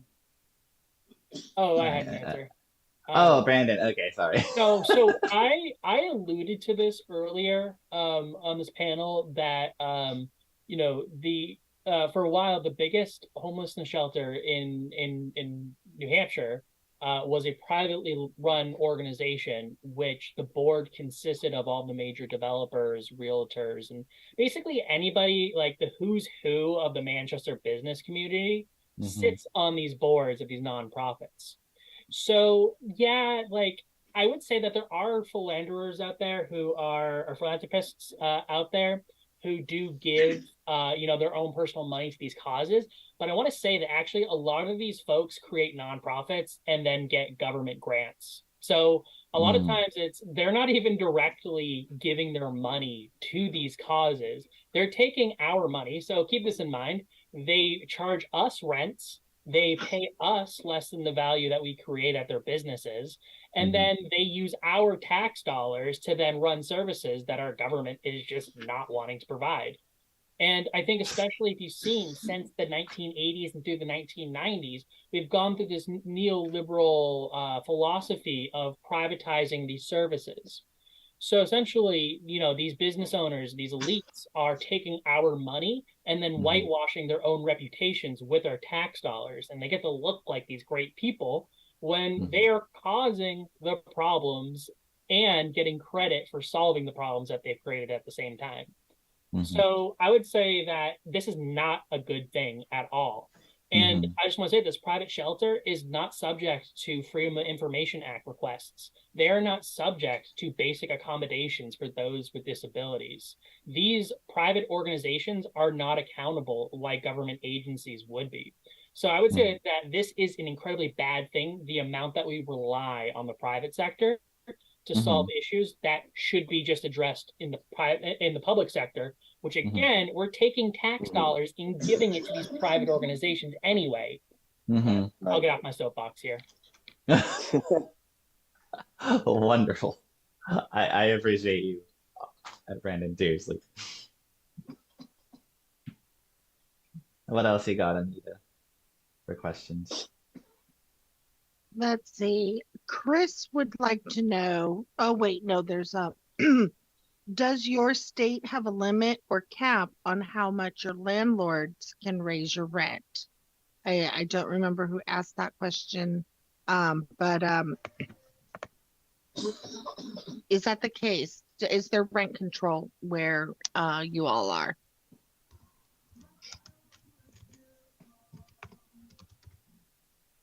I'll speak in New Hampshire. Absolutely no rent control. We have actually. So another thing too is I advocate a lot on homelessness, but my main job is actually being a tenant organizer.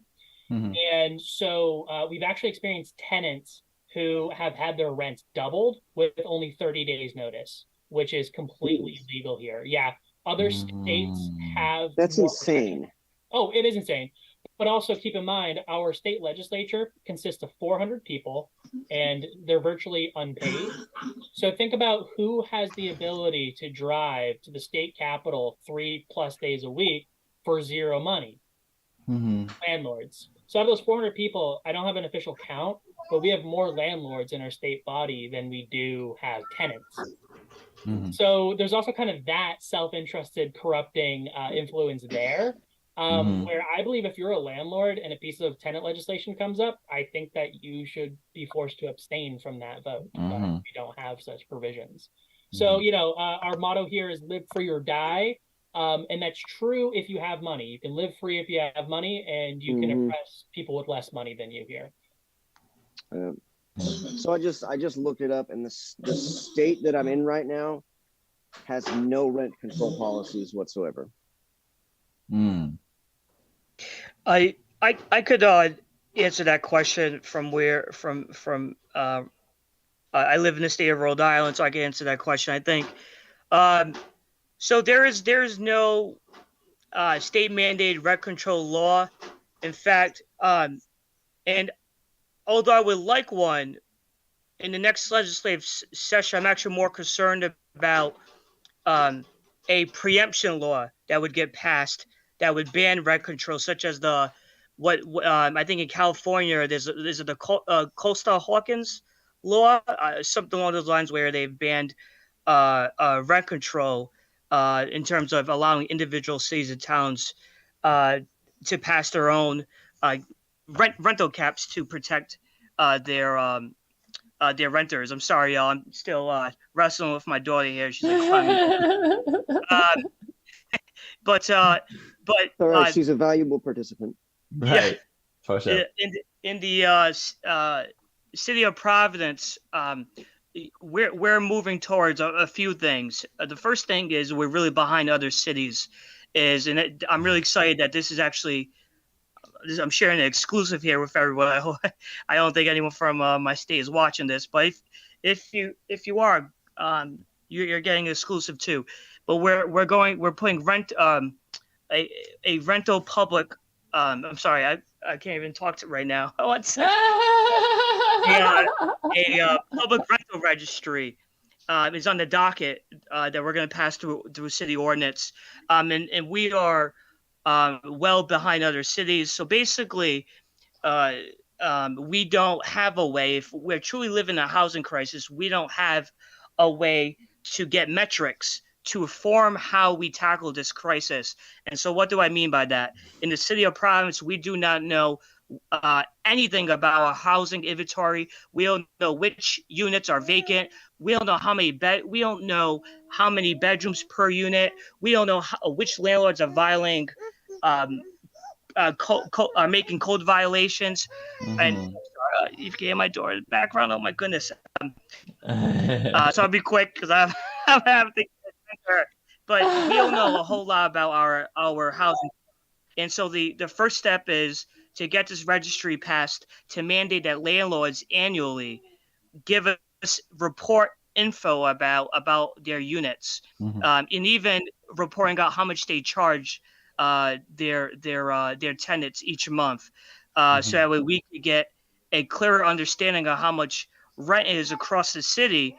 Besides having to rely on Zillow. So that's Mhm. step one. Step two is rent stabilization. We're looking closely at that. To me, Mhm. that's a compromise. That's not necessarily rent control, but it's a Mhm. compromise. But it's a compromise I'm willing to push for. Besides nothing, and so we're going to move towards a rent stabilization, which is essentially not dictating how much a landlord could charge, but ultimately putting a cap. And I think I'm looking at 3 to 5% as well. Right. In some, there was a state, I think it was, I forget what state, but there was a rent control law, but it was so. The other thing that viewers might want to consider is, even if you have a rent control law in your state, it's probably so diluted that probably not doing a whole lot. And so I would encourage viewers watching this to look into if a rent control law is on the books, and to strengthen it as well. Mhm. Could I just suggest I something to wonder. Justin? Mhm. So Justin, I just want to say, yes, on rental registry. I think it's really good. Oftentimes the tenants that I organize with don't know who their landlord actually is. They know who the property manager is, but they're not the owners. Kansas City actually passed a rental registry. They have a great group called Kansas City Tenants. I highly recommend reaching out to them, kctenants.org. And I just have to recommend you need a penalty for not complying with the rental registry, because they got it passed, but the landlords don't participate in it. And Yeah, there's no consequence. So just yeah, keep that's in a mind. solid point. We do have baked into this ordinance a significant penalty if you do not report, if you do not take oh my goodness, sorry, if you do not take if sorry y'all, if you don't participate in the registry at a yearly basis, you will essentially be fined. Give me 1 second, y'all. You don't have to apologize, all right? And Yeah, also please. glad to hear there's that provision. All right, me too. All right. Well, it looks like it's like 4:24. I don't want to eat into the time, of course, of the next panelist. But once again, I just want to express my gratitude to each of you for coming on today, and Anita for being such an awesome partner in this panel. Grateful to see you all. And like I said before, you know, from what we know, this could happen to you too. You know I don't know my landlord either, and I know I'm not all that. I know I'm not all that rich either. So like it's it's real, y'all. It's real out here, and the only way to fix it is to get up, stand up, and try to get this constitutional amendment, push for it, so we can actually get something done. So you and your community can actually be secure, and if not you now, definitely our future, aka Justin's daughter there. So, and Sam's daughters and everyone else that has kids, and my nephews, and like everybody. We need to fight for, like, you and your community have to fight for yourselves and your future. And so I look forward to doing that with y'all. Let's go get them. Um, any last thoughts from anyone, Anita, especially because I know you've been pretty silent, but we got like 5 minutes, so. Just, I've got a couple of plugs to do. I do want to thank our panelists for being here talking. If you want to learn how to get out and have these conversations, we are doing the organizing conversation training next month. I know that that's been plugged at least once in to the talks here, but I do want to bring that up. We did talk about getting out into the community, organizing, talking to people, and just a reminder, when dealing with people who are unhoused, unsheltered, or for whatever reason, people walking around, maybe we're not necessarily all there, maybe we're talking to ourselves. maybe we're seeing things that you don't. And it's scary for us. We're very vulnerable in those states, and we just need some compassion. So whenever you are out and about and you see somebody down on their luck, going through a hard time, compassion, talking to them like they're a human being goes a long way. 100%.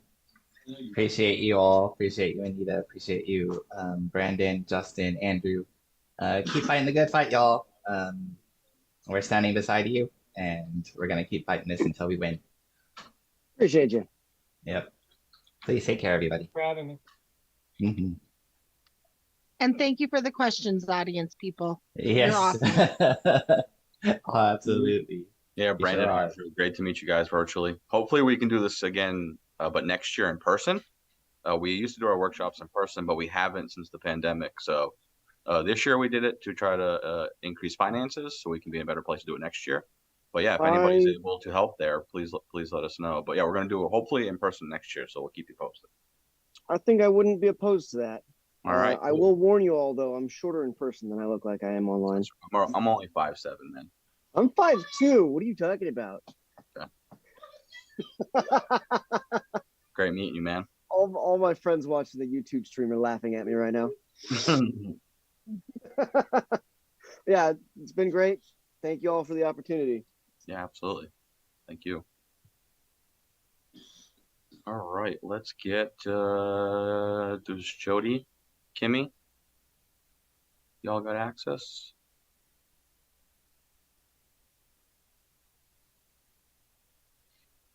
It says I cannot start my video.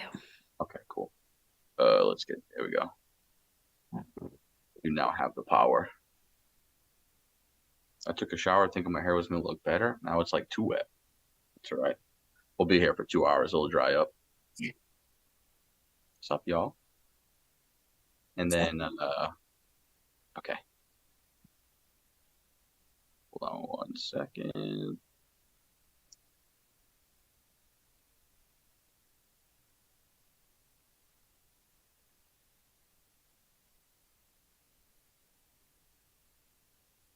And then Joel, you can definitely come on video as well. Am I saying your name right? I feel like I always say it wrong. I'm terrible with names. I apologize. Is it Joel or Joel? Joel. Joel, okay. Thank you. I was gonna ask Kimmy if you wanted to be Kimberly or Kimmy, but you already put it in the in the context there. All right, awesome. Let me just get my handy dandy outline here that we worked on with the events team. So, all right, well, let's jump into it.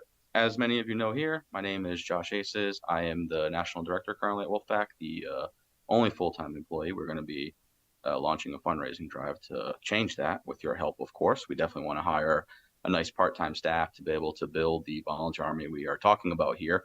We're talking about getting out into the communities and organizing and getting voters on our side and building solidarity around these issues and single issue groups and campaign finance groups. I get tired just saying all these things because there's a lot of work. So resources and more staff will definitely help in that aspect as far as our ability to grow and do this thing as rapidly as possible. So I appreciate everybody. I think we've already got like halfway to our goal for this weekend. So that's pretty awesome being the small group that we are. You know, we definitely have scaled back in size since the pandemic, but we are eager to get back out there and continue to keep growing because we definitely have been growing for sure internally on a lot of our teams. So enough about all that. We're here to continue the conversations about corruption is killing you. This one is definitely personal for me as well. So I asked the events team if it was okay if I could host it. And of course, they're awesome. And they were like, hell yeah, go for it. And I knew exactly who to reach out to talk about these things, people that I know personally about affected by these issues, and also are people I am proud to call friends because they're genuinely just effing awesome people. So I'm pretty excited about this panel. It was excited even like reaching out to these folks to do this and like talking about this panel. So I'm pretty pumped. As terrible as a topic it is, it's good to be able to talk about it with awesome people who are really trying to make a difference. So I will stop talking and I'm going to just go down the list here and I'm going to ask each one of you to just introduce yourself, your name, if you're with an organization, your role, or if you're doing something in the community, what your role there is. And definitely feel free to take your time to talk about what part of this is personal to you, whether it's the big pharma or it's the big agra, or the opioid crisis in particular. The whole point of this is really to start making heartful connections to the pain that we feel as human beings to the impact of corruption. It's urgent.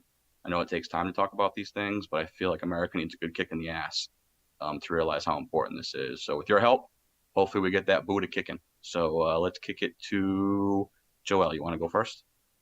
Sure. Hello, everyone. My name's Joelle Kraft, she, her pronouns. I am with Washington Can, and I'm also with Wolf-PAC. Washington Can is a huge, one of the largest grassroots organizations in Washington State, and they were hugely involved in the ACA. And they work on all different kinds of things. And of course, I'm involved with Wolf-PAC because, as we know, money is the root of everything. And although, and the reason I'm on this panel, one of the ways that I got involved with Washington Can was because I ended up being the face of the Charity Care campaign against Swedish Providence back in 2008 or 9, I believe it was, when they were ripping off people. And I was one of those people and went bankrupt before you could go medically bankrupt. And so that right there was, kind of that was getting in the activism. And then also because of my health, medications are a big thing that cost a lot of money. And so this is obviously important on that end. And plus on my other end, because I'm going to keep this pretty short, I'm allergic to like everything food wise in this country. I am vegan and I am stateswide gluten free because of the chemicals, although I can eat bread and cheese in other countries. So that's a lot that has to do with our big pharma and agriculture, because all of that wraps into my health, which wraps into bills, which wraps into the last panel, which was housing. And so we know this whole intersectionality. So I'm really excited to be here today. And so, thank you so much for having me. Yeah, absolutely. Let's kick it to Kimmy. Hey, y'all. I am Kimmy Ishmael. I am from Kentucky. I currently reside in Lexington, Kentucky, but I grew up in Appalachia, Eastern Kentucky, and so grew up there, moved to Central Kentucky, but been here my whole life. Love it here. But I am currently the campaign policy coordinator at a nonprofit organization called Community Farm Alliance. We focus on the whole farmer, I like to say. We do food incentive programs, so direct farm impact, so help people on feeding, like SNAP, seniors, WIC, those kinds, connecting those consumers to our farmers, but also helping farmers navigate how to even register a farm. How do you get a farm number? How do you apply for a USDA grant? How do you process meat? Where do you send that to? We range all kinds of issues. But I grew up on a farm. I'm a generational farmer, at least 4-year generation farmer. I grew up doing dairy, and then that industry died out. Then we switched to tobacco. That industry died out. And then we ended up doing beef cattle and leasing part of our farm. And my dad went and worked at a factory. So that's agriculture is really hard. The average farmer in Kentucky makes $20,000 a year. So it's not even a supplemental income. So that means a lot to me. But also, the opioid crisis means a lot to me. My oldest brother passed away in 2016 after he had been fighting addiction since I was in 7th grade. So I am 31 now, and he passed away in 2016. So many years he dealt with that and passed away, unfortunately, to heroin overdose that was laced with fentanyl. So that's very important to me. And all of these issues, especially they were just talking about housing, intersex, Appalachia is really suffering, and Kentuckians as well. So, yeah, I'm excited to talk about all these impacts today. Appreciate you. So sorry for your loss. Let's go with Jody. Hey y'all, how you doing? Jody, Newell, she, her. I am a New Hampshire state representative. Was a Wolf-PAC volunteer for a very long time, national coordinator on the national council. I was just one of those people who just stepped up and said, "Yeah, what can I do?" I still am. It's a thing. No boundaries. Anyway, so I think, really why I'm part of this conversation, the one thing that really kind of lit a fire under my butt and got me looking deeper into politics in the first place before any of the activism, before anything, right, was losing my children's father, my fiance at the time, Corey Ambler.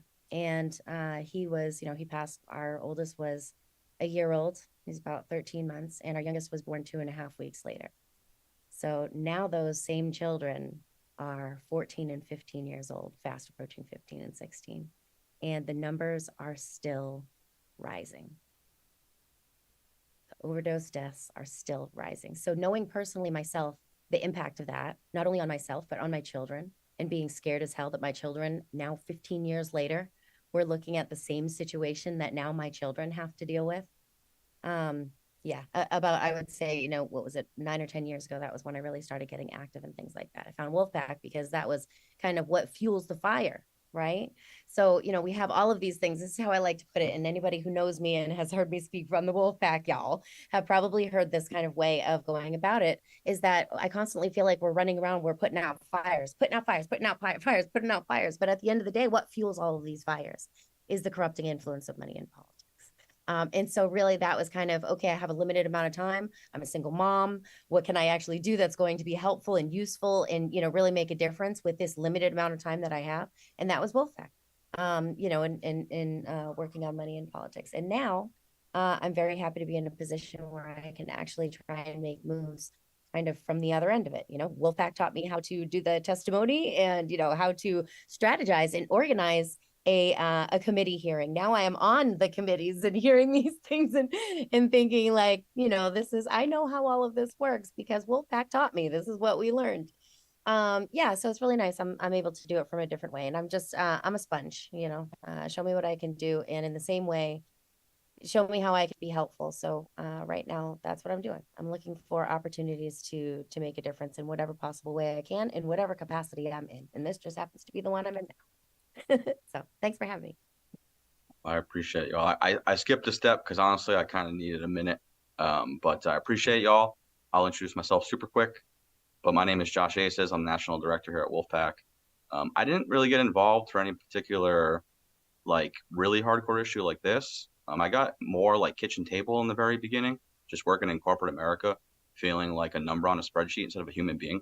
I remember growing up and my mom and dad getting excited for Christmas dinners, and remember my mom going to get a dress tailored and my dad getting a suit and them getting a Christmas bonus. And I was having I just had this whole idea of what the workplace was like. And when I grew up, I was like, this is nothing like any of that. It's like a dumpster fire. People are above you who don't know what they're doing. They're yelling at each other.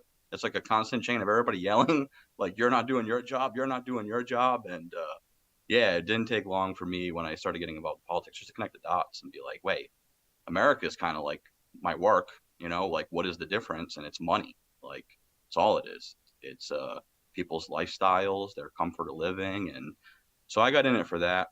But I will say one of the things that continues to drive me, because it's a hard and long fight, is I have lost 3 family members to the opioid crisis. I lost my cousin Mike in 2012, and I lost my nephew and my niece only a few years ago. None of them even got to the age of 30. So, but yeah, so if anybody has lost anybody, definitely feel free to put that in the chat. And I need a minute. So let's just take a moment of silence for everybody that we've lost to these things.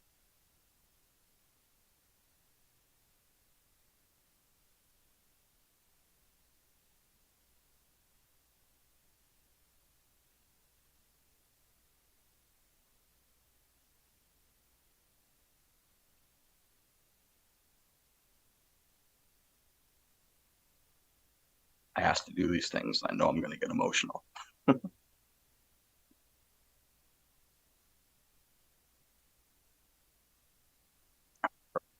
Appreciate everybody. I will do my best to reel it in, I promise. All right, so we will keep it moving in this discussion for sure. So I appreciate everybody taking a moment to introduce yourself. I know this conversation is heavy, but it's needed, man. We don't talk about this stuff enough. So I appreciate all of you. Yeah, so we dabbled in this a little bit, but I would like to take the heart of this conversation, honestly, to talk about as much intersections and connections as we possibly can here. I know everybody here has their personal impacts here. We're all connected by it, but a lot of the work you do, you learn so much more on how bad it is. Like you already know how bad it is. And then when you like start fixing it, you start realizing how much more bad it is, right? So to really paint the picture to folks and make all these connections, yeah, let's just kind of go around the room and does anybody want to start off with any particular area and just kind of dive in?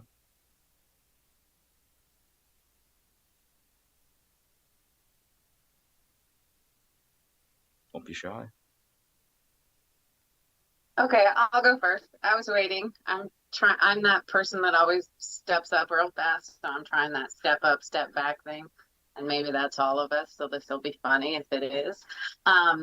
One of the things that I know, because I've been involved in activism since I was a little kid, I got involved actually because of the military and my military family. And but one of the things that that you see, especially when it comes into healthcare and with big pharma, is that if you look at, there are only 2 countries in the entire world that allow pharmaceutical advertising. And so if you cut their pharmaceutical advertising and didn't let them advertise their drugs, that would all go into the actual healthcare and go into reducing our prices.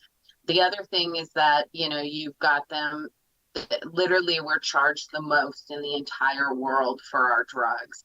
And it took us forever to get the Medicare negotiation. And although they're so excited, it's only 10 drugs. Like there's not more than 10 drugs.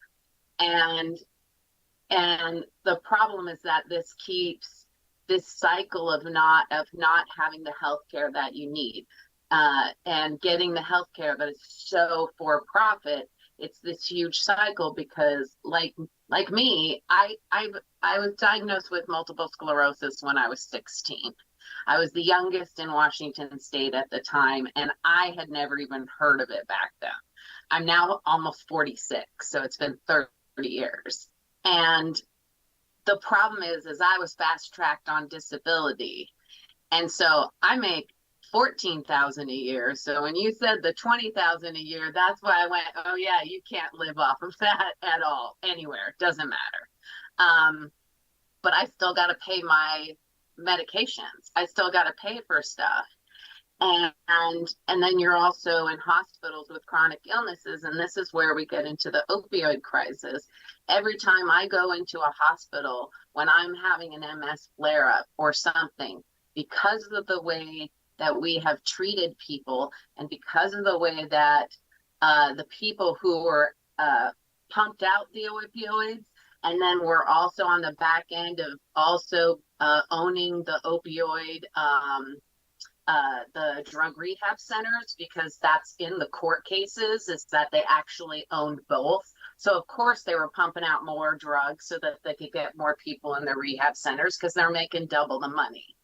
And this also affects everyone. So whether you are personally affected by someone who passed, I have a friend whose mother's, who has a stepchild, had died. And so it's not very close to me as with the 3 of you, which, you know, we're all sitting here very sorry for your losses. And it's the pure greed. It's that they're continuing to choose well, we need the money more than we care about your health. I have a medication that I have to take every 6 weeks that in January, it costs $16,000 every 6 weeks. And by March, they bumped it up to 20,000. I'm like, what happened in 4 months? That drug did not change. There was not better research. It's been exactly the same since I started it in 2020. And then now it's at 22,000, and we're only in September. That means in this whole year, they keep just raising the prices. Why? Because they can, and because our politicians are bought off, which is why they're making the money. Because if you look in every single organization and corporation, big pharma, who did they pay off? My senator alone, between 2016 and 2020, I believe, she had taken over $800,000 from the pharmaceutical. And then she kept, and she's like, well, I can't get them to negotiate drug prices. She's Patty Murray. She's the head of the healthcare board. She's Biden's second in command, and she can't get, she told us, she literally to our face told us she couldn't get a press conference. I mean, they just flat out lie because they're so corrupt because of the money. And what happens is there's this trickle down effect, because you have these people who are not getting the health care they need. They're not getting the stuff that they could get on a daily basis, that regular doctor that they get to go to, the healthcare team that they need, all of that, and to be able to have that therapist and to be able to have those things and to get the medications that they need. And if they have to have, the rest of it, well, that's with the therapist and all this stuff, and there's at least a healthcare team, so they have a chance. But we in this country are like, the only people who want to have a chance are the ones who have money. And so everybody else is thrown away. And this is why so many people turn to the streets for drugs, because how else do you cope with pain? I have literally said that there was a point when I was houseless, and everybody knows that if I literally ended up on the street one night, I would be dead because of my health. And if I was lucky to have been able to couch surf, if I couldn't take the medications that I take, I can't have this conversation with you. I can't get out of bed. Those medications that I take, it's like it's a meal. We joke, there's a lot of vitamins and stuff, but they're very expensive and they make so much money off of me. But if I was houseless, which is one emergency away, that's it. I'm not taking that. Where am I going to go? First thing I'm going to go to is heroin, because that's going to solve my problem. And I can get that for cheaper. And I have to risk the aspect of fentanyl in it. And that's what, you do to survive, because they don't understand that healthcare is a human right. And if we're not taking care of people at the base of it, then we wonder why there's all these problems. People who are not having issues in one way, physically, mentally, or emotionally, don't just go and try drugs and then all of a sudden they're like, oh, I'm addicted forever. It doesn't work that way. That's not even how addictive behavior works. There has to be more to it. So I appreciate you getting the conversation going. As the whole time you're talking, all I can think to myself is like, man, there's so much money in the system, but it's just morally bankrupt. Like, they could use it for the right reasons, right? We talked about earlier the military-industrial complex, the military budget. Think about how much that could go to mental health and helping with a lot of these issues that we're talking about. So, yeah, absolutely. Kimmy, Jody, one of you guys want to jump in? Kimmy? I was just gonna talk to the ag side of that aspect, I guess. So actually farmers have like one of the highest suicide rates.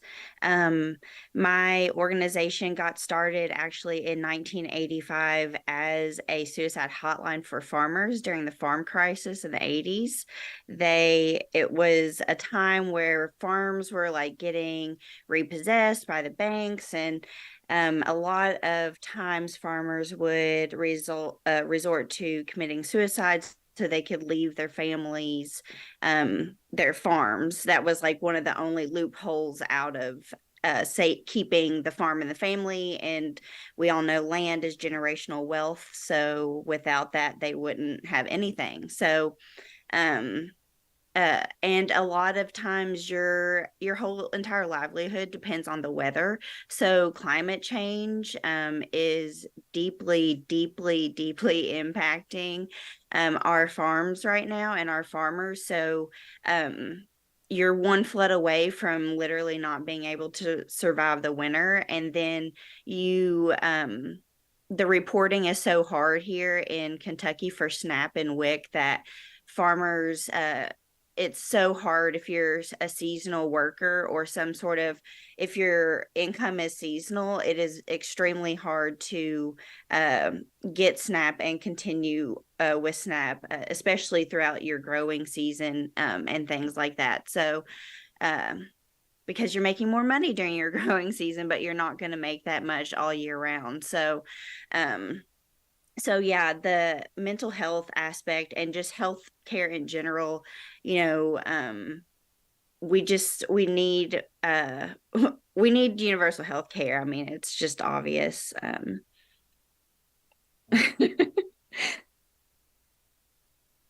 Yeah, I'll just piggyback real quick. I think it's amazing to me. This is kind of like the big realization and the thing that is happening below the surface, and you don't want to be like conspiratorial or anything like that, and like what, but none of these things make sense. This certainly isn't focused on the individual. We are certainly not designing a program that is based on how do we make people well and secure, and all of these things we talk about. It's the classic Maslow's hierarchy of needs. This is the base level of what we need for security as human beings to be able to move on up the pyramid or whatever.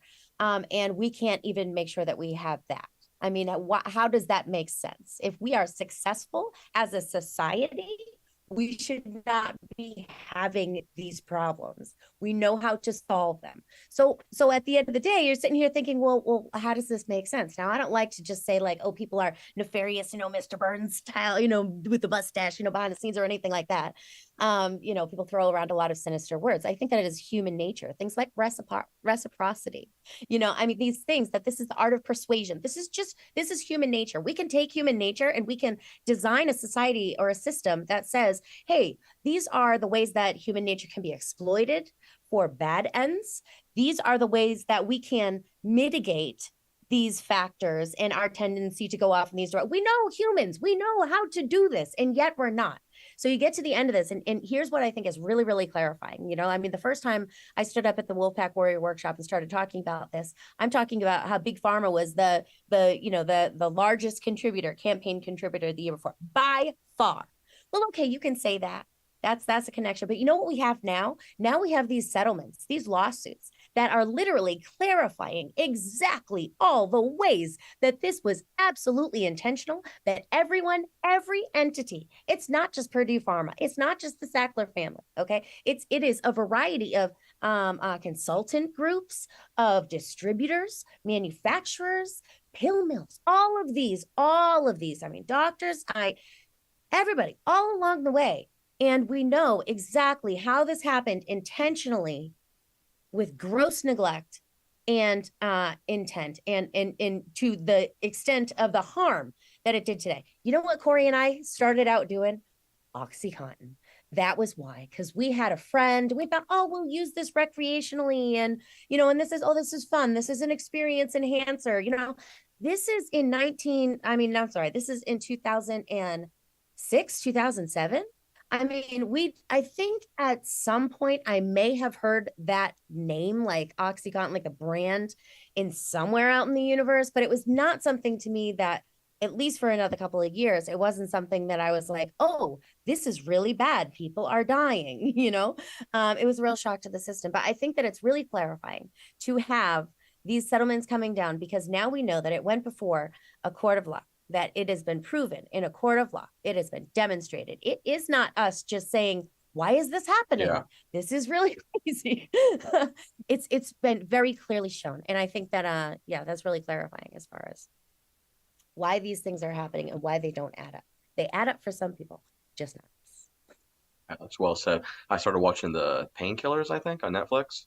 I got in like the 3 episodes. I had to take a break because I was just like so infuriated. Like I know it's also a dramatization, but like still like it could show your blood boiling for sure. I want to stay on that topic actually. Like more specifically, you were talking about connections, right? And what I see happening a lot in the world today is Americans are making connections, right? But not completely because these things don't get talked about as deeply as they need to. So I see the bad guys coming in and trying to finish making these connections, but to the wrong stuff, right? And then we find ourselves in a situation where we all fundamentally agree the system's corrupted and screwed and we're not really getting what we want out of it, right? But then we're fighting with each other about everything else, right? And it's by design. So let's just like try to get into the weeds, honestly, as much as we can. I know we're like kind of on the spot here, but yeah, are there anything else that you guys can think of in your line of work when it comes to opioid crisis or farming, big agri, the healthcare industry or MS, where you can see maybe something that's not so clear to somebody else, but is infuriating, hurts people, and it's all because we either have an unresponsive government, greed, and or corruption, which, for just being honest, those are kind of all the same thing, just different words in today's politics, unfortunately. Yeah, go ahead. So, real quick, Coca-Cola spent over $350,000 against our GMO labeling campaign. Just to label, not to do anything, just to label. And they spent that much money in all this advertising about how it was going to ruin everything and it was going to, do all this damage and all this food was going to come off the shelves and all this propaganda. They use so much money to advertise and do all this stuff and shove all this lies and propaganda into people's faces that it makes it really hard when you've spent all this time on the ground and then you're fighting against that kind of stuff. So that's, and they're lobbying. They have full-time lobbyists down in the state capitals and in the federal capital. Every single company has not just one, but a team. And they do that because that's how they want to get, that's how they get their products in the stadiums. That's how they get their particular tax breaks. That's what you look at. Coca-Cola was a huge donor in all the political campaigns, and a whole bunch of other things. I mean, you have to really look at, Anheuser-Busch and all these kind of other big, where is their money going? What campaigns are they getting involved in, and who are they?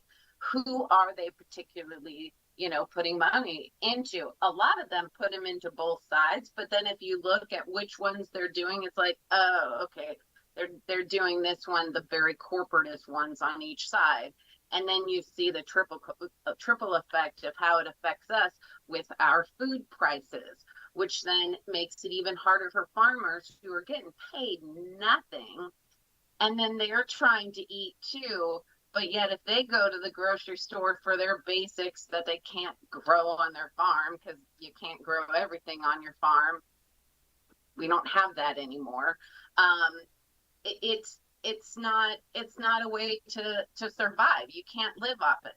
Anybody, we now finally have places like Food and Water Watch that got a new CEO. I think she's the new lead. I might have her title wrong or their title wrong, but they went through it and they're like, no, we're done doing what the big donors tell us to do because it's not getting to the people that need it. We've talked to the mutual aid people and none of the houseless people are getting enough food. These food banks aren't even getting it all. And if we look at grocery store after grocery store, what do? They throw pallets and pallets of good food away in dumpsters. People raid the dumpsters all the time. Oh, but a lot of places, they make that illegal. They make just surviving and eating illegal. But then how are we supposed to eat? And then the campaigns that whoever puts the most money, you'll find that they're what they want. If they want their chemical to be okay. Agent Orange, which was done by Monsanto. Monsanto was running our food for a long time, and then they changed their name, and so now they're kind of still running it, but they're under different names, and so it's harder to find them, but they still have the influence, and they're still the ones that put chemicals in our food so that people like me can't be healthy in the United States. I go to other countries and all of a sudden I can do so much more. My body's like, oh, finally food. And trust me, I eat a lot of bread, a lot of cheese, and a lot of stuff, and I'm great. But I take a piece of cheese here, and I'm already, even the organics, even on the farms, because it's in our soil, it's in everything. And it's not fair to the farmers because they're just trying to create food so we can eat, all of us. And yet we don't even treat them well. And then then you get into the immigration aspects of it, where, you know, a lot of people who are immigrants are, you know, coming in and working on the farms. But then, you know, if you're down south, you know, they're making all these racist policies and immigrations. And look what happened in Florida, where they lost all their immigration workers and all of the Latinx of descent workers. They just all went on strike, construction, farm, everything, crops done, because the people are done being treated this way.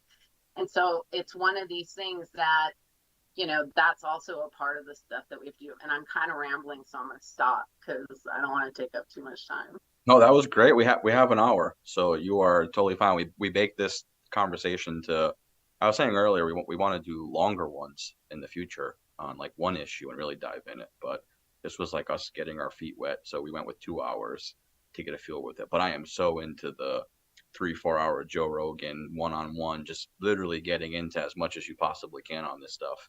I think is critical, because yeah, I'm just getting frustrated with so many people getting stuff like half right, and then the other half is like anger and yelling at each other. And yeah, I know it's a simple-minded way of how I look at it, but I don't think it's that. I don't think the people who are corrupting the system are that smart, I guess. I think we give them too much credit sometimes.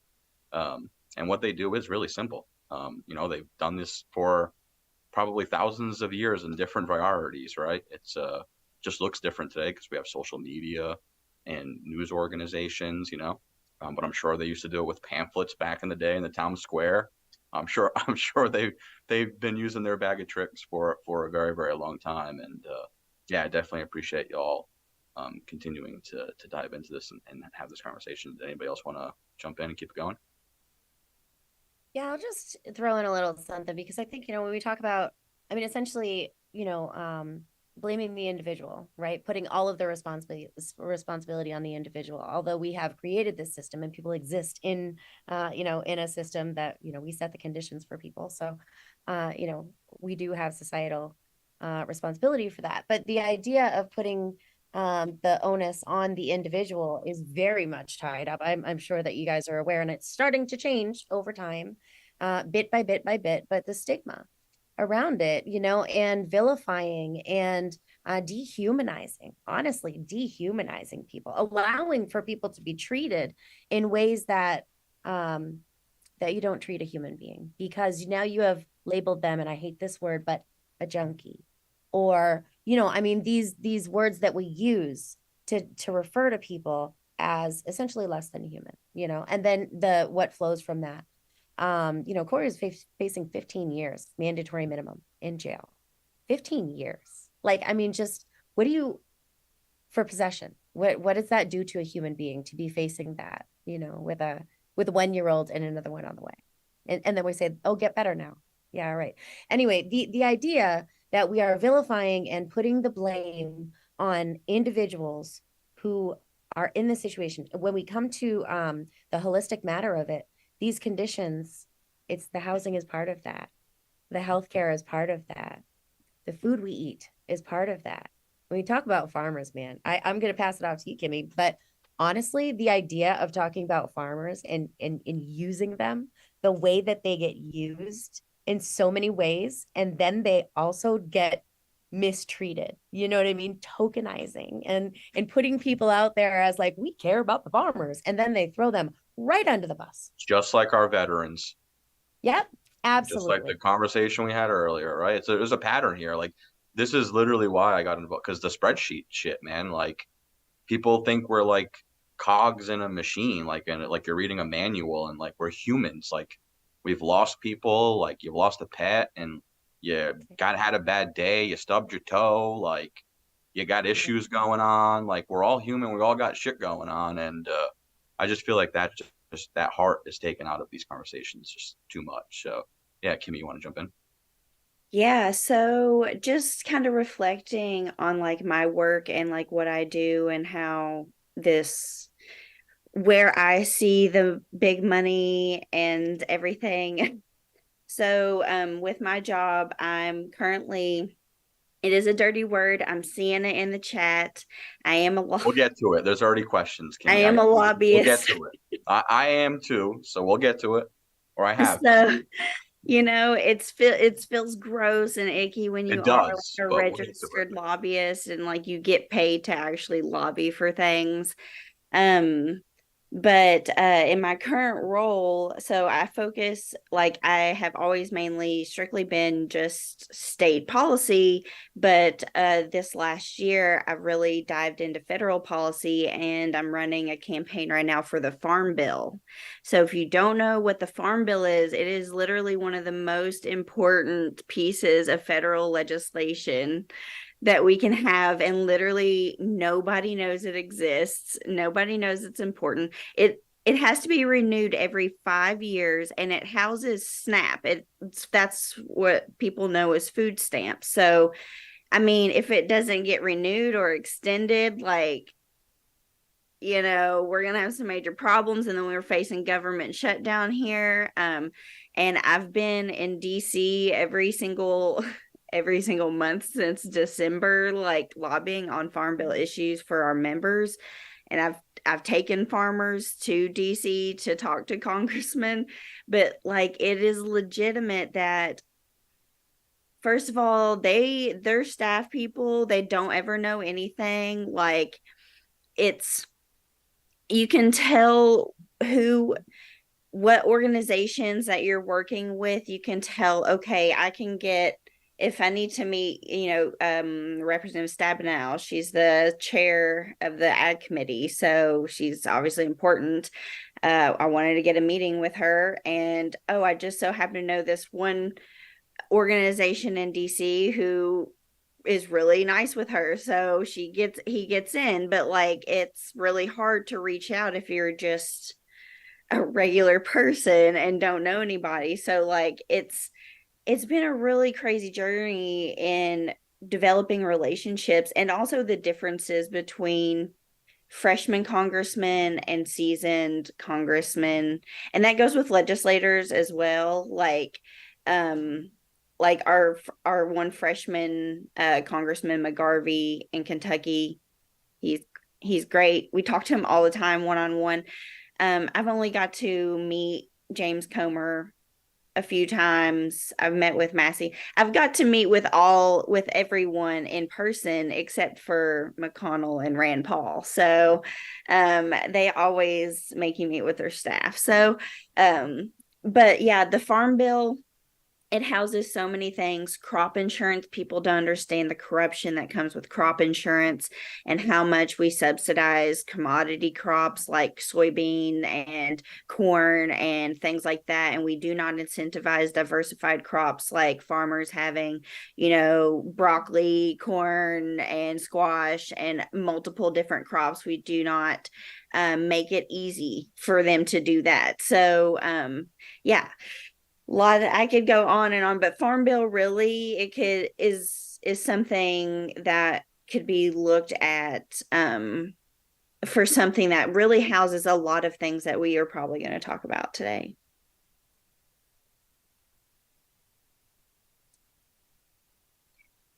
Yes, it is true. Farmers do not get paid to grow crops unless you're a part of like a government program of some sort, and then you are entered into getting, some sort of stipend or incentive from that.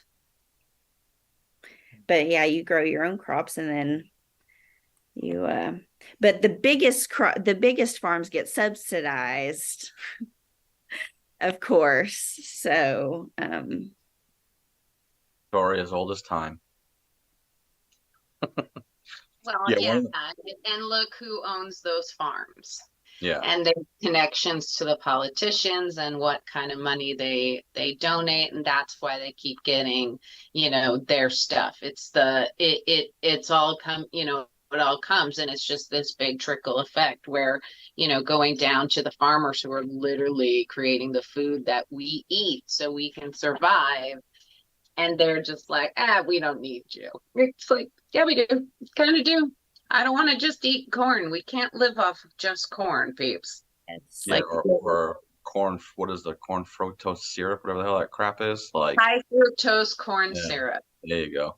Like I've been going down the internet rabbit hole of videos of like comparing American food to other countries, and if that shit don't get you angry, I don't know what does. Because they compare like cream of wheats in Europe, and it has like 4 organic ingredients, and then the one in America has like 15, and it's like phosphate number 2 and red dye 3. It's like, what is all this? And well, I haven't been out of the country too much, but my wife travels quite a bit for work for Costa Rica, and I was lucky enough to join her recently on just like a long kind of work trip. And yeah, it was so weird.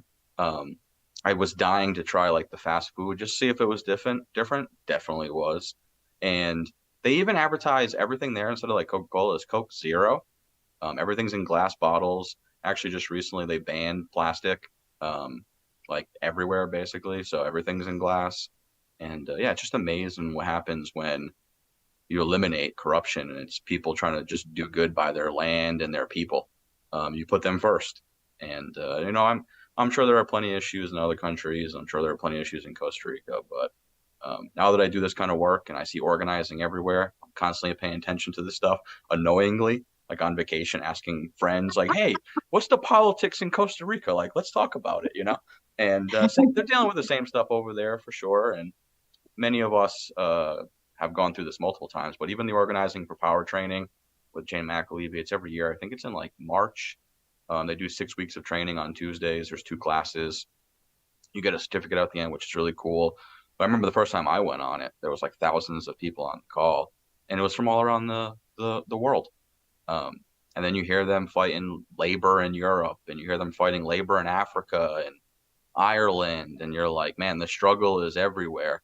But the thing that I really take solace in is a lot of the times growing up, we're all like living the idea of America being the greatest country, and I still think that to be the case. But like, you can't not be the greatest and say you're the greatest. Like, we have to earn it, And other countries have looked at it like this for a very, very long time. And I would like to be the beacon of greatness and aspiration, but unfortunately, right now we are not. I go to other countries and I ask them about politics in Costa Rica. You know what happens when we start talking about politics in America? They start laughing. And it's like somewhat embarrassing to talk about American politics to friends in other countries. So not ashamed of this country at all. I think all what we're doing here is literally the bravest and most patriotic thing you can do is try to save your country. Like, I know no one wants to be here if we're just going to keep it real. Like, I love you guys, but it's Saturday at 6 o'clock. My wife's upstairs watching TV, could be chilling, but we got to do this because who the hell else is going to, right? So we need more folks in the fight for sure. More Kimmys, more Joels, no more Jodies, if we're going to be able to pull this bad boy off. So sign up if you can. And yeah, we're going to keep this conversation going. We got 45 minutes, and then we're going to leave the remaining of it for questions. So I already see people putting questions in the chat. Definitely keep them coming, so that way we can make sure to answer any questions you have about any of these topics or anything you want to hear from the guests here today at all. So we're going to pivot a little bit, not a ton. It gets heavy talking about this stuff. I know I jokingly said earlier, when the more and more you do the work, the more and more you realize how bad it is, which can definitely be deflating and sometimes also motivating, especially when we have these conversations, for sure.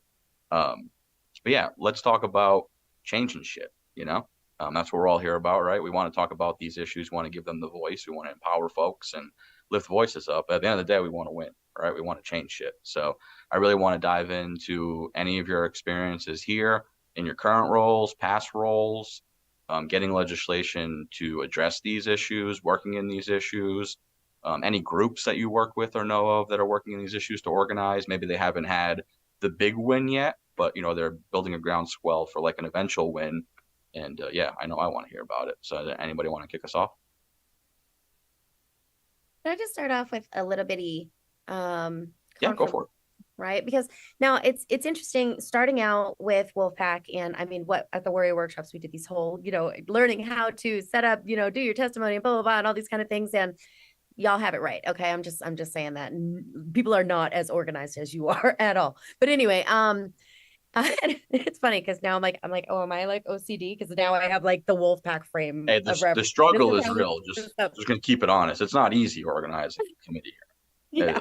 Well, let me just say this, right? One of the things that, you said in the call earlier today, and I know focused on, of course, when you're planning out, okay, people are going to testify in committee. Well, we're going to make sure that all of the bases are covered, right? Each point, the main points that we want to make sure that we cover, we're responding to people's concerns and things like that. And so we design our testimony, not only individual testimony, but as a collective, so that all of our testimony kind of focuses on, covers all of the bases. I remember, I think it was last year, maybe it was the year before, talking about, doing a half hour or whatever, Ronnie and I actually, about, talking about how you connect with people, right? The oxytocin. I remember this, right? Ronnie knows. But anyway, you're talking about how do you connect with people? Because like this, I just want to review really quick. The amazing thing is that the same hormone that your body produces when you have a baby and you connect with that baby is the same hormone that is elicited in people when you connect with them, when you are telling them a story and it connects with that person. Now, we say these things at Wolf-PAC. I want to kind of give some confirmation now as a person who is actually in the legislature and is the person who is a legislator listening to these committee testimonies, listening to the, during the public hearings, right? Because now I get to see it from the other side. And I want to tell you one quick thing, right? We are very, very close. So we're 50-50, right? Our committee has 20 people and there's 10 and 10. It's everything. The whole house is within one, you know what I mean? Everything is very, very close. So we have to do a lot of working together.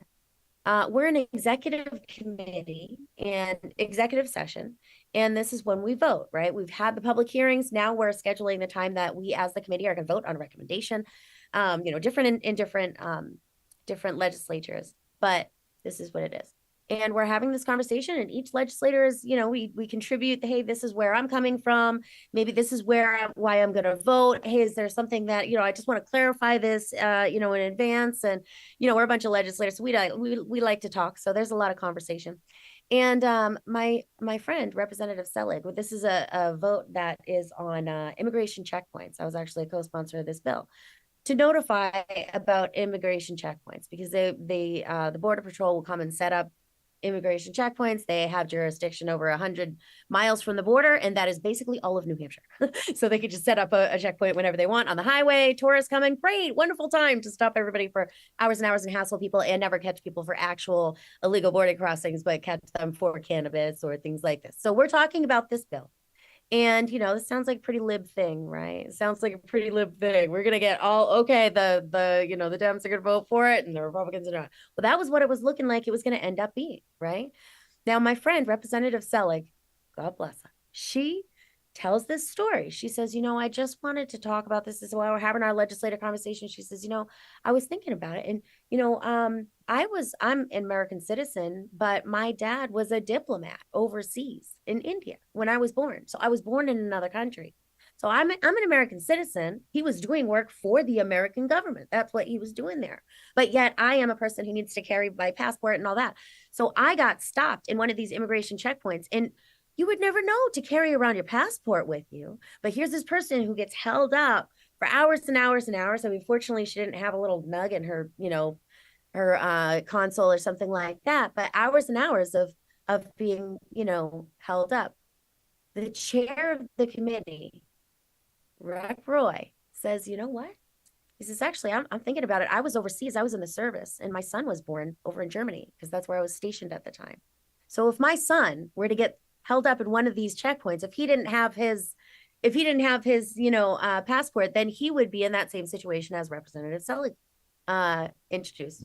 Now, just this telling a story about a human moment And she would have no idea that his son was born over in Germany. She would have no idea that this was actually going to connect to the chair of the committee. And then he said, when somebody's got their mandate, this is how we're going to vote, but, he says, vote your conscience. I think I'm going to vote for this bill. And we ended up passing it 14-6, 16-4, actually, I think, with a recommendation to pass. It passed the House, passed the Senate. It is now law. I feel like it's a really good example of what sharing your unique human experience, the difference that it can make in these kind of decisions and things like that. So anyway, I just wanted to share that. I thought it was really cool. That's fantastic, honestly. And the only thing I will say here to anybody listening to this is really focus on the personal, right? Because there have been a million times when trying to help volunteers with committee hearings, and we say, hey, really hammer home the personal. Like, talk about anything, like your generations, like honestly, how Kimmy opened up about being from farms and like her whole history in Kentucky. That's bread and butter to legislators in Kentucky. I'm sure that's why she's so good at saying it, honestly, besides being awesome. But this isn't a critique. This is a push, honestly, because I think most people hate talking about themselves. And that's understandable, right? But really try to think about what matters to you in your community, even memories growing up at schools. You'd be amazed on how any of these little things make a huge, huge difference. Being able just to connect with people and stuff. I remember learning from Allison when we used to do like lobby training, pick up like body cues and like cues in the office. I still use that stuff, man. It totally works. In Nebraska once, the chair of the committee, we made this huge connection because he's a Republican and he had JFK on his wall. And I'm a huge JFK guy. I even had JFK socks with me. So I was like, ooh, next time I see him, I'm wearing those bad boys. But we totally bonded. We didn't even talk about anything, Wolf-PAC, nothing. The minute he sat down, I was like, I have to ask you, sir. Huge JFK fan. So I knew anything he threw at me, I could answer. I've seen a bazillion documentaries, read books, like Bobby and JFK. So wound up talking for like 45 minutes. And he's no longer the chair, which is unfortunate.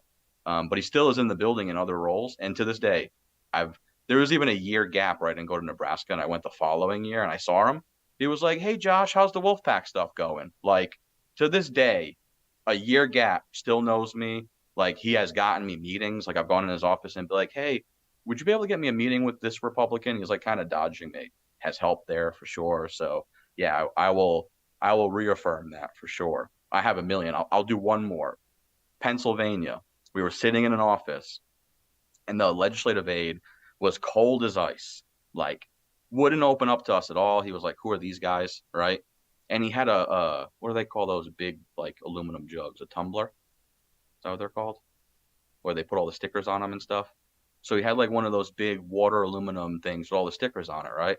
And I noticed a brewery and I'm with Mike, our former director, who was like a huge IPA snob and like loves breweries and like that's his life, So I just asked him, I'm saying, hey, we're not really from the area. I see you have that sticker on your container. My buddy here is a huge IPA snob. Like, I'm sure you guys could start kicking it off talking about this for like 20 minutes. Is that the place we should go to grab beers afterwards? The whole entire meeting changed. Like, we talked about that for about 5 or 10 minutes. And then all of a sudden he was like, all right, what can I do to help you guys? Like, it was almost like we restarted the meeting. And then we got the meeting with the chair that we needed. Like, yeah, so I don't mean to drag it out too much, but this is all an emphasis on your own internal power, right? And if anything we can do here is like, can't really unlock it. You have to do that yourself. You have to be willing to unlock it. But whatever we can do to try to charge you up and help you get after it quicker with like resources from committee hearings and things that Kimmy and Jody have mentioned, we will do our best. But yeah, I appreciate you sharing that, Jody. That was awesome. Kimmy, it sounded like you wanted to jump in. I kept seeing you like. Sorry, I'm sitting in this chair and it's like squeaky, so I'm trying to like. Oh, position. Yeah. No. So I think we were talking about like fun wins and things like that. And I guess I'll just add my win.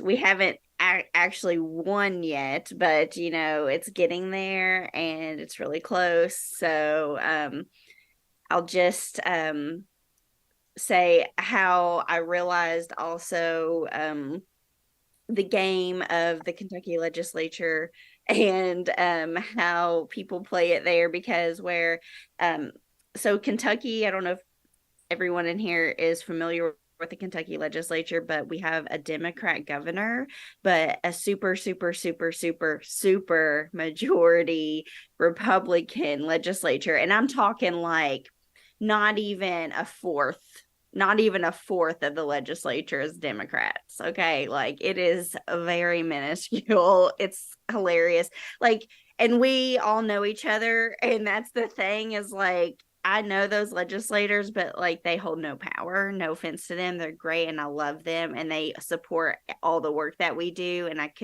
they always vote yes for us. And, and we have those relationships, but unfortunately they just don't hold any power in our legislature. But so with my bill that I'm currently working on, my win would be it was House Bill 384 this past session. And what it is, we want to create a fund that would allow nonprofits to leverage money in the fund for matching grants, for matching federal grants, for feeding programs that would help directly impacted people and farmers. So we run programs like Kentucky Double Dollars, which is if you're on SNAP, WIC, or a senior, you can double your money at your local farmers market. And so you spend $12, you get an extra $12 to spend. And so my organization runs that. If we pass this bill, it's $1 million program. So that means my organization has to somehow find a matching $1-for-$1 million for this USDA program. That's virtually impossible for many, many nonprofits and many organizations to be able to run these programs. So our idea is to have this fund. The state puts money into it, and then we are able to leverage those funds for those federal dollars and those federal grants to make sure it's going to local farmers and to make sure that it's feeding people who need the food and who need access to healthy food as well. And so it's really hard, you would think, you don't really go to there and say, hey, you have to approach it more of like you're helping the farmer, because then you're like, I don't really necessarily talk about SNAP a lot in my conversations with Republicans, unfortunately. It's more about the economic impact these programs have. That Kentucky Double Dollars program I just mentioned, it's return on investment that the University of Kentucky did a study on the program, and it was 8-to-1, $8 to 1. So the return on investment was absolutely insane for this program. And that is what Republicans care about and want to hear. And we had farmers taking home $30,000, hiring extra help after participating in these feeding programs. So it was basically a no-brainer. You have to create this fund, because otherwise, right now we're only in 70 markets. Imagine if we're in 120 markets by next year, and we're only in 5 retail stores. Imagine if we're in an IGA in every county in Kentucky. How much economic impact that could be just by creating this fund to leverage these federal dollars. So I got a sponsor. He's really great. He's just an old head. He's been in the legislature for literally years and years, and so he holds a lot of power. He's not necessarily leadership, but he's just been there and everybody respects him. So we've been working on it for 2 years. We didn't get it introduced. This last session, we got it introduced literally the day before the deadline.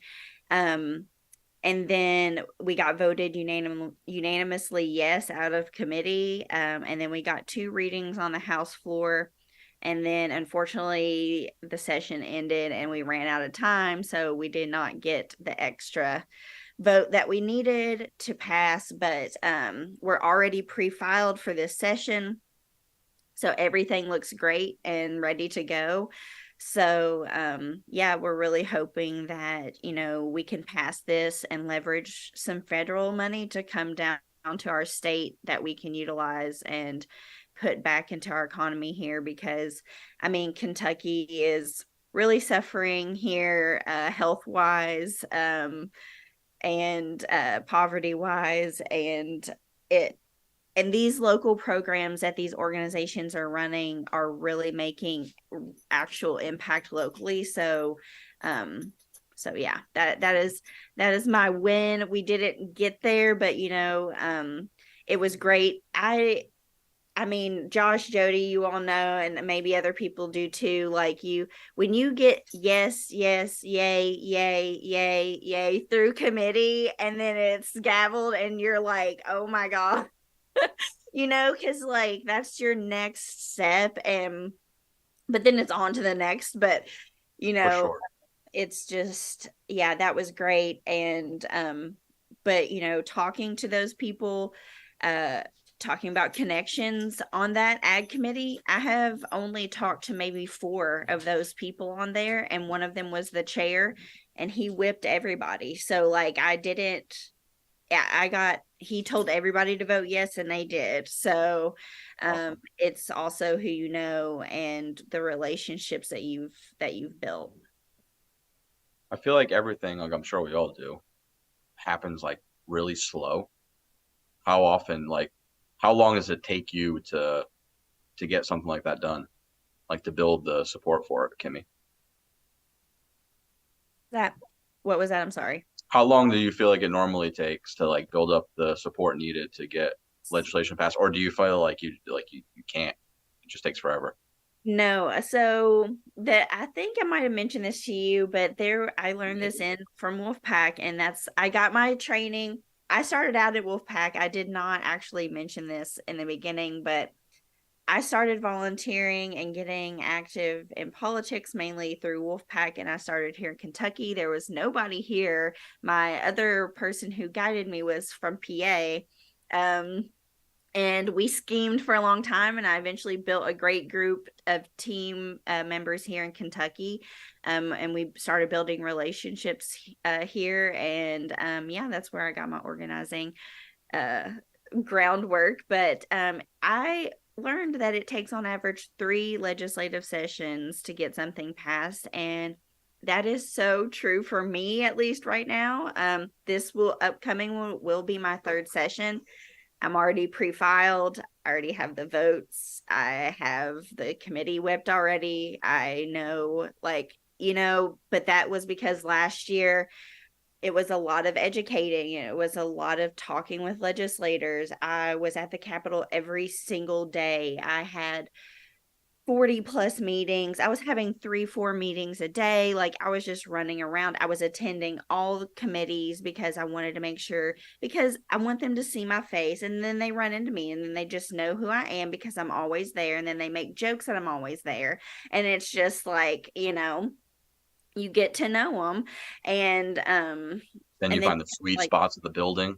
Yes, we always hang out in the library. In our Kentucky legislature, we do have a lobbyist room we are able to access that has refreshments and a sitting area, but I do not sit in there. I do not know who sits in there. Actually, I don't know where it is in the Capitol, and me and a fellow lobbyist asked someone, and they literally just walked past us like they didn't hear us. We're like, do you know where the lobbyist room is? And they were just like they weren't allowed to tell us, and we were like, is this secret society? I don't understand. So but I don't hang out in there, but yeah, so doing that is awesome.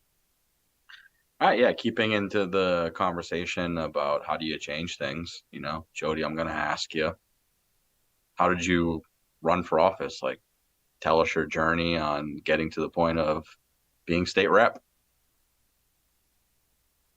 Well, so I mean, so I was already involved in political advocacy, issue advocacy, obviously campaign finance reform. I also advocated with Rights and Democracy in New Hampshire, which LeMay, who was on here earlier, he's a good friend of mine.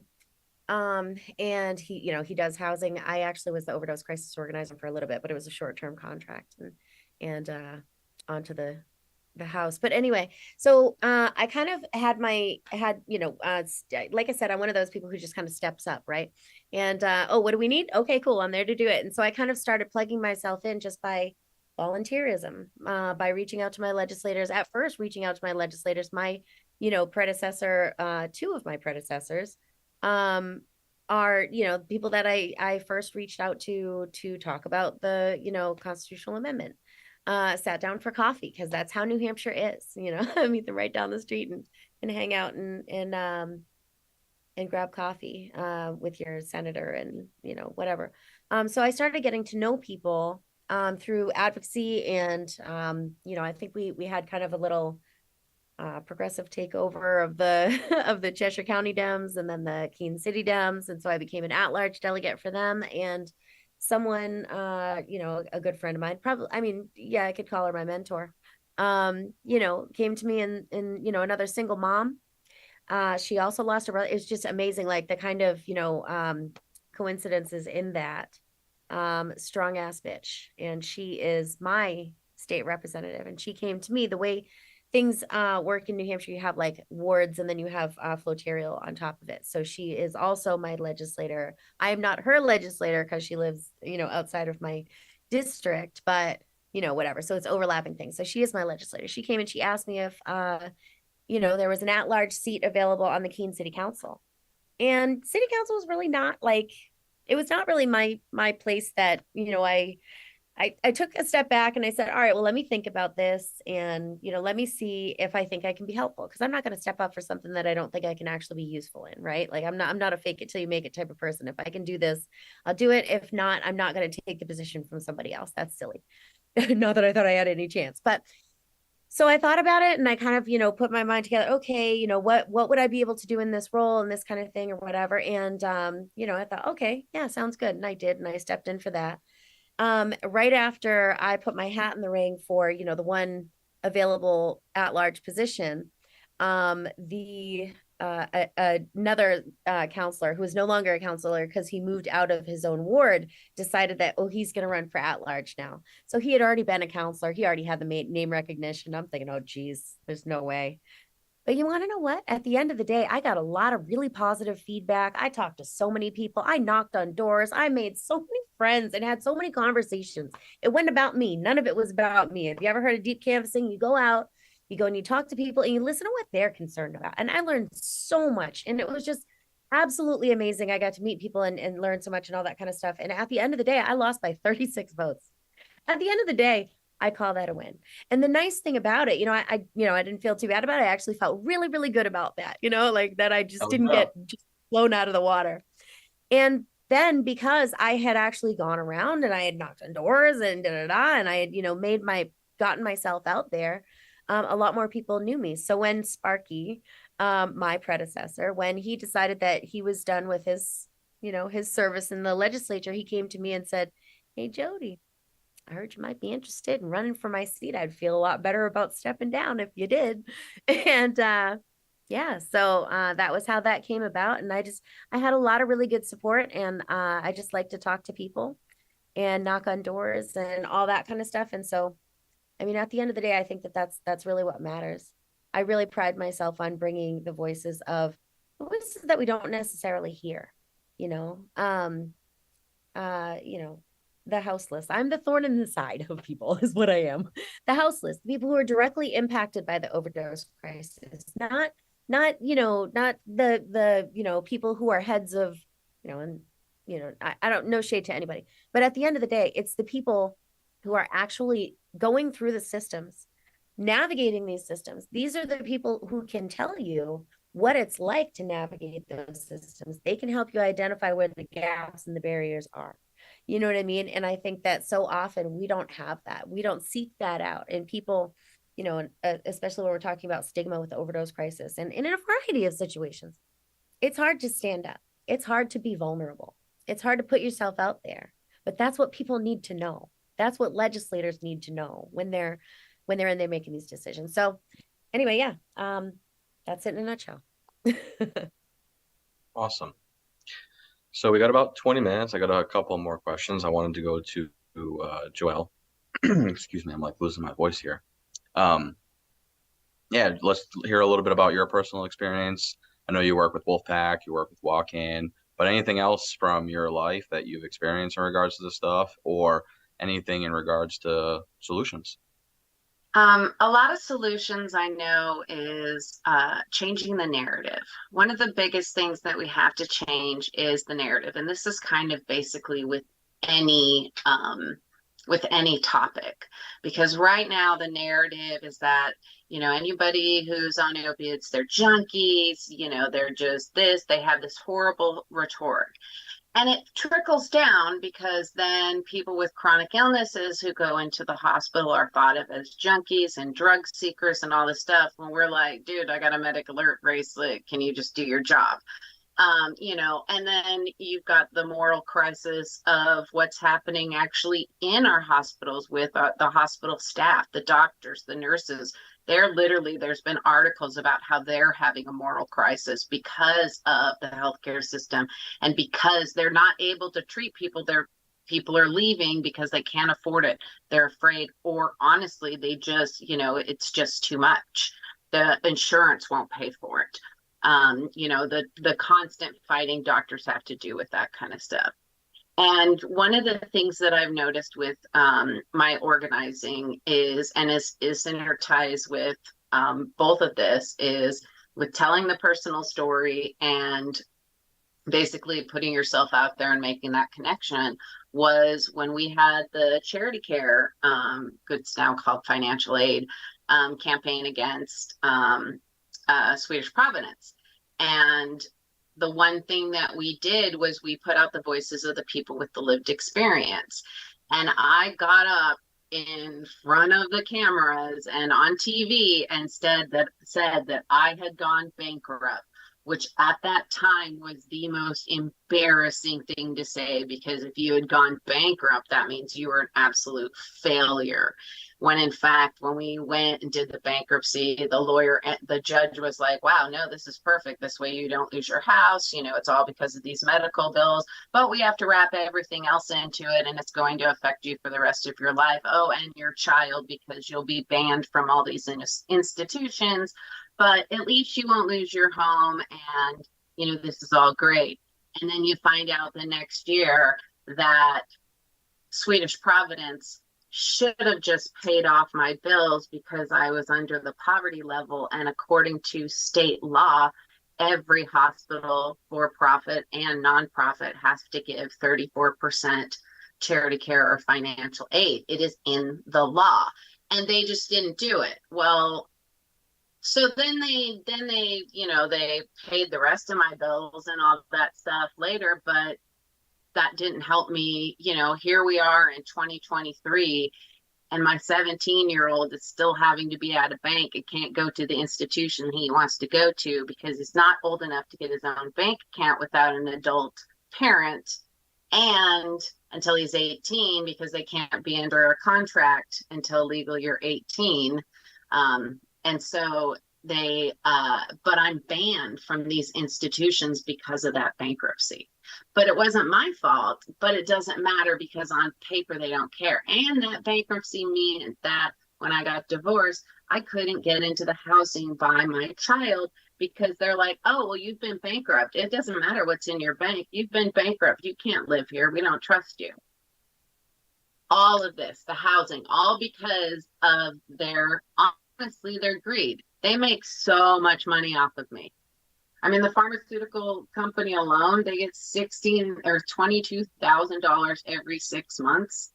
Like, I mean, it's these things, and then they wonder, you know. And so one of the big things that we did was we put these stories out there. We had the people coming. We sat down with the legislators. We do have legislative coffees here too, so I'm actually excited they're about to start. Jody. So I always love to hear about those. Ours are like 15 minutes, but whatever. But one of the things that we do is we talk about these things.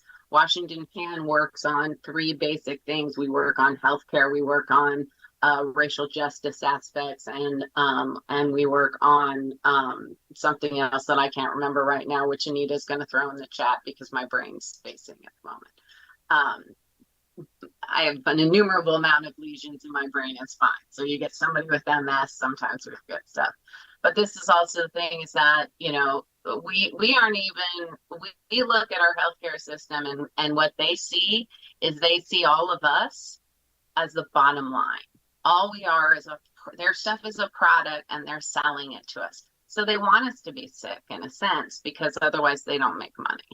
And so that's why they make things more difficult. And that's why you don't have people going to your regular doctors. And even now, my regular doctor who doesn't take Medicare is now not going to take AppleCare, which is the ACA healthcare.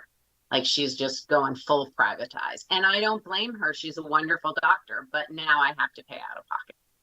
And it's because she's not getting any money, but it's also because what did they just do under Trump and then Biden streamlined it? They privatized part of Medicare. So don't get Medicare Advantage, no matter how much they say it's so much better for you. It's actually the privatized part of Medicare. So like we don't even have that anymore. And that's our money that we've been putting in our whole life. But they're privatizing everything because just like, we talked about, so it's getting out these stories. It's talking to all these people. It's making the connections. It's constantly talking. I am never not talking about stuff. I'm constantly talking about. And then when people say they're not going to vote, and I say, I get it. I get it that you feel like your vote doesn't count, but wouldn't you like it to?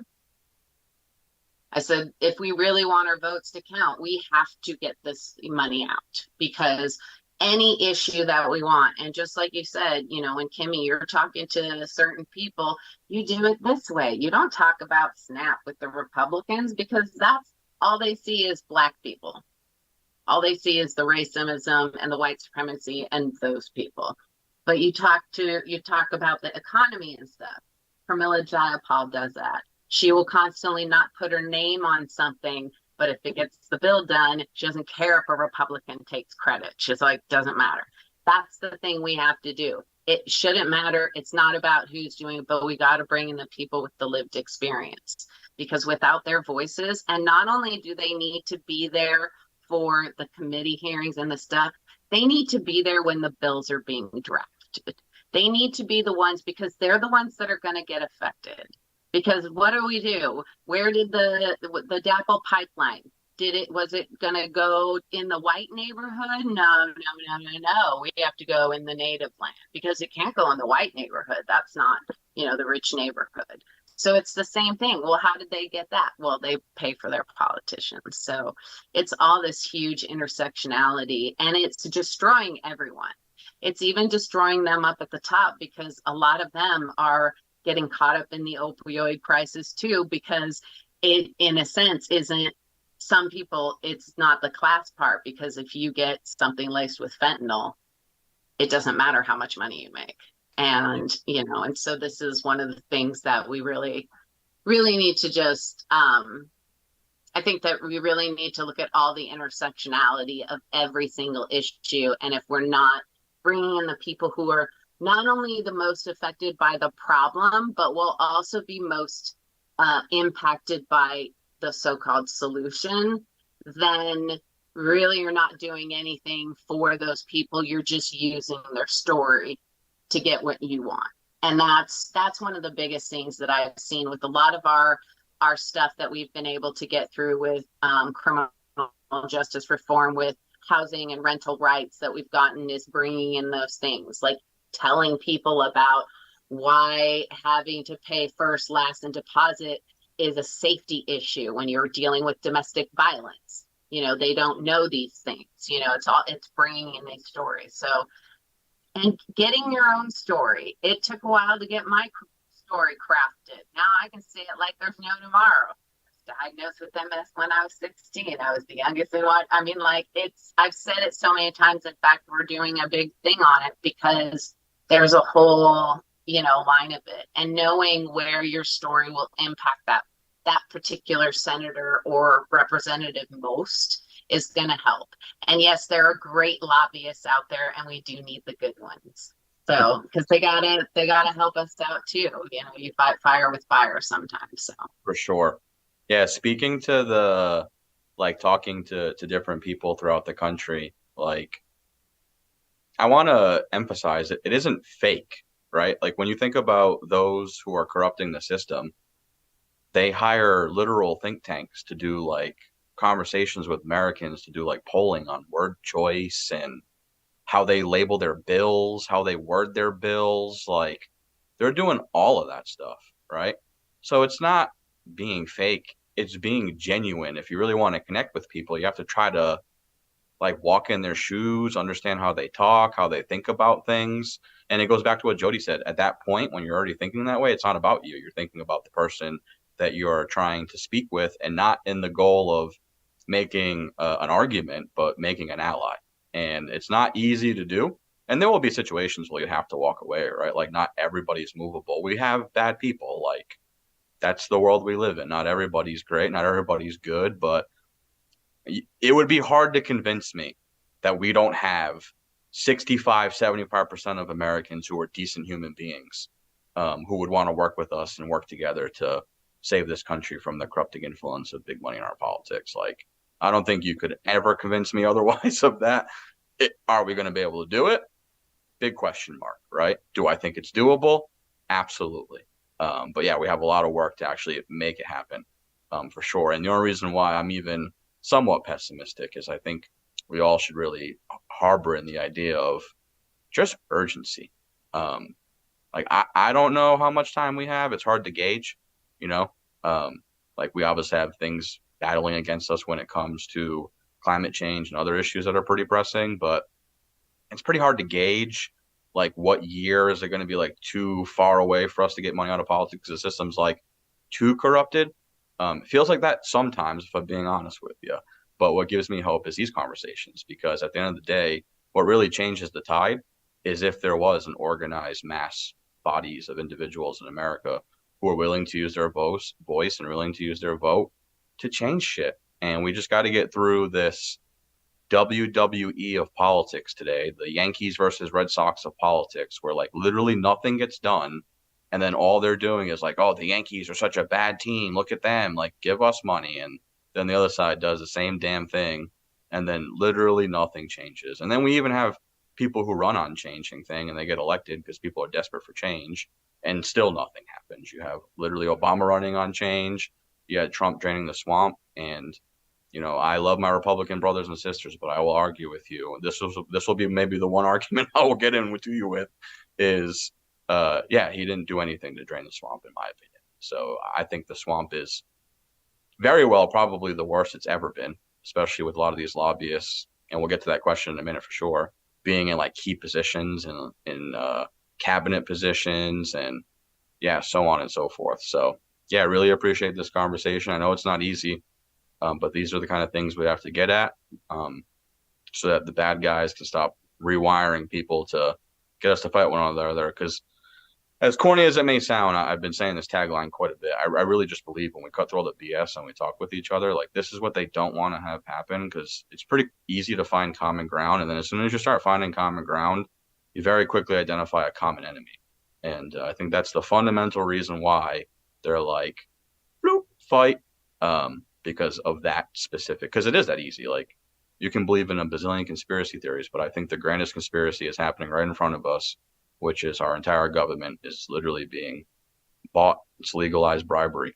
It's courtesy of the Supreme Courts. So a lot of work, excited. We can get to some questions, but before we do the three of you want anything you wanted to add before we wrap up and get to any questions? And if you have questions listening, please put them in the chat so I can make sure to get to them. Any closing words? Any plugs? I just want to say I personally don't think it's a good versus bad thing. I think it's an information versus lack of information, because I think that the majority of the people that don't really understand the level of the corruption and how deep and far it goes would be more on board if they understood that. But they just are like, oh, yeah, you go into politics to make money. That's, of course it's that way. Oh, you have to have a lot of money to go into politics. And they just kind of have that, well, or this is the way it's always been. This is the way it's always been. And so they're kind of sitting on the sidelines. Or there's people that don't want to talk, or I don't get involved into politics. And I'm like, well, politics is life. You eat, well, look at the way your food is. Oh, you live in a food desert. That's not a food desert. Deserts are actually created, by nature. This is on purpose. This is because they did it that way, because that particular grocery store didn't think you'd make money. It's those kind of things, which that hurts the farmers in those areas when they have those kind of food deserts and stuff like that. And we get back to that intersectionality. Kimmy's over like, food deserts, hello, farmer stuff.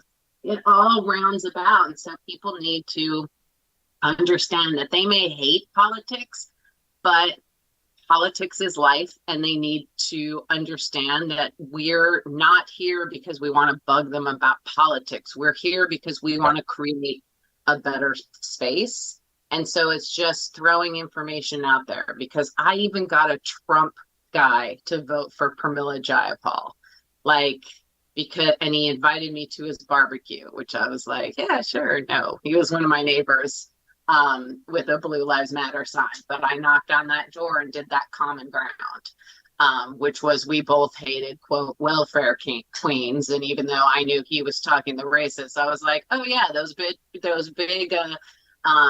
rich guys that are doing the gold toilets and taking our money. And he's like, and for their third yacht, and he's like, yeah. And I was like, well, Pramila Giles getting them up, I mean, so we have that same thing. I think that they've just been, a lot of people in some senses, like half my family in Kansas, they have the understanding that only this side, or only that they actually have their best interest, when, as we know, they're shooting them in the foot. Yeah, totally. When I say bad guys, my mind is always on the system of corruption, right? So for me, there's two big players in the system, right? There's the corruptors, and then there's the corrupted, right? So I think of like the corruptors, and they're all over the place. Like even in independent podcasts, people who purposely peddle misinformation knowingly for self-interest. Because you're right, I do think we're up a battle of information, but it's such a hard battle because there are literally people profiting from spreading misinformation, right? So that's when I say bad guys, right? Because they do use the emotion based, right? They do some of the organizing stuff we do, but then they flip it and they're like, no, the problem's the Democrats, or the problem's the Republicans, and we never really get to the heart of the problem because we're talking past each other. And I don't believe in coincidences. I firmly believe that's all by design. You want to have a fun night with some Wolf-PAC people when we do this in person and we have our after hours. We'll start getting into some other stuff, because there's some rabbit holes I could go down to for sure that just make me feel even more affirmed in this belief that I know it's not like a table of guys like coming up with this stuff, but it pretty damn close is to, honestly. Especially when you see the stuff coming out now with the Supreme Court judges going on these lavish vacations, and like it's absurd. It's all about access. You have a whole group of politicians who say we can't figure out healthcare, but meanwhile they have nothing to worry about because they have like the best healthcare in America. Well, I mean, a lot of our bills and stuff are tied to think tanks. Totally. And they spend their entire days figuring out and planning this. So they literally write the legislation and give it to the legislators. Like, here you go. Yeah, no, 100%. All right. Anything else, Kimmy, Jody? You want anything you want to wrap up with?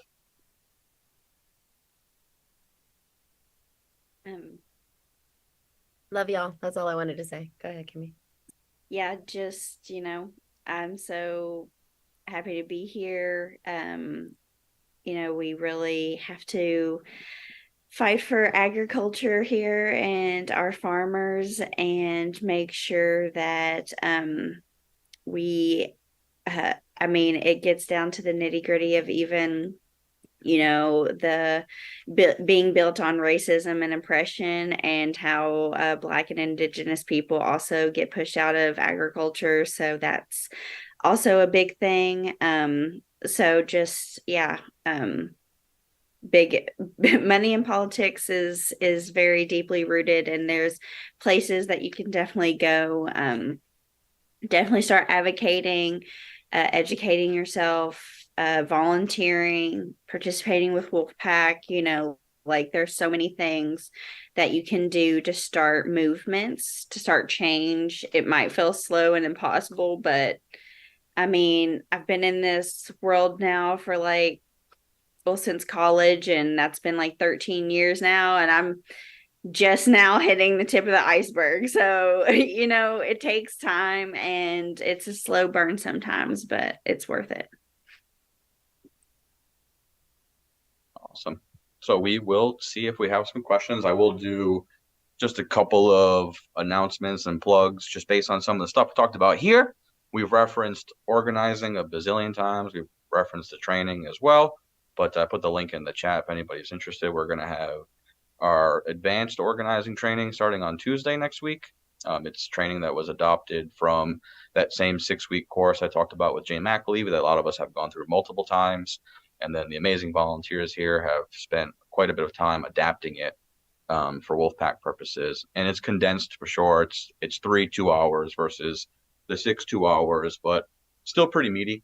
And we're still figuring out some of it, honestly, like with the charting and mapping for sure. A lot of that done in union context is actually done on paper. And yeah, that was the only part of the training where I almost pulled my hair out. I was like, everything's awesome except for keeping track of everything on paper.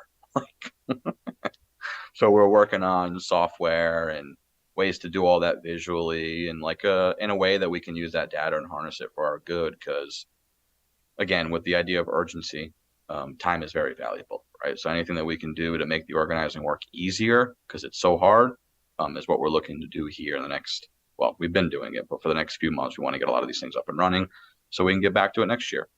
So I put the link for that if you're interested in joining the training, or if you're also interested at all, if this is still streaming and you want to join us for the remainder tomorrow. We are about a third to our goal. It's free, so don't feel obligated to donate, but it would definitely help.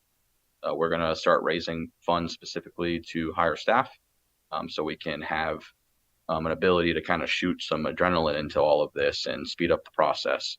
And then hopefully that part-time staff will become full-time staff, and that'll be another dose in the arm. And then hopefully that full-time staff doubles in size, and then we're really cooking with gas, ladies and gentlemen, because if we're going to save America, we have to have more employees in your local gas station. Just going to keep it honest with you. Right now we got one, so we got to do better than that. So anything you can do to help, share with your friends and family. Even if you can't come to the event, grab a ticket, donate a couple of bucks. It'll definitely help for sure, and we appreciate it. All right, let's see if we have any questions. I know I saw a couple. Kimmy, I think you might have answered one already.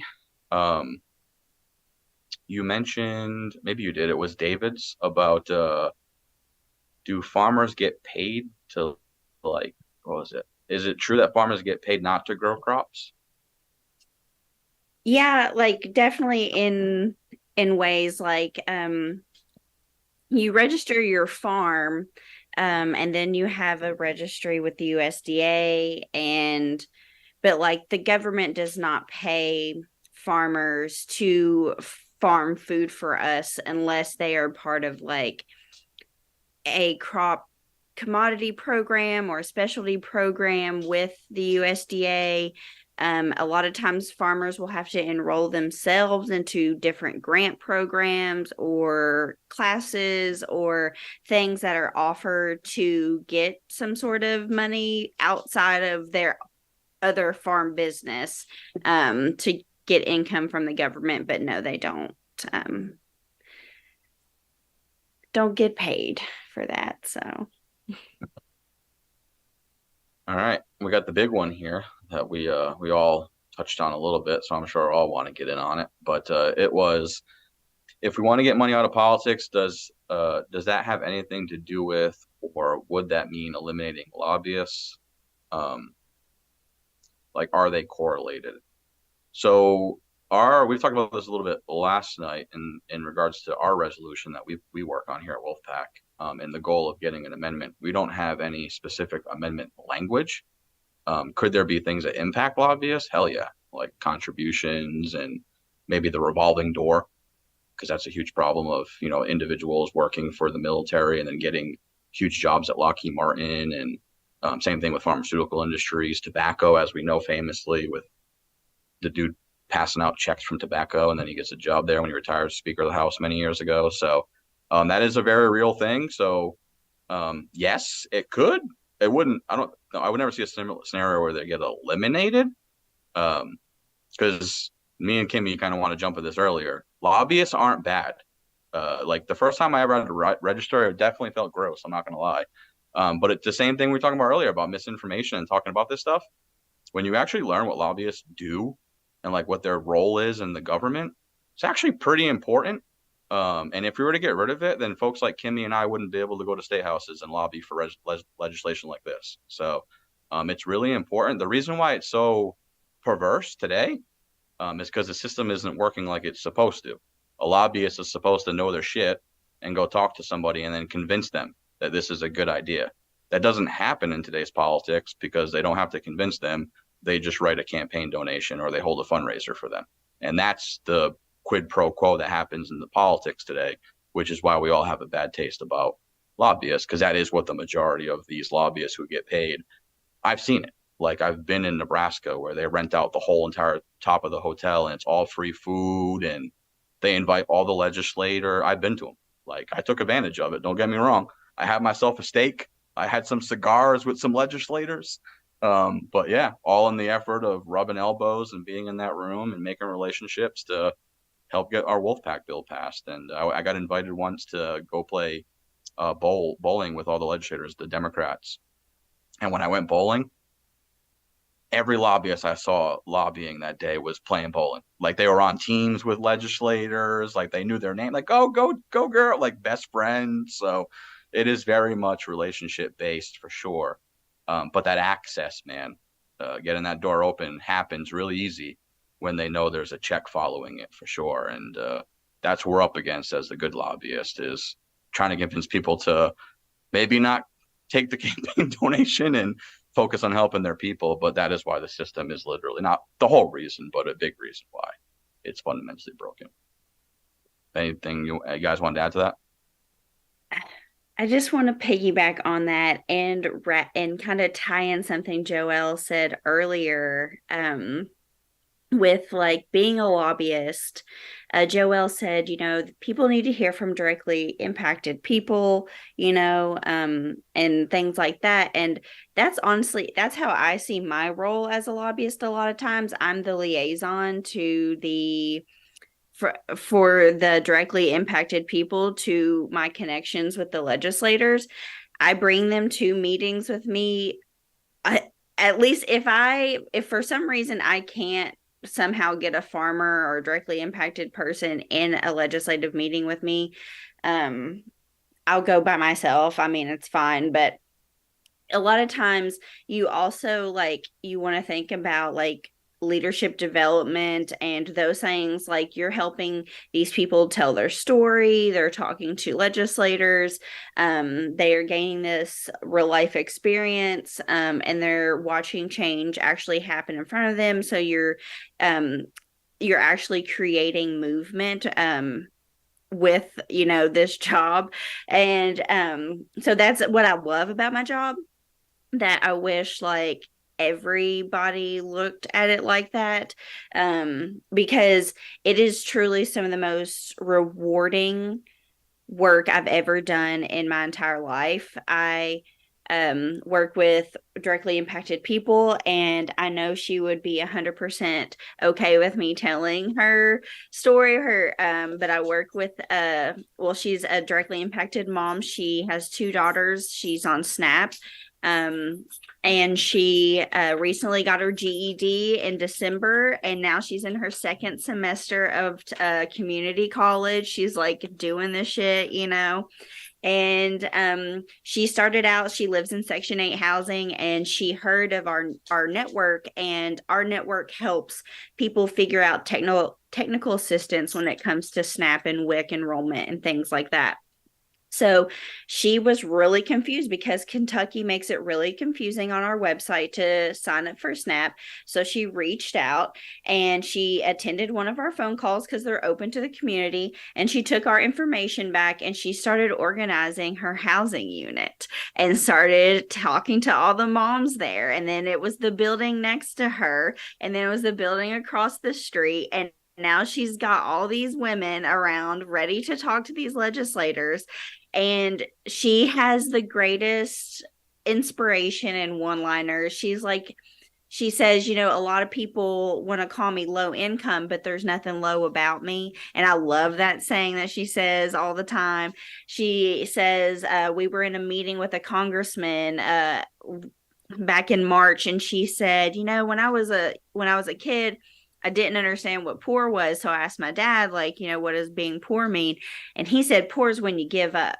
And so like she just has all these little things that you're like, and she uses SNAP. She uses these programs. She's in Section 8 housing, but she's a college student. She has 2 daughters in magnet schools here. Like she works 2 jobs. Like she is working really hard. She's organizing her community, and all of a sudden that meeting that she heard developed a leader who I met, and I had somehow had the connection to get her into meetings with congressmen and legislators and get her voice out there, because that is what my job is supposed to be as a lobbyist, is to grow that movement and help those people's voices be heard.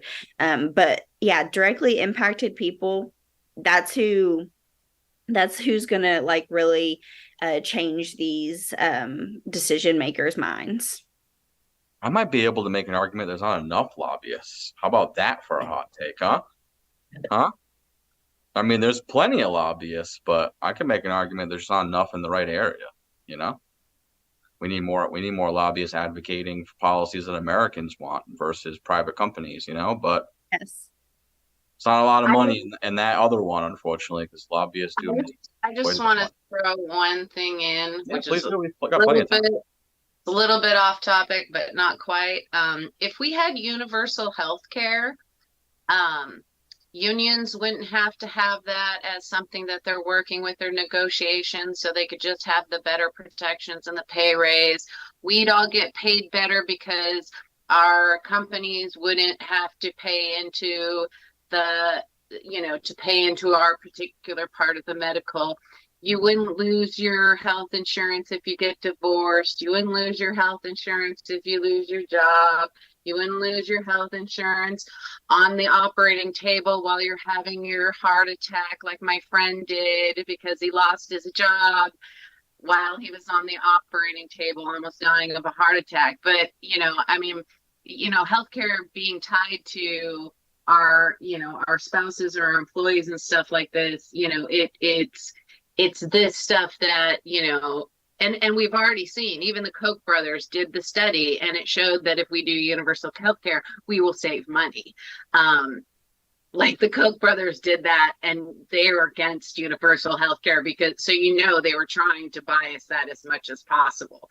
So the fact that even their study showed that universal healthcare is we'd spend less money than we do now. But these things are tied, and also with that, then every farmer's got healthcare. Then every person has healthcare. That means those people who, you're the person you're talking about who's on SNAP, she doesn't have to worry about healthcare. She at least knows that she can go to her doctor just like that. And, every other country, the fact that they are warned, get health insurance if you're going to the States, because you will go bankrupt if you get sick there. Like, I get sick in another country, I'm fine. There's nothing. I don't pay anything. Nothing. I walk in, they treat me, I walk out. Kind of like down in Oregon, you don't pay tax. because the sales tax, because they don't have one. You know, I mean, that's just their choice in there, but that's because all the citizens pay. So yeah, it's a benefit when I happen to go, across that border. But even all the rich people are saying they go out of the country to get a lot of their health care. They fly out because it's cheaper. So these are the things that, all of this. And if we're, the only reason that they're keeping it is because it's making them money. And it shouldn't, but it's destroying our world. I mean, look at how many people are dying every year because of our healthcare. And that's not, and on top of that, how many people are dying from the opioid crisis. Bankruptcies. And it's because everything, making a choice, having to, ration your insulin with 2 other people in your family.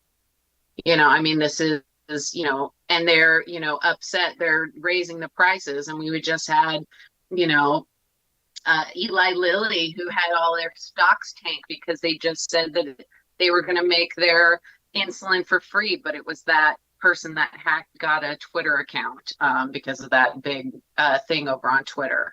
And so everybody got all excited because Eli was going to do insulin for free, and it was all excited, and their stocks tanked because everybody's like, no, we won't make money, and now Elon Musk is getting in trouble because of that. But there's there's a whole bunch of, like, the fact that that's something that could really help save lives. People are like, no, I would rather people die than pay $1 into taxes. I'm like, yeah, but you pay 300 into taxes that goes into the corporation's pocket because they get their corporate taxes are so low. Their business taxes, the income tax. We don't even have income tax here we have the most regressive taxes here in Washington.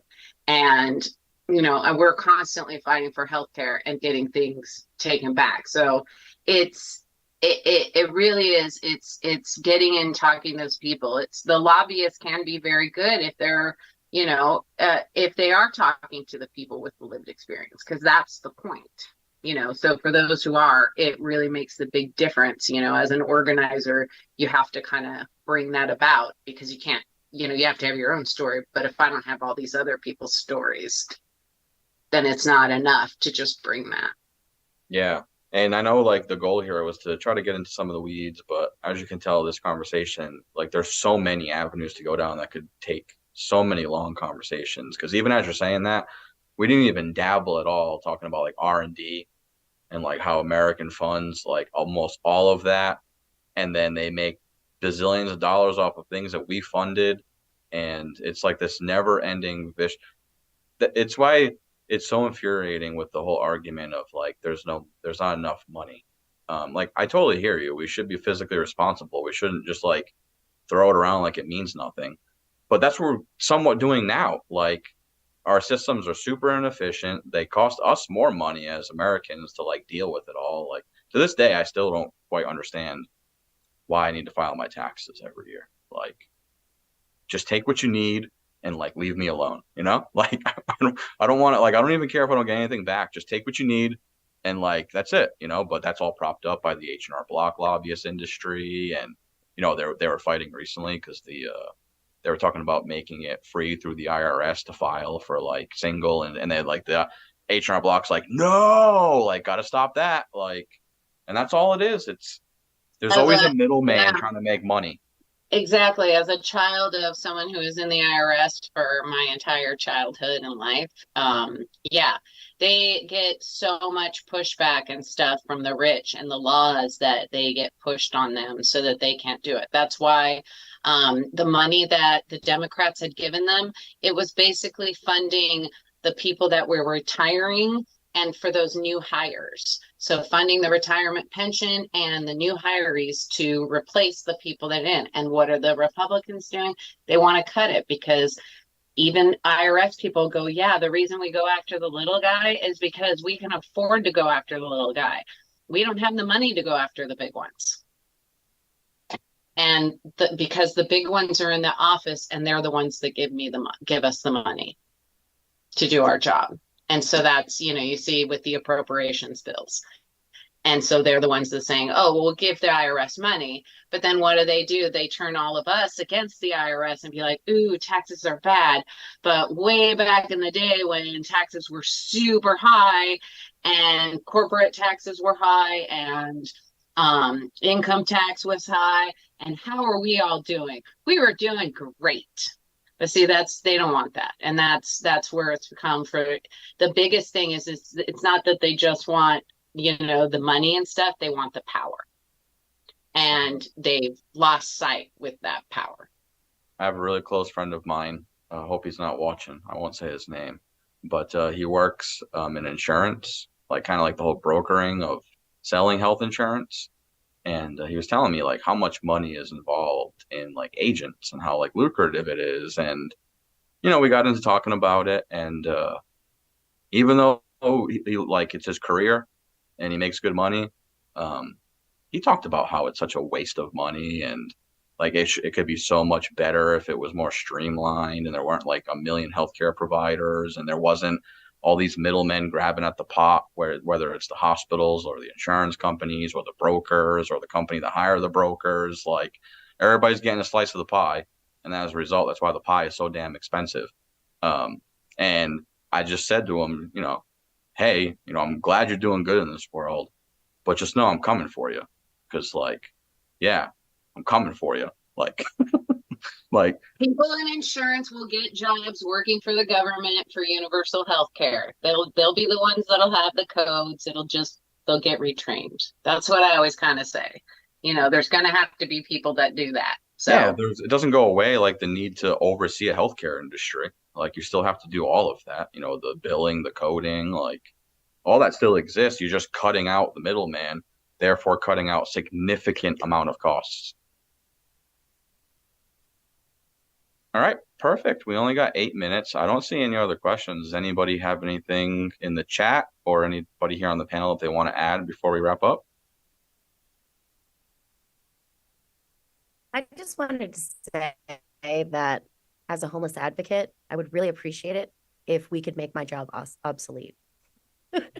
Amen. The argument that you should not, you know what I mean? That's what you are should now, not, right? improve the conditions for other people because, people who are in that service, I'm here because I'm needed.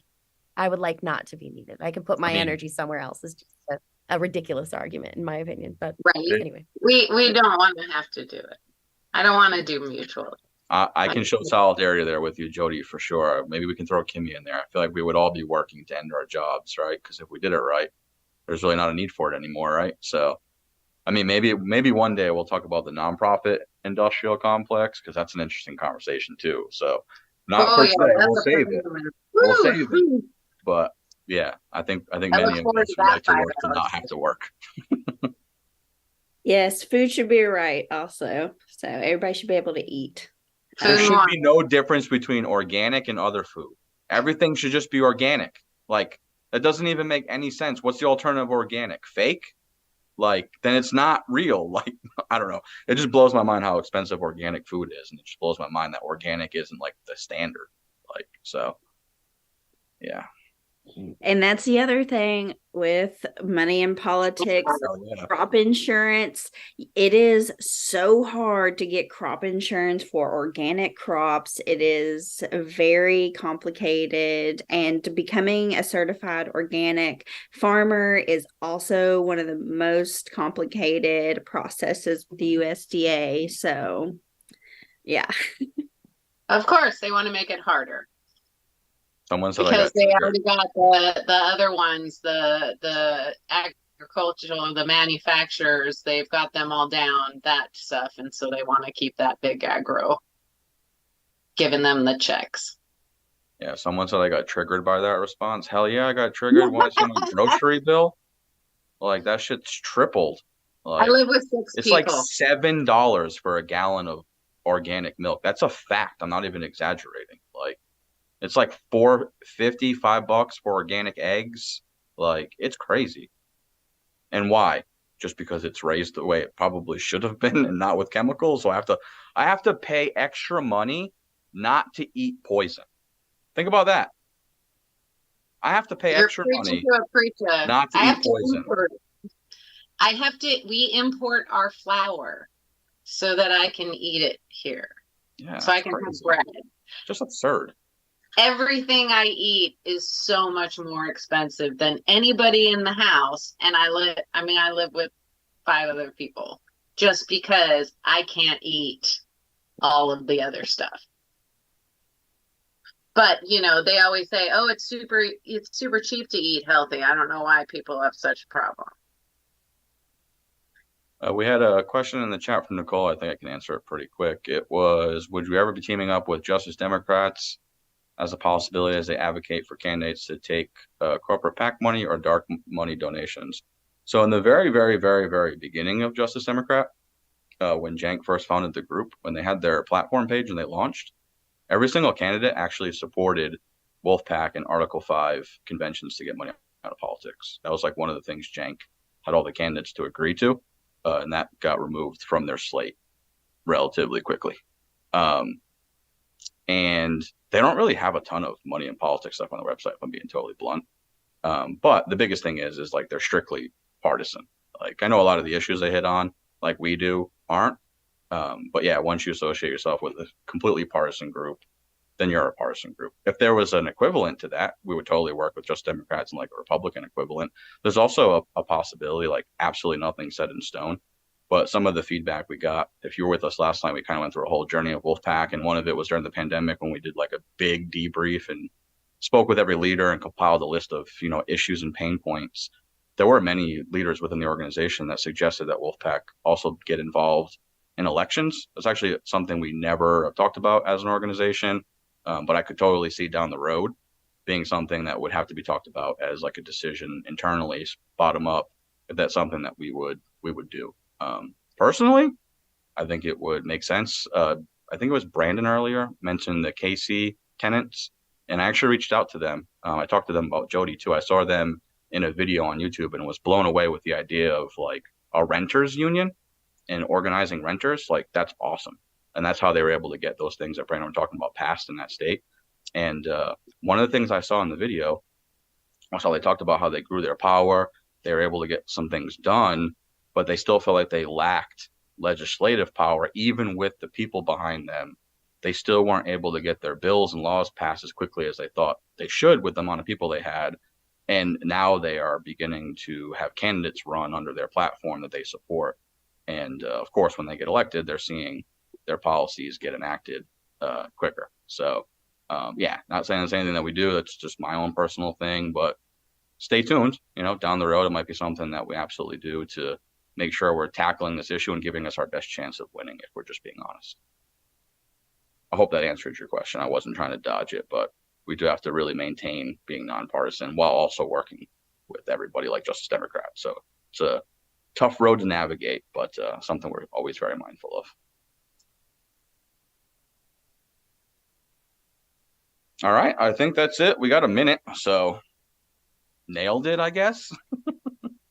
This was awesome, though, seriously. You guys know I've been looking forward to this for a while, so I really appreciate every single one of you. Y'all are awesome. I will say this as a man, we need more women in leadership.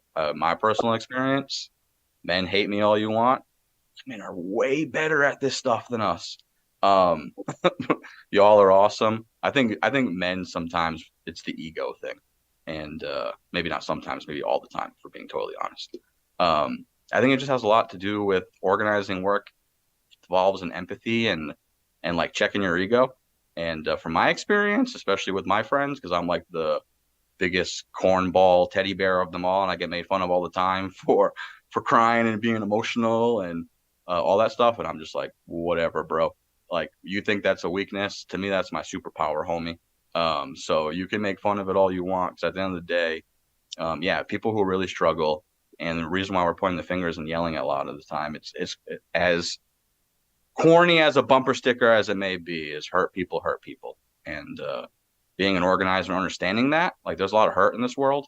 And if you can go into your meetings and your conversations with that kind of understanding, you can start cutting through some of this crap, because society in some ways molds people to think bad things and fight with one another. So we have a lot up against us to be able to cut through all that and make relationships and get this done. So yeah, I encourage y'all to check out our training next week. That stuff definitely helps, but conversations like this too, honestly, definitely make a huge difference, especially with us all trying to be vulnerable and talk about these things as much as we can in an emotional way. So I appreciate the hell out of every single one of you. And yeah, we're going to take a dinner break and then pretty much done for the night. But if anybody's interested, we're going to be hanging out in Discord tonight. I think Steve G is going to be hosting a room where we'll probably play some games and stuff. I believe if Mondo's available, he had a flood in his basement, unfortunately, which totally sucks because I had that too with pipes. That's like the most annoying thing in the world when you own a home. So he might be able to join me tonight, but we're probably going to play some games and see if we can stream it into Discord. We haven't done that before, but me and Mondo play video games quite often. So we're thinking about streaming into Discord. And what would be cool there is like folks can literally join our chat while we're playing and like talk to us, talk junk to us, whatever you want, and then see the game at the same time. And then if there's enough people, we will host like a little room where we can all kind of play the same thing together. So we'll be doing that tonight in Discord. Let me get y'all the link. I'm just going to say it out loud.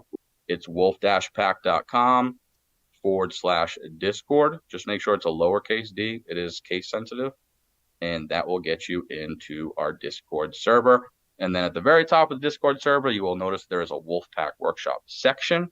And there are voice channels in there. One's a Hangout, and I believe the other one is game streaming. The Hangout will be with Steve, and the game streaming will be myself.